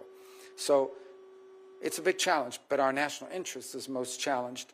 Number one, because of migratory pressure. Number two, because the Nicaraguan regime is allowing people to fly into Nicaragua visa-free from anywhere in the world and then transit to the United States. They have become the point of entry for people from all over the world, because you come in without any visa, they charge you $1,000 or whatever the going rate is today, and from there you get on the migratory route and into the United States. They have been direct contributors to the migratory crisis we face at our southern border. And the third is, the Nicaraguans have basically invited the Russians to establish a military naval presence in Nicaragua, in our hemisphere. That poses a threat to our national security. That needs to be addressed. Venezuela, sadly, is not governed by government. It's governed by a narco-trafficking organization that has empowered itself of a nation state. And We have seen, I believe, upwards of 7, 8, 9 million Venezuelans have just left the country. More are expected to leave. I was in strong disagreement with the Biden administration because they got played the way that I knew they would get played. They entered into negotiations with Maduro. He agreed to have elections. The elections were completely fake. They leveraged migration against us to get those concessions, and now they have these general licenses where companies like Chevron are actually providing billions of dollars of money into the regime's coffers, and the regime kept none of the promises that they made. So all that needs to be re-explored, because in Venezuela, you have the Russian presence, you have a very strong Iranian presence. The Iranians, in fact, are exploring, or in fact are beginning to build drone factories for the manufacture of Iranian drones in our own hemisphere. Not to mention the long practice of the Venezuelan regime of providing real but illegitimate passports to operatives for Hezbollah in our own hemisphere. And lastly, and I leave it lastly to Cuba because it's one that's been more enduring, the problem in Cuba basically is that despite being a communist regime and Marxism not working, is that they've decided, and they thought what they would do is that they would create this holding company. It's called Gaesa. It is a company that they own by the Cuban military, and that holding company owns everything that makes money in Cuba. If it makes money in Cuba, they own it, and it generates revenue for them. The Miami Herald just did an expose on Gaesa. And while you have electrical blackouts and you have all these other problems economically in Cuba, Gaesa is sitting on billions of dollars that they've generated for their permanency. In 2017, the Trump administration sanctioned Gaesa. Unfortunately, the Biden administration lifted some of those sanctions and restrictions a couple of years ago, which increased the amount of money they're able to generate through things like manipulating remittances and the like. And then yesterday, the Biden administration announced they were rescinding all of the sanctions on Gaesa, which basically the sanctions were this. You can do business with an independent individual Cuban, but you cannot, it's the regime that doesn't allow it. You cannot do business with anything owned by that government-run entity. And yesterday they lifted the sanctions on them. Now, the new administration is not bound by that decision, but nonetheless, that's what's in place. Ultimately, the reality, the moment of truth is arriving. Cuba is literally collapsing, both generationally in terms of all the young people leaving, but it's also collapsing economically. They are now living on 20 and 21-hour rolling blackout and some days longer because Marxism doesn't work, because they're corrupt, and because they're inept. And they're going to have a choice to make, those that are in charge there. Do they open up to the world? Do they allow the individual Cuban to have control over their economic and political destiny, even though it threatens the security and stability of the regime? Or do they triple down and just say, we'd rather be the owners and controllers of a fourth world country that's falling apart and has lost 10% of its population in the last 2 years? And that's a dynamic that they're facing right now. I hope that they will choose the path of empowering the individual Cuban so that the individual Cuban has the ability to do what the peoples of virtually every other country in the hemisphere have been able to do at least once in the last 60 years, and some more than once, and that is elect their leaders, vote for their leaders. You think about what happened here today. The Cuban people have no idea what it's like to have an authority figure or someone in charge and power, like I am as a U.S. Senator, sitting here having to answer questions from his colleagues, and also having to have people in the back screaming and protesting against you. You can't do that to a Cuban official. You can't question their decisions. The Cuban people have never been able to participate in a political process for almost 70 years now. And they're entitled to that as much as the people of Colombia and Argentina and Paraguay and Peru and virtually every other country in the region has enjoyed. So let's assume you have this job, you're confirmed, you have the job for 4 years.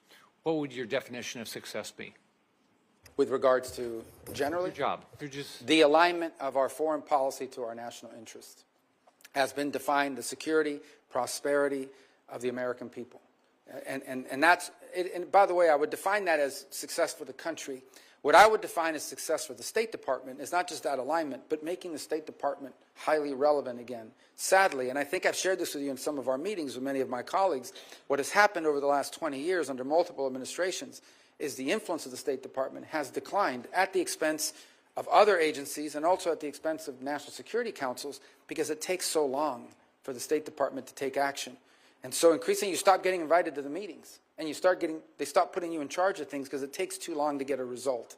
So we want the State Department to be relevant again, and it should be, because the State Department has a plethora of talented people who are subject matter experts and who have skills in diplomacy, and it's not being fully utilized because increasingly on issue after issue, we've seen the State Department marginalized because of internal inertia, because of the way the structure works. So we have to be able to we have to be at that table when decisions are being made, and the State Department has to be a source of creative ideas and effective implementation. So I would define making the State Department relevant again in the setting of our foreign policy is critical. And I think that's something that maybe is not as perceived by the general public as it is by those of us who watch it on a daily basis. Thank you. Thanks. Senator Rosen. Well, thank you, Chairman Risch, Ranking Member Shaheen, for holding this hearing and for welcoming me to the committee. You know, I'm joining this committee at a challenging time for the global community, from conflicts with Iranian proxies in the Middle East to Vladimir Putin's war in Ukraine, growing tensions with China, a genocide in Sudan, and so much more. And I look forward to working with my colleagues on both sides of the aisle to find bipartisan solutions to these problems. And I also want to thank you, Senator Rubio, your family that's here, and those that couldn't be here, for working with me over the last 6 years and your service to our nation. And I'd like to congratulate you again on your nomination. And I'm going to move on. I just want to make a quick statement, because ensuring the United States remains a steadfast supporter of Israel, I know, is one of your top priorities and one of mine. And throughout your time in the Senate, you've been one of Israel's most unwavering supporters. I want to thank you for supporting Israel. I look forward to working with you to ensure that the U.S.-Israel security partnership remains ironclad and that our friendship remains unconditional. And I want to thank you for your response to Senator McCormick's hostage question. We all hope, since we've been in this hearing, that there's news maybe of an imminent agreement being reached to free, I hope, all the hostages. We hope to hear that confirmation soon. But nevertheless, these issues must remain a top priority for the committee going forward. So I'm going to just move over to talking about Abraham Accord, speaking of going forward, because despite the immense challenges that you've addressed posed by October 7th, the Abraham Accords have ushered in new forms of cooperation between Israel and countries in the Middle East and North Africa. As one of the founders and co-chairs of the bipartisan Senate Abraham Accords Caucus, I firmly believe the U.S. should continue building on the accords by deepening people-to-people ties, soft diplomacy, if you will, and widening the circle of partnerships with Israel to new countries. So, Senator Rubio, I know you've touched on this briefly, but if confirmed, how will you support the growth of the Abraham Accords to new countries generally, and specifically maybe try to normalize relations between Israel and Saudi Arabia? Well, thank you. I think those are important points. A couple things that have come up here as a result of this. The first is, and I point this again because we just don't know, it's a new development, but I think we should not underestimate or understate the potential historic opportunities that exist right now with what's happened very unexpectedly for most in Syria, what's happened in Lebanon, the weakening of Iran and of its Shia crescent of destabilization in the region. These are extraordinary opportunities that I think lend themselves to an era of diminishing insecurity, not total the elimination of it, but enough security that it opens the door for agreement on other topics. Critical to that is the potential of a Saudi normalization with Israel. And I think that, as part of a broader context of the Abraham Accords, I think would be historic in nature, and I think provide extraordinary benefits to the world and help bring a level of stability and peace to an area that, frankly, has not had it, one could say, for thousands of years, but certainly in my lifetime. You talk about what we could do to build on it. I think the most important part of any arrangement of countries that enter into these agreements that historically have been difficult is there has to be a benefit to it. They have to perceive that there's a benefit to it, particularly among themselves. Like, what is the benefit to a country? What benefits will Saudi Arabia derive from being in recognition of Israel and vice versa? And I could think of a variety of things, whether it's advances in what their investments in high tech, and how Saudi Arabia wants to diversify its own economy, the ability of cross investments, and also, frankly, of security. Because for the foreseeable future, I think most anticipate that there will be a mutual threat from Tehran It may not be openly stated as a military alliance, but it's certainly a security, certainly one that I think they both have a mutual interest in, and which I think the U.S. could be a very strong partner in providing those assurances as well. So I do think there's a real opportunity to expand it, and it won't be without irritants. There's no doubt about it. There won't be without irritants. That we're still going to have some issues with UAE or Saudi Arabia, but we also have to be pragmatic enough to understand what an enormous achievement it would be if, in fact, not just you get a ceasefire, but you actually, that leads to the opening, the opportunity of a Saudi-Israeli partnership and joint recognition. What that would mean to the region is historic. And you've talked about potential opportunities going forward, and we talk about maybe not just with other countries, but how does the private sector get involved in creating building and sustaining the normalization in areas of water insecurity, power insecurity, healthcare, technology. We know that there are ways that we can do this. They have been doing it. How does the private sector feed into this? I think from an economic and development perspective, they're the linchpin of it. I think one of the things that could come about as a result of an agreement between the Saudis and the Israelis is that companies and institutions in both countries would now be open and able to invest in and or partner in the economies of each other. So the Israelis, as an example, have made extraordinary advances in agricultural production. Because of geographic constraints, they've had to be incredibly creative and nonetheless have been able to, and I think the Saudis would benefit from that greatly. Likewise, I think that we know, as a startup nation, that the technological capabilities and advances that the private sector has made in Israel, and that I think would be a great interest to the Saudis in partnership. In reverse is I think some of the energy resources that Saudi Arabia could provide, some of the financing for projects that they work together on.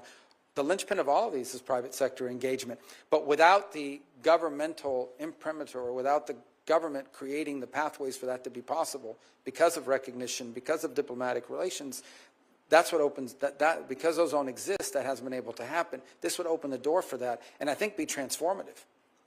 Thank you. I want to continue a little bit on this theme because, of course, a lot of this also has a nexus with combating anti-Semitism, and, of course, anti-Semitism domestically and abroad.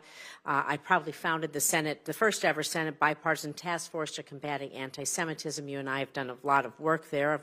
You're a member of the task force, and we work closely with the Special Envoy's office at the State Department. We know that global rates of anti-Semitism, they are skyrocketing. It's critical the White House ensures the special envoy in their office is sufficiently staffed, supported, and resourced. So I know we've talked about this in our meeting, and of course, like I said, we worked on this before. Can I have your commitment that you'll work with the White House to do two things? Quickly nominate a qualified candidate to be special envoy. Quickly and qualified. We really need to get somebody on board.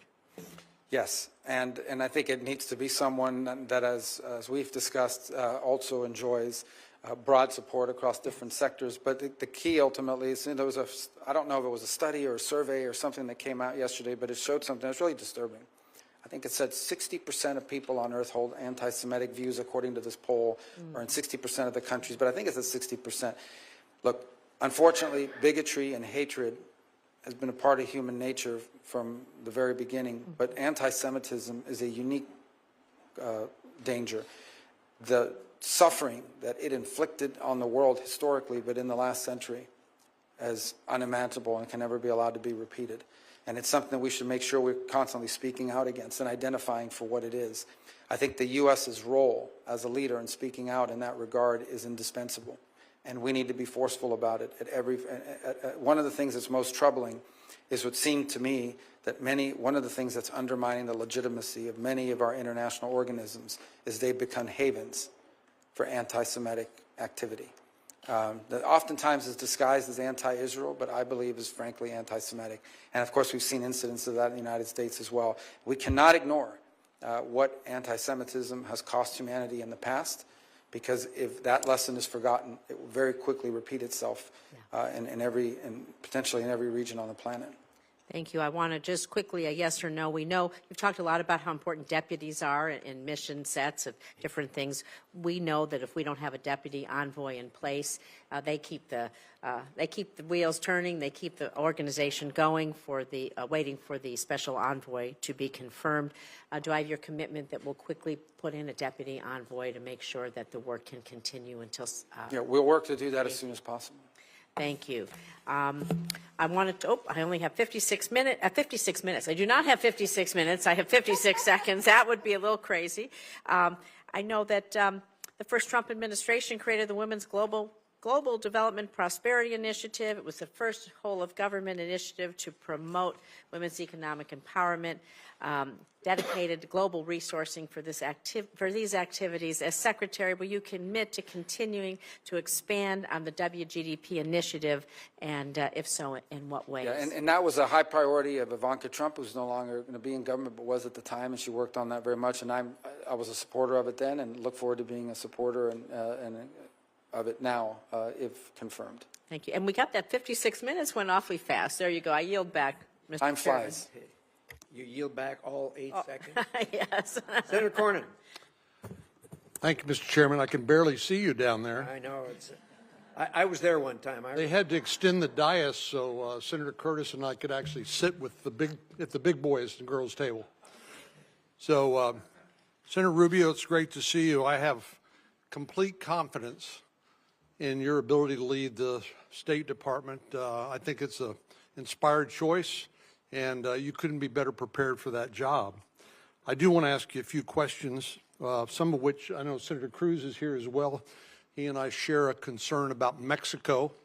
You've heard some concerns, particularly about the cartel activity, but I want to talk to you about water. In 1944, there was a water treaty between the United States and Mexico, and we have had chronic problems getting Mexico to cooperate and release the water that's been absolutely critical to the life and the livelihood of our agriculture community in the Rio Grande Valley and elsewhere.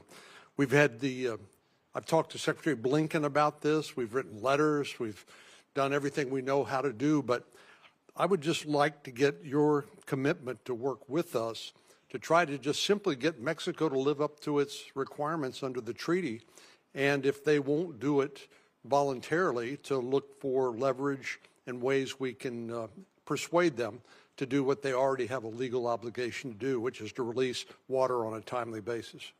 Absolutely, and I think one of the reasons why we need to do that is twofold. The first is because it has real implications, not just for the state of Texas, but broadly for the United States. But the second is because I think this has become part of a pattern, and I would argue part of a pattern in a number of international arrangements, but in particular international arrangements with Mexico, in which you can strike any deal you want or sign any document you want, but if you're not willing to prioritize its enforcement, you are encouraging others to get away with the same thing, and at the same time you're undermining the willingness of people to commit to enter into agreements in the future.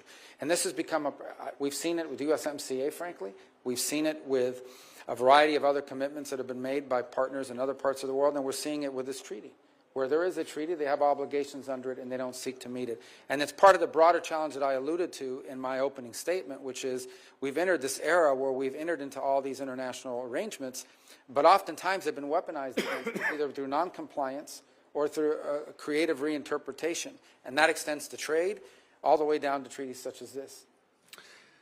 Speaking of Mexico, I know that in different quarters we've had people suggest that the cartels be identified as a foreign terrorist organization.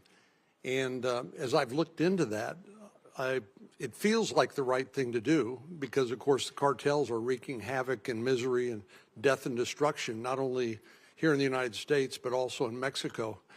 But I worry a little bit about some of the unintended consequences. For example, does that create some new category of asylum, perhaps, for people who claim that they are victims of cartel activity that otherwise wouldn't exist? What's your view about the designation? Well, and I think this question was asked earlier, so I'll tell you what I said. The first is that they most certainly are terroristic in their nature. They terrorize Mexicans. They terrorize on the U.S. side. They are involved in the trafficking of women and children, of labor, and both labor and sex trafficking, deadly fentanyl, and drugs writ large, as you can imagine. And I think, pose a grave danger in the process of trafficking people, trafficking terrorists into the United States. So they are terroristic in nature. What I said was that whether it's that designation or some new designation that we create, it is important that they be identified for what they are. I also pointed to something you just alluded to in your question, and that is they pose a grave risk to Mexican sovereignty as well. We have seen multiple journalists and politicians and candidates assassinated, murdered in Mexico by cartels because either they're not the cartel's chosen candidate or they're a journalist that's spoken out against the cartels and you find yourself murdered.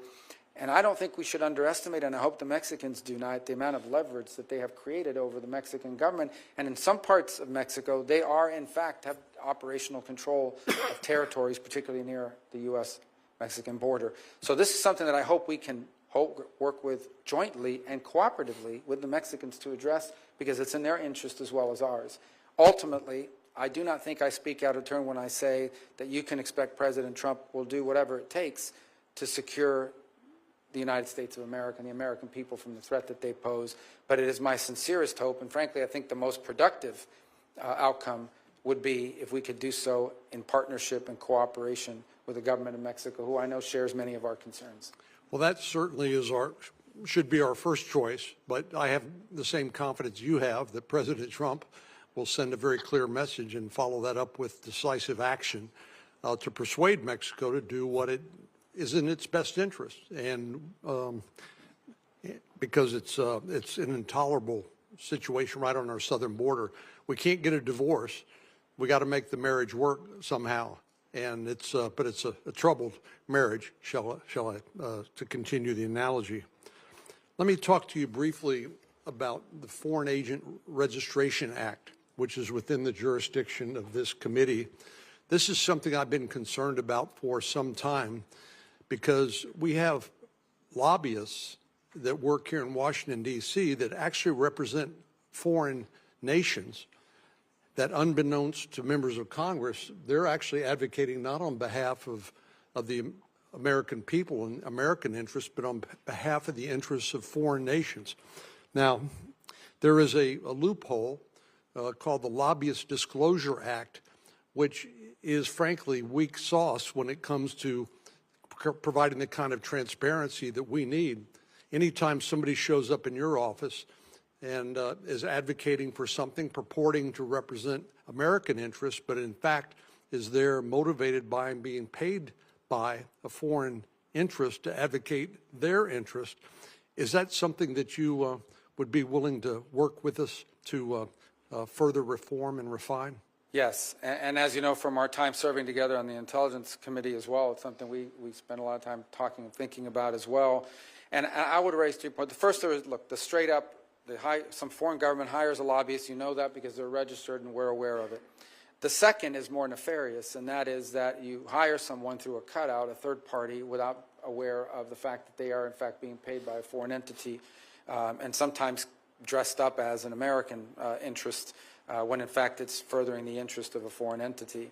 And then the third, and it's one that I don't think gets talked about enough and it isn't covered by this law, but it needs to be said, is some of the most effective and vociferous lobbyists on behalf of Chinese interests in the United States for a long time was U.S. corporations, who had a pretty good deal going in China with regards to manufacturing and the like, and would come here and argue in favor of outcomes and policies that favored China. And by the way, China would weaponize this openly. They would, in fact, bring in CEOs of corporate America and encourage them to go back and talk to a member of Congress and tell them they better not do that, because if they do, companies like yours are not going to do very well in China. And that was weaponized against us, too. That's not illegal, but it's most certainly troubling and something we need to have our eyes open to as well as we move forward. Well, that's a perfect segue into my last question, and this has to do with outbound investment transparency. As you know, the Senate has passed legislation providing for a reporting requirement for American companies who are investing in China. It's not a prohibition.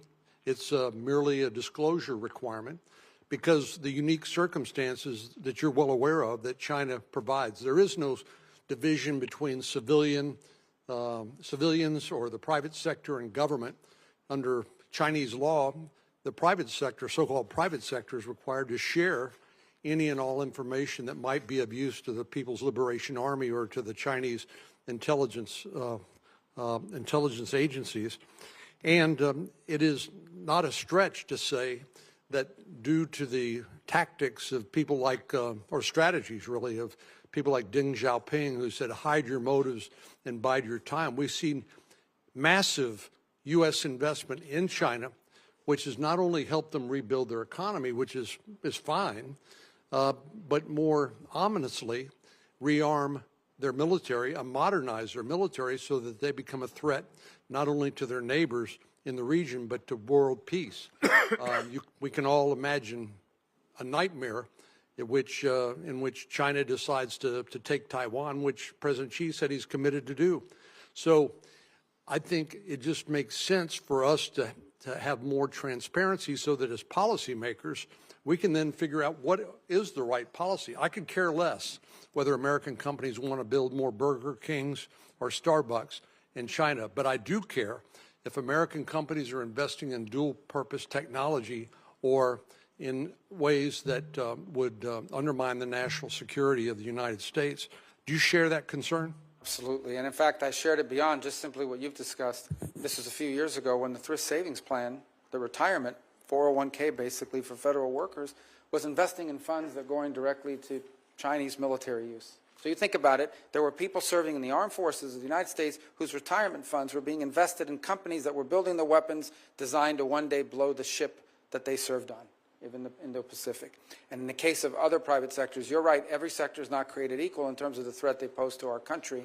But at a minimum, we should have insight into whether American investment dollars, be they institutional or individual, are going to the funding of activities designed to undermine the United States of America. That's a core national security interest. Thank you, and Godspeed. Senator Kane. Thank you, Mr. Chair. Ranking Member Shaheen, welcome the opportunity to work with you in this Congress. Senator Rubio, congratulations on your nomination. If you're watching the hearing, you probably notice senators coming in and out, and most people understand why that is, but for those who don't, we have a lot of other hearings, a lot of other responsibilities. We get in a queue and kind of know when our questioning time is coming up.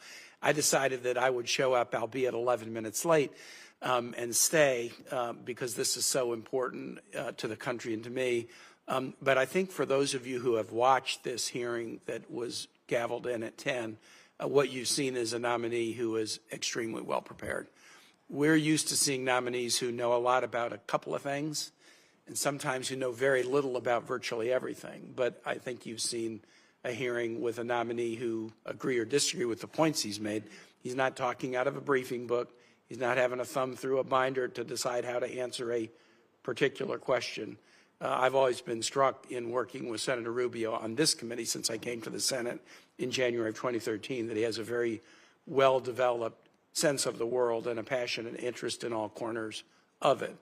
I was particularly happy that he was nominated for two reasons. One, we have worked together significantly on legislation touching many different areas over the years, and one was referred to by Senator Shaheen, legislation to send a clear message that NATO and the U.S. participation in NATO is not just simply an executive priority that could come and go depending upon the Article II Commander-in-Chief, but it was also something so important that Congress would say that the membership of the United States in NATO is something that Congress would want to weigh in on should there ever be a decision by an executive that we should back out of NATO. And I think sending that message from Congress has been a very important thing that has led to a NATO that is expanding. Finland and Sweden, where the polling would have been de minimis 10 years ago for joining NATO, are now in. And I think a strong message from Congress is part of that. Obviously, the fear of Russia is a huge part of it, but a strong message of congressional support is part of it. I'm particularly proud that the Virginia National Guard has now struck a deal under the State Partnership Program where we are partners with the military in Finland, a very capable military. And the first exercises of the Virginia Guard with the Finnish military will start next month. I'm very excited about that. The second reason I was particularly gratified to see Senator Rubio nominated for this position is he cares about the Americas. I cast my first vote in a presidential election in 1976. I have not seen a single administration, Democratic or Republican, that has devoted enough attention to the Americas. We devote attention to it in a time of crisis and then move our attention elsewhere. It seems like secretaries of state have often thought that the world only has an east-west axis and not a north-south axis, and Senator Booker addressed that with his questions around the attention that should be paid by the United States to Africa. I feel that very strongly about the Americas. I don't have to ask Senator Rubio questions to gauge his interest and attention level. Everyone who comes before the committee tells us they're really interested in the Americas, only to find that they end up spending all their time somewhere else. I don't have to ask that question of this nominee to know that he has a passion about the nations that are our nearest neighbors, a passion about the nations who are so connected to us in our cultural roots and in our family ties. And it is so important, not just because China and other nations are now getting into the area. I don't want to have a new Monroe doctrine that we only care about it to keep Europe out of it. We only care about it to keep China out of it. We ought to be paying attention because we're connected to these nations, and things will go better for us if things go better for them. So to you, Senator Rubio, I'm very, very happy that you're nominated for this position. Two comments, then one particular question.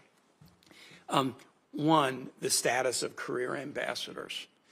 I think it is a norm for every administration to ask ambassadors to tender their resignations, and it is certainly the norm for the political ambassadors to be politely let go the day that the new administration comes into place. And I think that's an expectation that everybody has. We get that. For the career ambassadors that are in place, they have been asked to tender their resignations to the incoming administration, and that's normal. But I would hope that the administration would consider, if their career, keeping him in place until their successors are ready. Because to swap out a career ambassador for a career chargé does not advance our ability in any way to operate in nations. There is a cachet that comes with being a confirmed ambassador that really helps you with continuity and diplomacy in these nations. So I know that that's a decision that the president makes, but I hope as you have a conversation with the national security and diplomacy team, you might encourage the administration, yes, you're going to replace the politicals with career chargés, but don't replace the career ambassadors unless or until you're ready to put somebody in place, which we know can often take quite a while for the administration to even forward nominees, much less the time to get through the committee process. That would be a comment. And then second is more for colleagues, really, rather than for Senator Rubio. One thing I've tried to be consistent on in my service on this committee is fight against unilateral executive application of military power unless it's in pure instances of imminent self-defense, active self-defense or self-defense against imminent hostilities. And I have been able to get this committee to pass significant war powers resolutions under 3 different presidents now, President Obama, a Democrat, President Biden, a Democrat, and President Trump, a Republican. And I just wanted to assure everybody that I'm going to continue to be a stickler that the nation shouldn't be at war without a vote of Congress, except in the instances of imminent self-defense. And I will do that because I have done that under presidents of both parties, and I'll continue. Senator Rubio, now to the question. And you alluded to this very briefly in one of the comments that you made about the nation of Paraguay. Not only do we not devote enough attention to the Americas, but when we do, we devote attention to the headaches. And the headaches abound in the Americas and elsewhere. And so we've talked about Haiti, a problem. We've talked about Venezuela, a problem. But so often we don't pay attention to lift up, elevate, provide resources to celebrate the nations in the Americas that are doing things right. And so when I travel to the region, and I'm sure you've heard the same thing, I hear these nations that are doing things right. Why won't you pay attention to us? Ecuador threw out a pro-China government, put a pro-U.S. government. All they wanted was a trade deal. We want to be closer to the United States. We're the only nation on the Pacific coast of the Americas that doesn't have a trade deal with the United States. This administration, I've been critical about the Biden administration, didn't do anything to advance that cause. Talk to us about some of the nations in the Americas that you think are doing things right and what we ought to do to help those nations, because we'll be much more likely to spread the right if there are other nations in the region that are doing better and better and better than if we're just trying to lecture people about how to improve. Well, just as a general matter, one of the things that's always struck me is that the region, and then maybe this is true in other parts of the world as well, but particularly in the region, it's almost better to be America's adversary or enemy than friend, because there's the impact of friendship or the benefits of friendship are not tangibly clear to a lot of them. And you know, I've seen that expressed time and again over multiple years. And it's easy to pay attention to a headache. You're going to sanction, you know, some country that's not acting in anti-American ways, but the people that are sort of doing it the right way or want to be cooperative, they're ignored, and the countries that are doing it the right way are ignored. So I think there are a number of countries that right now as we speak, and I always say this with caution because I may not mention one country and they say, well, they left us out, but I just want to point to a few that I think are present and clear for us. You mentioned one with Ecuador. Ecuador was actually left out of CAFTA because at the time the people in charge didn't want to be a part of anything with us. They're facing some real security threats that are unique to Ecuador's history. And they're facing these threats because you've got violence and gangs coming over from the Colombian border and then pushing up through Ecuador as a transit country, but they bring with it the turf fights and the gangs, and to the point where last year there was a real threat to the stability of the government, where they took over television stations and these armed elements did. And there's a lot we can do, and have done, but can do. Not a lot. We're not talking about a lot of money. We're not even talking about money in many cases, just equipment, to help them at least to restore some sense of stability. The other thing that Ecuador, these are just off topics, but I think they're all relevant. Ecuador faces a very significant challenge with illegal fishing off their coasts by Chinese fishing fleets who violate their territorial waters on an almost daily basis in massive quantities, and it's an ecological crisis as well on top of it. That's a country that can use our help tremendously. I think about the Dominican Republic. People don't talk about the Dominican Republic enough, and they face a real challenge because of Haiti and the instability next door. They were also one of the countries that emerged from COVID the fastest, and not just because of the tourism return quicker there, and they've really been able to do some positive things. I think Argentina, I know people, some have not met the new president of Argentina. This is a serious, well-trained economist. I would not, if you sit down and talk to him for a few minutes, he has real clear ideas about economic development and is doing some really necessary things in terms of restructuring the direction of Argentine economics in a way that I think is very positive. Can I just say to every other nation out there that thinks you're a good guy, he was about to mention you, but my time has expired. But please focus on the good guys, and let's help them do better and better and better and be good examples in the region. Thank you. Thank you. Excellent point, Senator Kane. Excellent point. Senator Curtis, welcome to the committee. Thank you, Mr. Chairman, Ranking Member. It's great to be with you today. Great to be on this committee. Senator Rubio, for the last 7 years, from a distance of about 600 feet, that's what separates the House chamber and the Senate chamber, I've watched and admired your work from a distance. And on a few, but very fortunate times, I've had the chance to actually be wind at your back on some of your work supporting Taiwan and protecting Hong Kong dissidents as we work together on some legislation. Now, in a twist of events, I sit not far from where you once sat, and there's another symbolic 600 feet between us, between the State Department and the Senate.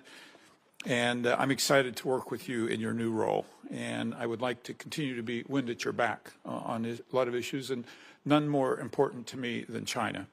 And if you remember really nothing else about our short interchange today, please know that that's very important to me, and I hope to work with you on what I view the aggression of China, and in many ways their global push for military and economic supremacy, and I think is a threat in many ways. China is imposing it's what they call China One principle on the world, which is very different than you know from our China policy. Can you kind of describe how we can push back on that and how we need to make sure we're shaping that conversation? Yeah, and well, the first is to understand that the One China policy is, and the U.S. policy towards the issue of Taiwan has been consistent and reaffirmed by every administration since 1979. And it is the combination of the Taiwan Relations Act, were the 6 assurances that make clear that the United States, we're not going to pressure Taiwan into any arrangement. We're not going to tell you when we're going to stop, or if ever. We make no commitment to not helping them in their national defense. We're not going to force any outcomes. And frankly, we are going to do everything, and we reject any effort to coerce, intimidate, and or forcibly drive Taiwan to do whatever China wants them to do. And that's been our position, and that will continue. That was the position under President Trump's first administration. I anticipate it will continue to be in the second administration. I think within that context, it's important for us to find every opportunity possible to allow Taiwan to engage in international forums where important issues are discussed, and they're not represented. Irrespective of what China claims about one China principle, they're not represented. And so the views there need to be made clear. They need to have an opportunity in these forums to be made clear. But I think stability is critically important. Here's the one thing I would point to here with regards to stability. If the Chinese are in fact serious about stabilizing U.S.-China relations and finding avenues of which we can be cooperated and avoid conflict, then they will not do anything rash or irrational when it comes to Taiwan or the Philippines for that matter. The actions they are taking now are deeply destabilizing. They are forcing us to take counteractions because we have commitments to the Philippines and we have commitments to Taiwan that we intend to keep. And so if they want to destabilize the relationship, or they want to help at least create some pathway for stabilization of our relationship with them, even as we remain engaged in global competition and in some cases more adversarial than others, they really need to stop messing around with Taiwan and with the Philippines, because it's forcing us to focus our attention in ways we prefer not to have to. As a matter of interest, I actually lived in Taiwan in August of 1979, 3 months after that act that you referred to, and I think you're very accurate. I think for a minute about Europe, and there's some countries it feels like in Europe, because of their presence, Poland, Czech Republic, and Baltics, that are more in tune with this issue. But as a whole, it feels like some European nations are in denial of some of the things you've just said. You talk a little bit about how we work with our NATO friends over there and how we get them to appreciate this and actually play a part in this? Well, I think in the case of NATO, I think I would expand it to really talk about the European Union and the EU, which I think is increasingly every single day coming to the realization of the threat that China's mercantilist policies and unfair trade policies are posing to them. They are flooding the European market with their cheaper electric cars, or attempting to do so. There's a dispute now about the importation of aluminum on sector after sector. You're seeing the EU confronting the reality.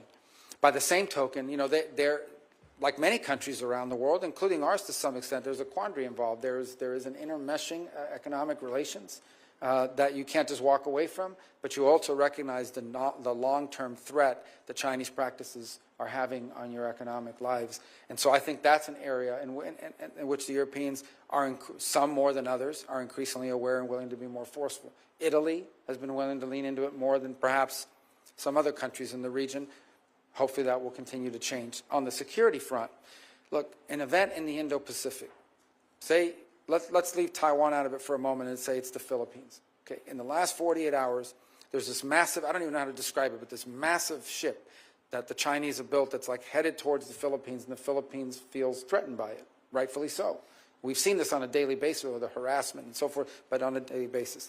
If, God forbid, there is some miscommunication or some inadvertent conflict emerges there, and we have obligations to them, the impact that will have on the entire globe, the impact that it will have on the entire globe is enormous, and that includes Europe. So they have a selfish, vested interest in seeking for the Chinese to curb their behaviors. I would also point to the Europeans that what the Russians have done with Ukraine would not have been possible without the assistance of China, whether it's the sharing of technology or aid in evading sanctions or selling their oil in secondary markets. The Chinese have been hidden, but clear to everyone watching, partners in the Russian endeavor. Yeah. And the Europeans know this, and they need to be continually reminded of it, because it reveals the nature of who we're dealing with. That was actually my next question, so I'm going to skip that one, but thank you for addressing that. I want to turn to Hong Kong. I mentioned I lived over in that area, and I actually remember as a young man in the 1980s shopping for a camera in Hong Kong. As a businessman in the 2000s, I tried to sell my product over there in Hong Kong. I've been over there a number of times as a tourist and just enjoyed that beautiful city.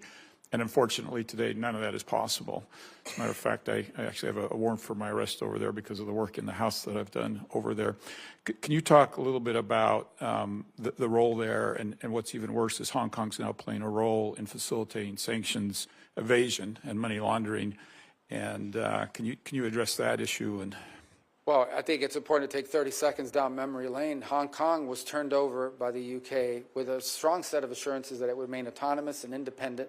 It would be governed by the Chinese, but independent. They would have a democracy. They would be free enterprise. They would be left alone. In essence, they would, that's the promises they made. They have violated over time, they violated every promise. They basically broke the deal. Just like they lied about all the island chains that they said they weren't going to populate and militarize, and they have done so as well. And so today, we cannot consider Hong Kong to truly be autonomous anymore. It is not. It is now under the full control, especially on national security matters, of Chinese authorities. And it should not be surprising to us that these deeply rooted banking institutions that are in Hong Kong, who long have served as financial capital on the global scale, are now being used to the benefit of the Communist Party and to evade global sanctions. And I think there has to be a growing recognition of that. I also think it's important to remind those sectors in finance that are still involved there that the Chinese national security law that's now been implemented in Hong Kong allows them, if they don't like what you're doing, to basically trump up any charges they want, go into your offices, raid the boxes, see all of your files, threaten to jail you, and they've done so in some cases. So it's no longer a hospitable place for people to conduct financial activity. So I think we have to call it for what it is. The notion that Hong Kong is now some autonomous entity that operates within China's system but independent of it and the decisions they make is a complete work of fiction. yeah, and I hate to, I want one more quick question, but I also want to point out before we go on how good it could have been for Hong Kong and China had they kept that agreement. I think that'd been a whole lot better for China. Last question as we run out of time. Obviously, there's a lot of conversation about Panama in the news. Can you talk about the Chinese influence in the Panama Canal, what Americans should know? Well, let me tell you, I actually didn't print a lot of, things to read like verbatim here, but there's one that I thought was interesting that I wanted to share, and I'm not going to put it out there for everybody, but the whole thing, but maybe I'll submit it for the record. But I just went through, this thing with Panama and the canal is not new. I visited there, it was 2016. I think I've consistently seen people express concern about it, and it's encapsulated here in quote after quote. Let me tell you, the former U.S. ambassador who served under President Obama said, "The Chinese see in Panama what we saw in Panama throughout the 20th century, a maritime and aviation logistics hub." Just immediate past head of U.S. Southern Command, General Laura Richardson, said, "I was just in Panama about a month ago and flying along the Panama Canal and looking at the state-owned enterprises from the People's Republic of China on each side of the Panama Canal. They look like civilian companies or state-owned enterprises that could be used for dual use and could be quickly changed over to a military capability." We see questions that were asked by the ranking member in the House China Select Committee, where he asked a witness and they agreed that in a time of conflict, China could use its presence on both ends of the canal as a choke point against the United States in a conflict situation. So the concerns about Panama have been expressed by people on both sides of the aisle for at least the entire time that I've been in the United States Senate, and they've only accelerated further. It is a very legitimate issue that we face there. And I think I'm not prepared to answer this question because I haven't looked at the legal research behind it yet, but I'm compelled to suspect that an argument could be made that the terms under which that canal were turned over have been violated, because while technically sovereignty over the canal has not been turned over to a foreign power, in reality, a foreign power today possesses, through their companies, which we know are not independent, the ability to turn the canal into a choke point in a moment of conflict, and that is a direct threat to the national interest and security of the United States, and is particularly galling given the fact that we paid for it and that 5,000 Americans died making it. That said, Panama is a great partner on a lot of other issues, and I hope we can resolve this issue of the canal and of its security, and also continue to work with them cooperatively on a host of issues we share in common, including what to do with migration. Senator, I'm out of time. Thank you so much. Thank you. And Senator Rubio, I think that you're right about doing an analysis of the turnover documents, but I think even before that, we ought to do an analysis of the original documents that went into place, because they were very strong documents giving us control over a 5-mile wide on each side of the canal path, and was very specific. So I think a legal analysis beginning to end is critical. Senator Schatz. Thank you, Chair. Thank you, Ranking Member. Senator Rubio, nice to see you again. Thanks for taking the time with me, and thank you for being willing to serve. I want to start with the Pacific Islands. As you know, it's an area of focus of mine, and the Indo-Pacific is, look, we've been through several administrations, and they all say the same thing. They all talk about the future being in the Indo-Pacific and that it's the most important region in the world. That continues to be true. My concern is that specifically when people talk about the Indo-Pacific, they're mostly talking about China. They may be talking about other East Asian countries, but there's very little conversation about Pacific Island nations. And we've got some auspicious things happening, but we've also got some challenges in front of us. The embassy in Kiribati is stalled. The Solomon Islands, as you know, are sort of contemplating making themselves available for PRC military forces. So we passed the Compact of Free Association. It's a bit of a mixed bag. And I'd like to just hear your theory of the case here about how to have some continuity. Obviously, it's a new administration. It's going to be a new State Department. But I think some of the things that have happened over the last 4 and even 8 years in terms of Pacific Island relationships have been good for the United States of America. So give me your theory of the case, not generally Indo-Asia Pacific, but specifically these small island nations with whom we want stronger ties. Sure. So I think the first, obviously, is the ability to engage bilaterally with each of these individual nation states, you know, and that opportunity is already there. I think we should continue to build on it, and it's important and bears great fruit. I think the second, and it's an open question, which I certainly want the State Department to look at, and I think policymakers on the Hill need to consider as well, is, you know, we are dialogue partners in the Pacific Island Forum. And the question is whether we are fully utilizing that ability to be at the table in that forum. Now, you know, that forum includes Australia and New Zealand, which are bigger than some of these, but nonetheless important elements of it. And look, I think our expectations of the forum is, and they've had some internal friction with some of the member states, you know, about who's going to lead it and how the succession, so we hope they can work that out. But it's an existing forum, which I think could potentially, as a dialogue partner, provide us the ability to not just engage bilaterally with the individual nation states, but also collectively. And we may not agree on 100 million things, but there might be some things we can do through that forum. At a minimum, have a presence at it at a high enough level that shows our level of commitment and interest has been elevated even further. And then ultimately some real deliverables.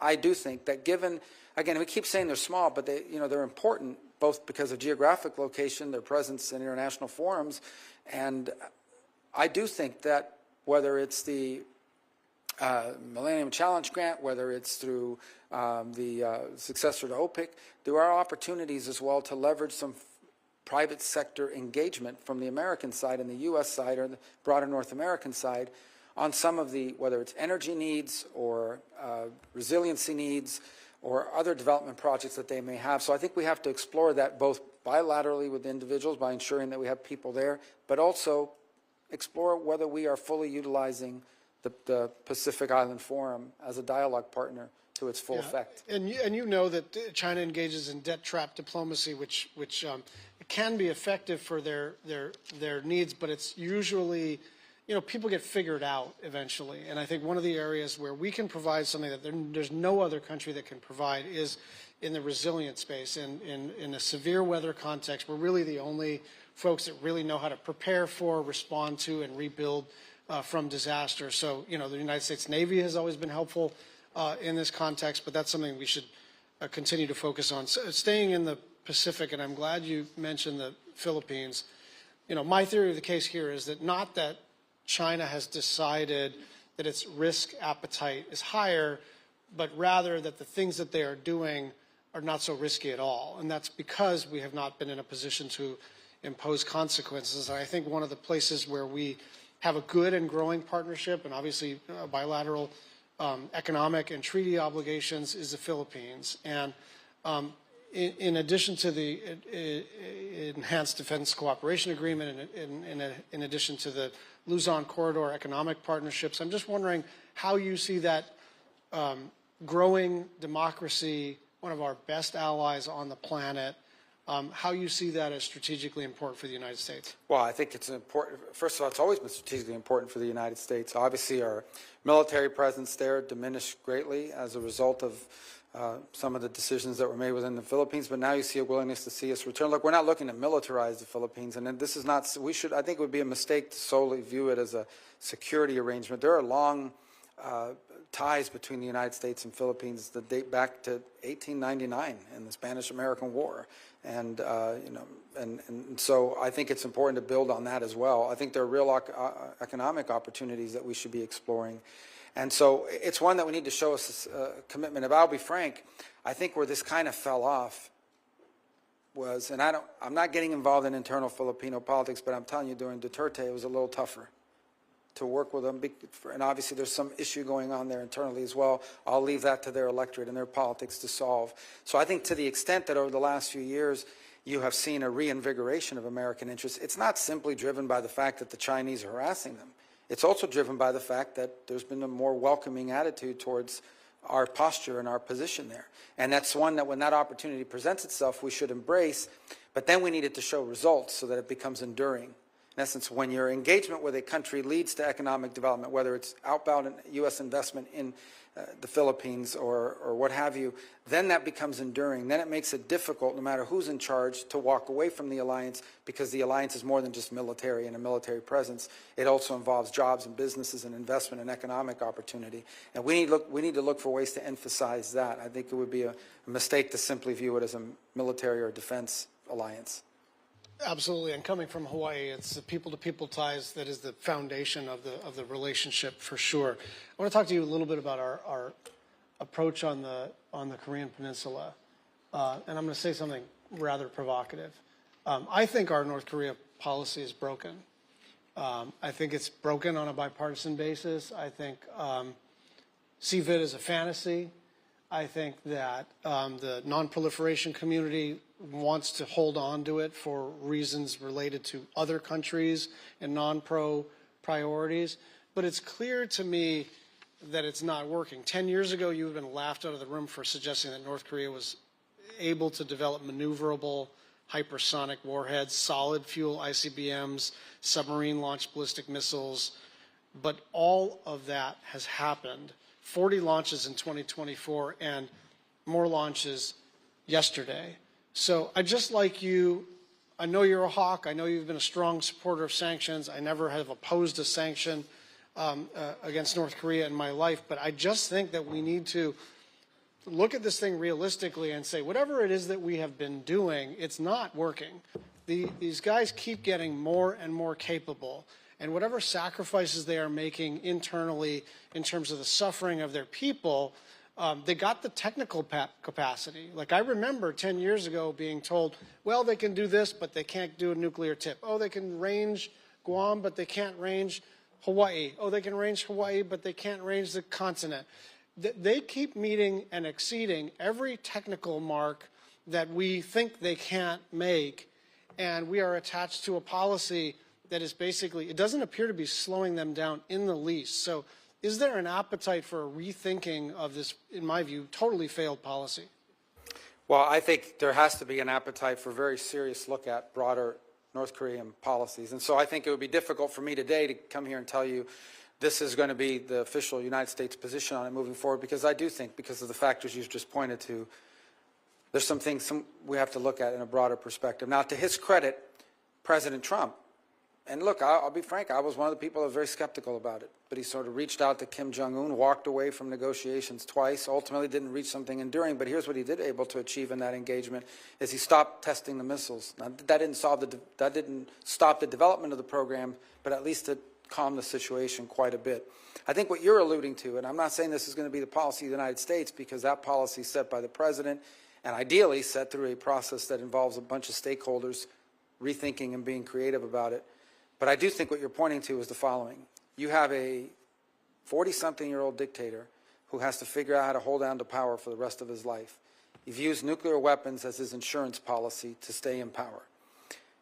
Despite it means so much to him that no amount of sanctions has deterred him from developing that capability, and In fact, has not even kept them from having the resources to develop it. Unfortunately, recent events now also have them engaged in conflicts beyond the Korean Peninsula, in fact, providing troops and weaponry to the Russians in their effort in Ukraine. And so all of this needs to be taken in conjunction and looking at the policy and seeing what can we now do that destabilizes that situation, that lowers the risk of an inadvertent war, be it between South Korea and North Korea, maybe including Japan at this point, and ultimately the United States. What can we do to prevent a crisis without encouraging other nation states to pursue their own nuclear weapons program? That's the solution we'd like to get to. And I just didn't bring it in my folder today because we're not ready to deal, but it's important. And you got to involve the committee, and this is certainly multi-agency, multilateral. The president has to drive some of this, but I think none of this is possible without an acknowledgement of more than a decade of bipartisan failure in this space. And so if we can at least start with the premise that whatever we're doing right now is not working, we can start to work on something else. Thank you. Thank you. Thank you. Senator Cruz. Thank you, Mr. Chairman. And I got to say, boy, that sounds good, Mr. Chairman. That isn't as good as it sounds to me, Senator. Thank you. Well, congratulations, and I'm looking forward to the next 2 years working together. Thank you. And to Senator Rubio, let me say congratulations to you as well. We're going to miss you on this committee. We're going to miss you in the Senate, but you're going to do an extraordinary job at Foggy Bottom. And I will say if they capture you and tie you up in the basement, we will send a team to pull you out. You know, as I look back over the last 4 years of the Biden-Harris administration, there are a lot of policies that have done a lot of damage. Domestic policies, economic policies, but I think all of those pale compared to the damage that has been done to national security and foreign policy over the last 4 years. Over the last 4 years, this administration has systematically undermined and abandoned our allies, and it has systematically shown weakness and appeasement to our enemies. And the consequence has been disastrous. We've gone from 4 years ago, peace and prosperity, to today a situation with wars across the globe and every enemy of America stronger than they were when this administration came into office.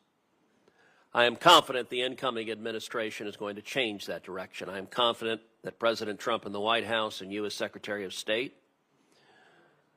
are going to shift us back to where we should be, which is standing by our friends and allies and standing up to our enemies.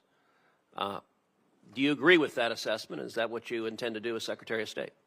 Well, let me say first, the foreign policy of the United States will be set by the President, and my job is to advise on it and ultimately to execute. I think the President has been abundantly clear, and that is his policy is going to be driven about making America safer, stronger, and more prosperous. As I said in my opening statement, everything the State Department does, every policy, every program, every dollar it spends, every initiative it takes, has to answer three questions. Does it make us safer? Does it make us stronger? Or does it make us more prosperous? And if it doesn't, if the answer is not yes to one of those three, you're going to have a hard time moving that forward, because that's the priority that the President, and that's the priority that, by the way, voters gave this President when they elected him. You point to a number of things that I think are critically important, and I'll phrase it a different way, but I think we're saying the same thing. We have lost deterrence in multiple theaters around the world. So as an example, and I use this as a small-scale example, but it's really an important one. I think of the year was 2019, the Wagner Group tried to get cute and came after some of Americans operating in Syria. And fire from the sky rained down on them. And that group was pushed back pretty hard. That's deterrence. They threatened us, and they knew what the response would be. I recall the consternation here and in other places when Soleimani met his demise. But I can tell you it impacted Iranian behavior for a substantial period of time. No matter how tough they talked, it impacted their behavior. I think it's important to reestablish deterrence. And to the extent that that's been lost for a variety of reasons, the lack of deterrence is an invitation to war. The lack of deterrence is an invitation to hostility. It prevents the very thing that we hope to achieve, which is peace and stability in the world. And I do think we've lost deterrence. And I think in some ways it contributed to what happened in Ukraine. An item I know is very close to you and you've worked very on, and we talked earlier today about, is energy dependence. I recall President Trump, at both a NATO summit and at the United Nations, and I recall the United Nations one in particular, President Trump said Germany is entirely going to be left dependent on China, on Russia for its energy. And they laughed at him. There were diplomats in the hall that were snickering. That's exactly what happened. It is one of the reasons why Putin believed he could invade Europe, is because Europe would not push back because they depended on him so much for energy. Now, Europe is to be congratulated. They have moved very swiftly, particularly the Germans, to diversify their energy resources. But one could argue that we may never have had that invasion had that dependence not existed, because maybe who would have thought the European response would have been more forceful than he anticipated. So I do think reestablishing deterrence and strength is important, because it prevents war and it gives us leverage in diplomacy, where we hope to solve 99.9% of the global disagreements. We hope to solve through diplomacy, not through armed conflict. I think that's very well said, and I want to give several specific examples. Number one, you and I are the only two Cuban-American senators. You're about to leave me as a lonely sole member of the Cuban-American caucus. Thank you for that, Marco. There are 3 Cubans. They always call it a conspiracy. So now I have no one to play dominoes with. But look, issues of Cuba, both you and I share family stories of parents who fled oppression and came here seeking freedom.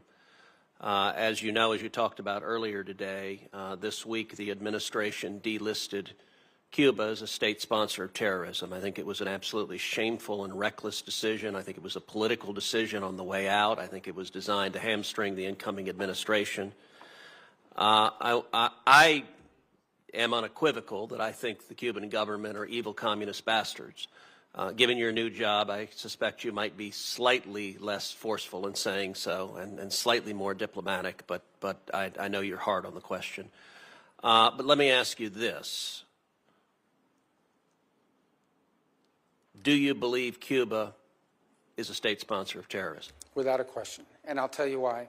Number one, the FARC, which is, elements of the FARC and the ELN for that matter in Colombia. These are narco-terrorist organizations and have been. They started out as ideological organizations and now figured out they're Marxists, but they want to make money selling cocaine. So they've done that.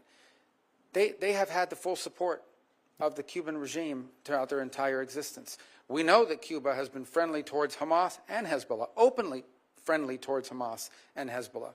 We know as well that the Cuban regime, for example, hosts not one but 2 countries' espionage stations within their national territory, 90 miles from the shores of the United States, and that provide valuable insights and cooperate with these elements. We know that they have strong ties to Iran as well, and the terrorist elements associated with them. And we know for a fact that there are fugitives of American justice,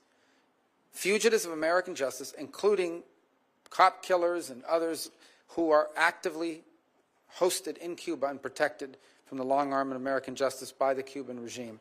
So there is zero doubt in my mind that they meet all the qualifications for being a state sponsor of terrorism. Well, it is clear you're going to be confirmed to this position. You're going to be confirmed with an overwhelming bipartisan vote. I think it is likely you'll be confirmed on January 20th, on the first day the president is sworn in. When you are confirmed, I think it is also likely, I hope on that very first day, you will reverse that determination. You may not feel prepared to make that commitment now, but is there anything you want to say on that? Well, I would just say, again, I don't want to speak ahead of the administration's these decisions. As I said, the president sets our foreign policy, and my job is to execute it. That's how our system of government works. I would just remind anyone on this recent deal with Cuba that just happened over the last 12 hours, nothing that was agreed to is irreversible or binding on the new administration. And I think people know my feelings, and I think they know what the president's feelings have been about these issues when he was president previously. And nothing that the Biden administration has agreed to in the last 12 or 18 hours binds the next administration, which starts on Monday. Good. Let's turn to Israel. In the last 4 years, this administration has been the most anti-Israel administration we have ever seen. They have systematically undermined the government of Israel, particularly at a time of war. The Biden State Department secretly asked other parts of the administration to suspend anti-terrorism sanctions so they could pour unaccountable hundreds of millions of dollars into the Hamas-controlled Gaza Strip. They refused to implement mandatory congressional sanctions against Hamas terrorists for using human shields. They made incredible efforts to secretly circumvent mandatory congressional prohibitions on money going to the Palestinian Authority because of the PA's support for pay to slay. Even after October 7th, they secretly poured millions and even cash from American taxpayers into Hamas-controlled areas. Meanwhile, they secretly implemented boycotts of Jews living in Judea and Samaria through the Development Finance Corporation and binational science and technology foundations.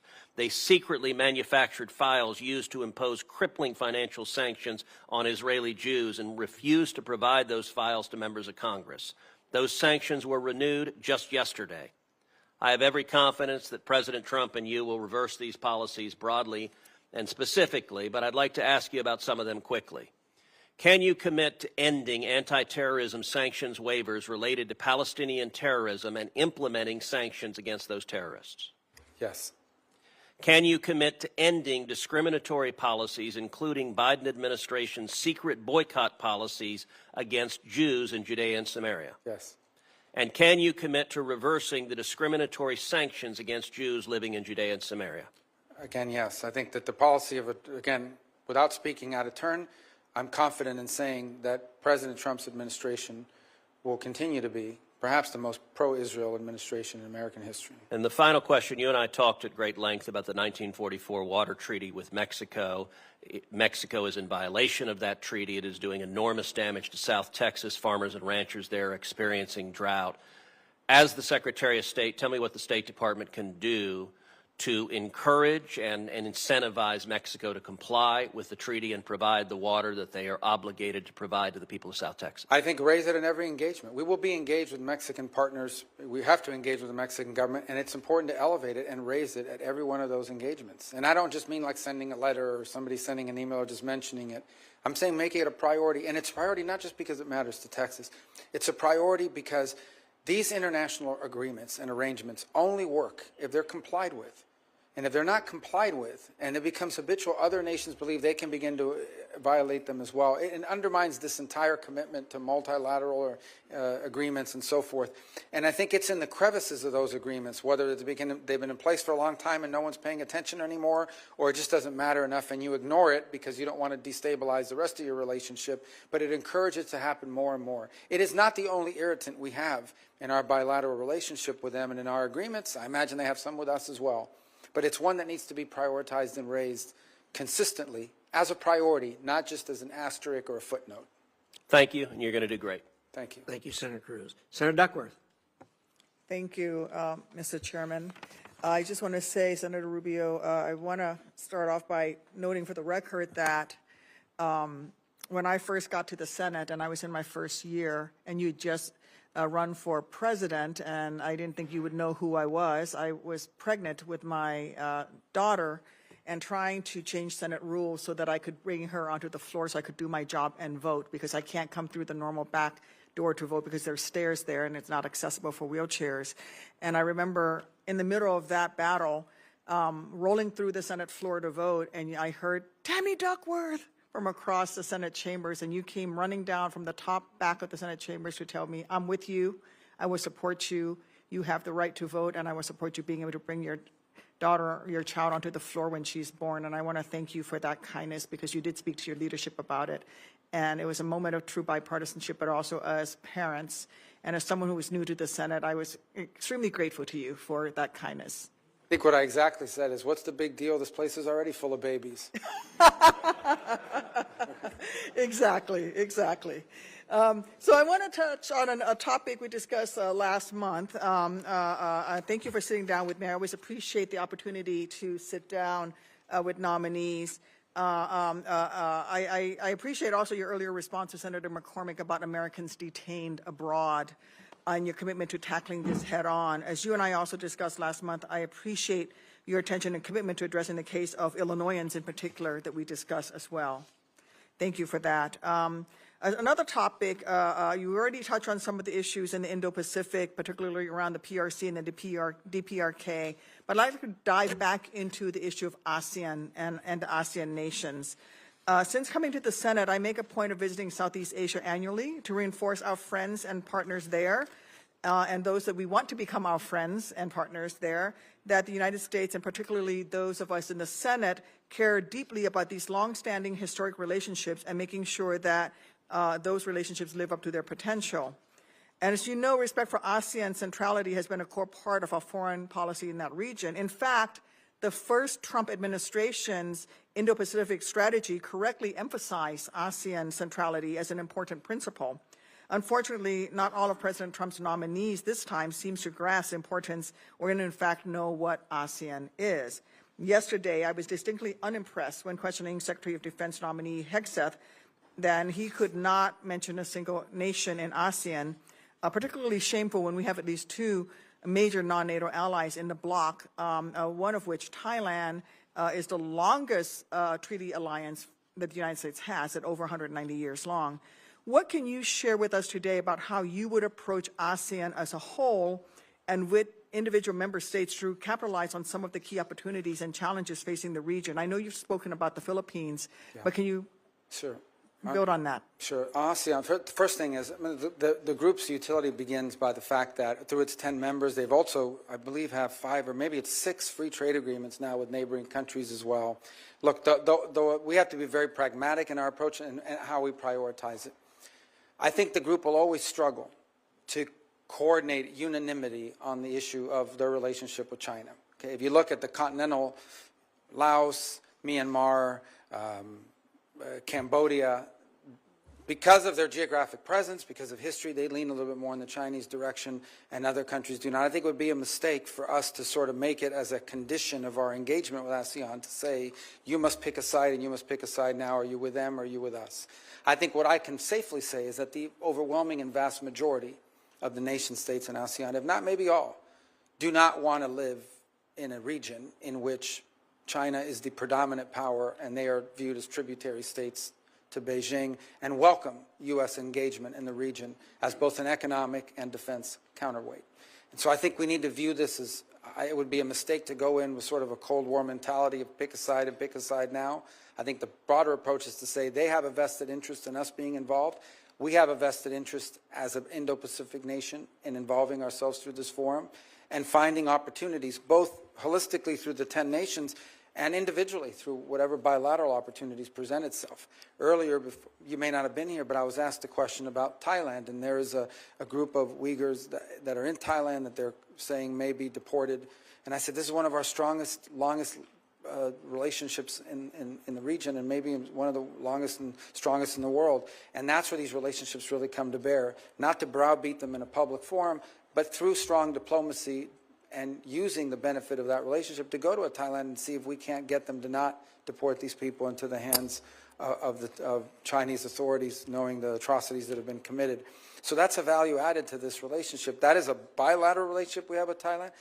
It's not the one we're going to have with every country in the region, but I do think the forum serves as a useful platform for us to be able to engage the region and individually these countries.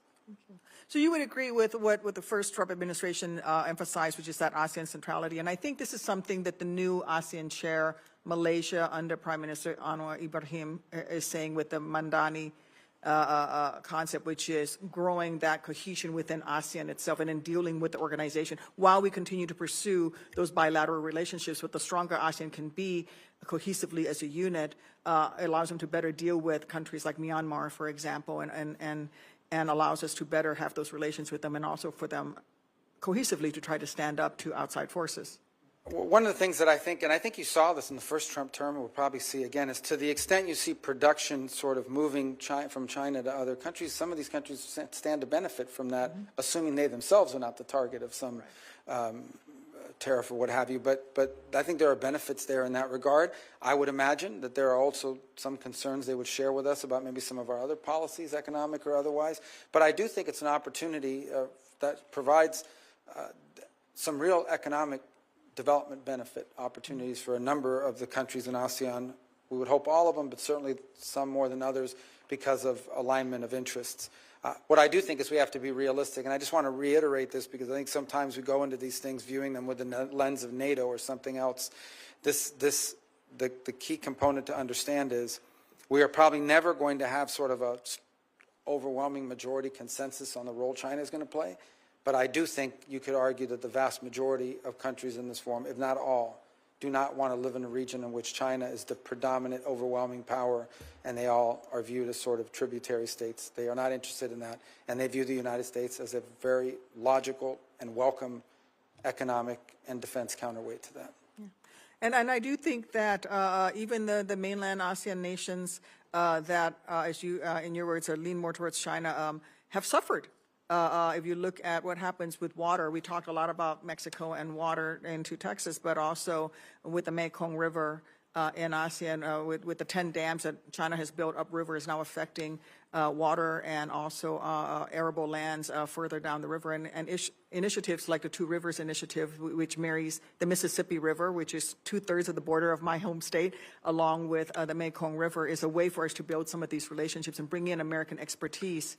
A different place where we can also provide expertise is international disability rights.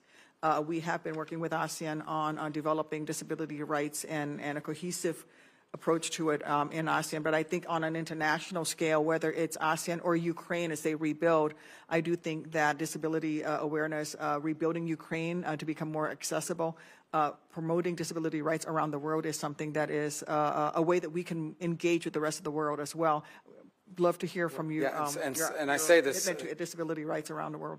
and I say this, sadly, it's going to be of critical importance to nations that are emerging from conflict, where we know modern conflict, people are injured in ways that are now survivable, but leave them for the rest of their lives with permanent disability. And so I think it's going to be, in the case, from a very practical perspective, in the case of Ukraine, it's going to be valuable because there are people that have been injured in that conflict that for the rest of their lives are going to have to deal with that, and it's conducive. The other thing we've discussed is our diplomatic facilities around the world and whether they are, and understand that the number one job, the reason why we have embassies and consulates, yes, we represent U.S. interests in that country, but its number one obligation is to support Americans. If you lose your passport, if God forbid you go to jail, whatever it may be, that we have a presence there that can support Americans abroad. And it was stunning for me in our conversation to learn that there are a number of these locations around the world that are not accessible to Americans with disabilities that needed to access them. So it's something that we would have to look, we'd be interested in looking at as well to make sure that just from our core obligation, we're able to fulfill it. And also it keeps many of your own staff members who may have disabilities from serving in some of these overseas missions. As you said, highly trained, well-qualified regional experts, subject matter experts may not be able to serve in some of these embassies where they can't it's not accessible for them. So I thank you for bringing that up. And I will yield back my 9 seconds, Mr. Chairman. Oh, thank you so much. You're welcome. So generous. Thank you. Great. Thank you very much, Senator Duckworth. Those are important points. Last but not least, welcome back, Senator Lee, to the committee, and appreciate you've had your work cut out for you today and your new role as chairman of your committee. But the floor is yours. Thank you. Thank you, Mr. Chairman. And thank you, Senator Rubio, for your willingness to serve in this position. I'm going to make a bold prediction and say that you are likely to be confirmed. That's my prediction. I can't speak for others, but I believe that nonetheless, and it's a bittersweet moment. I'm back on the committee after 12 years of being away from it. You and I came to this committee and to the Senate at the same time, both in our late 30s, the youngest members of the Senate at the time, although you had me by exactly 7 days, 7 days older. Notwithstanding the fact that you were the older between us, you've got all of your hair, and it's not a single gray hair in there. But I've deeply enjoyed working with you as a colleague and getting to know you as a friend. We have kids that are about the same age, and I've watched yours grow, and it's just been a delight getting to know you, Jeanette, and your kids, and I hope that'll continue. But I'll miss having you here, not only as my Spanish teacher, not only as my source of Bible insights and my source of comedic material, but also for your great insights on foreign policy, domestic policy, and everything else we do here. You've just been great to work with, and you will be missed in the very likely event that you are confirmed. Let's talk first about the Western Hemisphere, an issue that I know is near and dear to your heart and mine. And we'll start with the Panama Canal. President Trump has recently talked a little bit about the fact that there are some questions arising about the status of the Panama Canal. When we look to the treaty at issue, the treaty concerning the permanent neutrality and operation of the Panama Canal, we're reminded that some things maybe aren't quite as they should be there right now, given that the Chinese now control major ports at the entry and the exit to the canal, it seems appropriate to say that there's at least an open question. There's some doubt as to whether the canal remains neutral. Would you agree with that assessment? Yes. Here's the challenge. Number one is, look, I want to be clear about something. The Panamanian government, particularly its current office holders, are very friendly to the United States and very cooperative, and we want that to continue. And I want to bifurcate that from the broader issue of the canal. Now, President Trump is not inventing this. This is something that's existed now for at least a decade in my service here. I took a trip to Panama in 2017. When on that trip to Panama in 2017, it was the central issue we discussed about the canal, and that is that Chinese companies control port facilities at both ends of the canal, the east and the west. And the concerns among military officials and security officials, including in Panama at that point, that could one day be used as a choke point to impede commerce in a moment of conflict.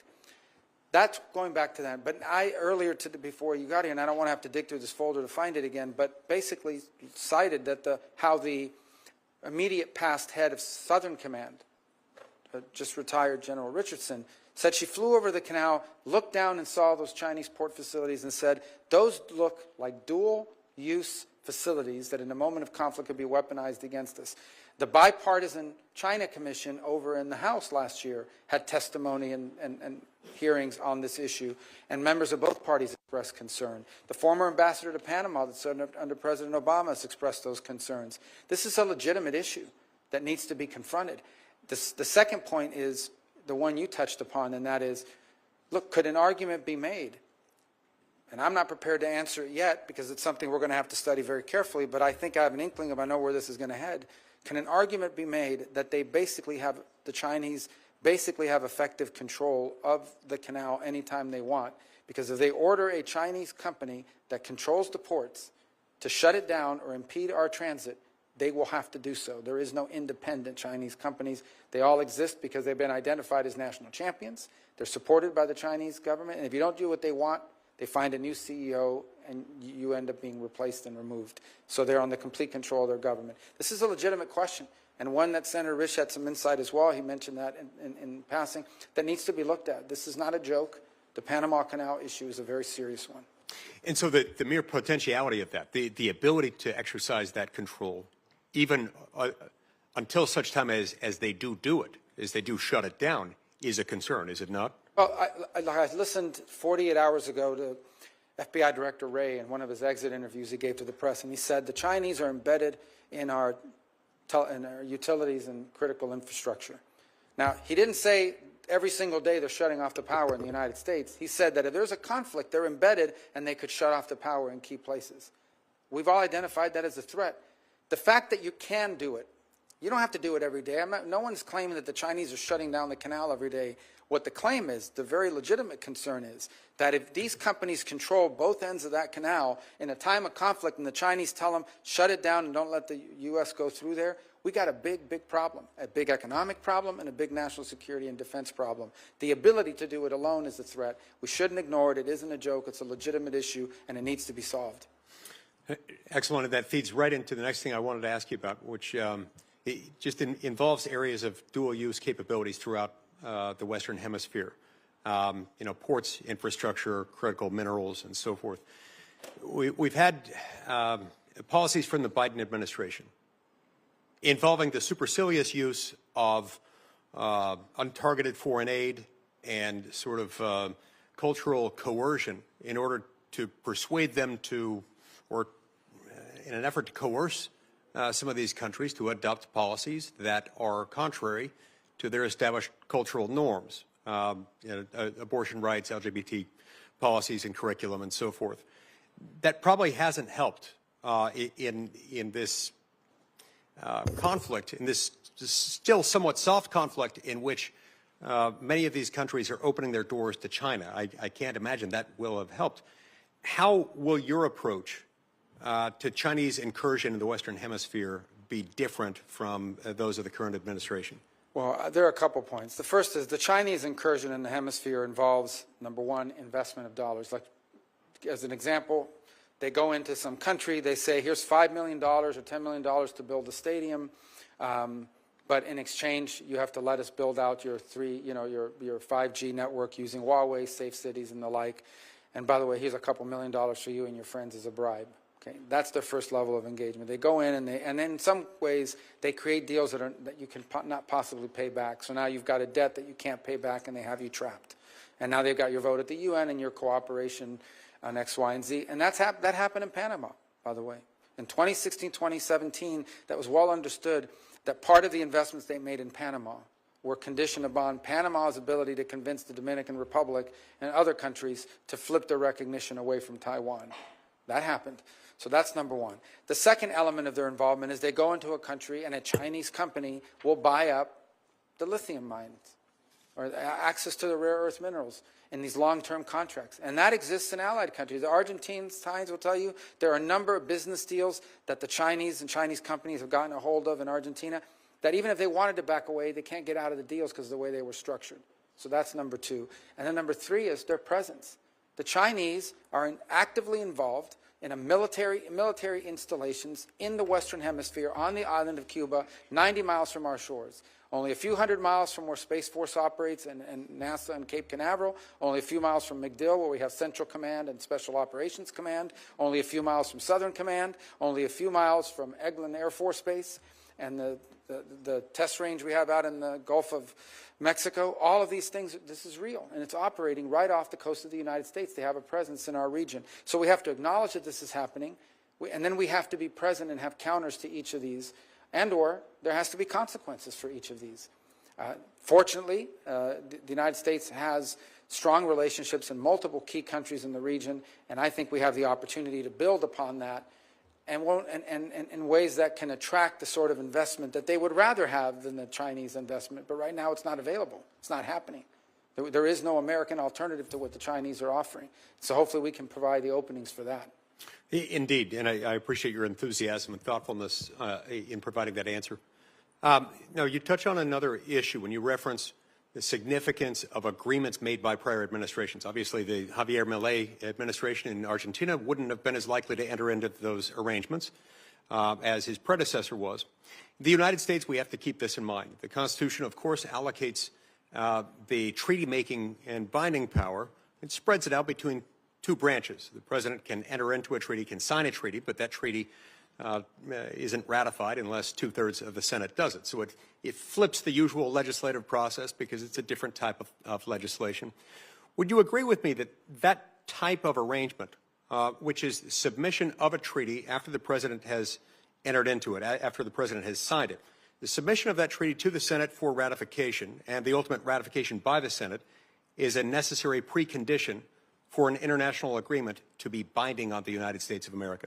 To be binding beyond the administration that entered into it. This was the case of the JCPOA, which was being sold to people as a treaty, but it wasn't. And the reason why it was a political agreement. It's basically a political arrangement between the current administration and the regime in Iran, and that's why President Trump had the authority to pull us out of it when he did. I think what's important to understand about treaties in general, and we talked about treaties here today with Mexico. There are a number of other treaties that people may not be aware of. Every treaty, by definition, okay, is a surrender of sovereignty at some level as a nation. But you do it and you enter into it. Why? Why do you enter into a treaty even though you're surrendering some sovereignty? Because you've concluded that that surrender and the benefit of it to the national interest or the national security far outweighs the surrender of sovereignty and the consequences of it. And that is why it's so critical that the Senate be involved in that deliberation. Because an individual administration may get that calculus wrong.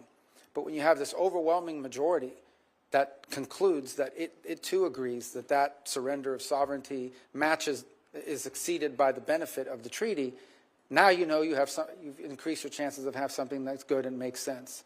And so, I agree with your view of it, and I think that's the way I would hope we would pursue arrangements in the future if we enter into any. That's why it takes two-thirds. Thank you so much, Senator Rubio. Thank you, Mr. Chairman. Senator Rubio, we know you have an appointment at the White House at 3 o'clock. Senator Shaheen has one brief question for you. I have a couple of brief remarks, and then we'll get you on your way. Yeah.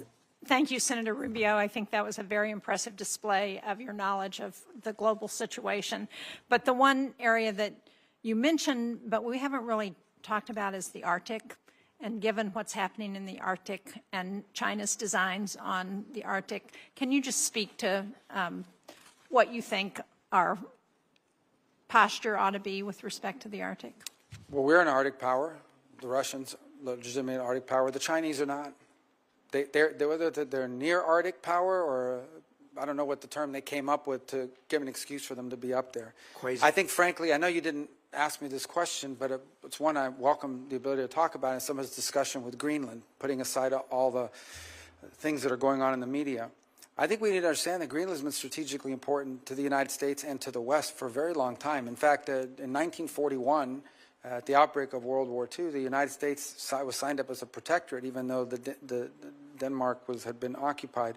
You think back into the night, I think Harry Truman tried to buy Denmark. Harry Truman had made an effort to try to buy it for like $100 million. He was rebuffed. And then the U.S. has maintained through a mutual defense agreement there the opportunity to base itself, to have military bases, and it had them for a while. Why? The reason why is because of where it's located geographically. Yes, the access to the minerals on Greenland are critically important. But as more navigable space is opening up in the Arctic, particularly this northern passage that goes from Russia to China, Russia to Asia, and could cut transit times by as much as 40%, the Arctic is going to become incredibly critical. And so we have to have a presence there. We have to have a presence there, not just saying, okay, we have a base, we have 200 people, or we have a flag flying.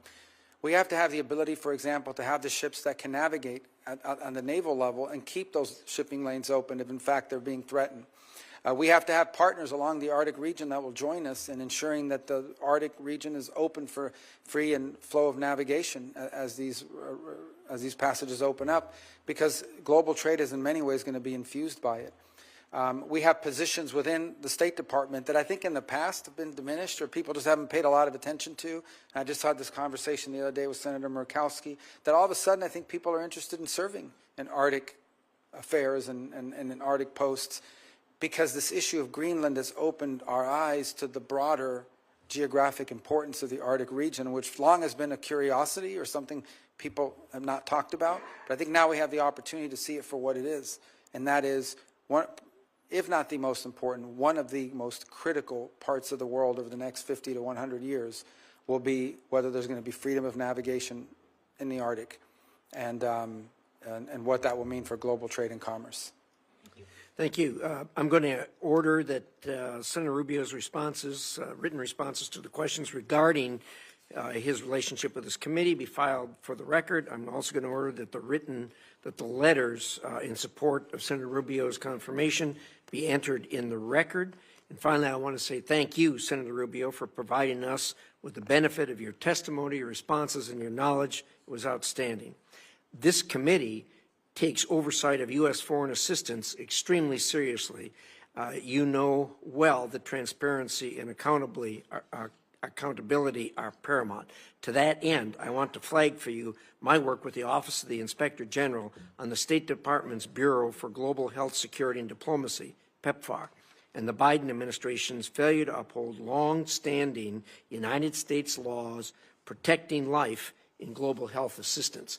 In addition to my request for an investigation, I've been holding over $1 billion in U.S. foreign assistance since September of last year, and will continue to do so until I can be sure that not one single American tax dollar will be used to perform or promote abortions overseas, as that is required by U.S. law. I look forward to working with you on this, in addition to the many issues that we discussed here today. Finally, I will note for the information of members of the committee that the record will remain open until tomorrow, Thursday, January 16th at 1 p.m. For members to submit questions for the record. Thank you. God bless you. We wish you well. Committee is adjourned.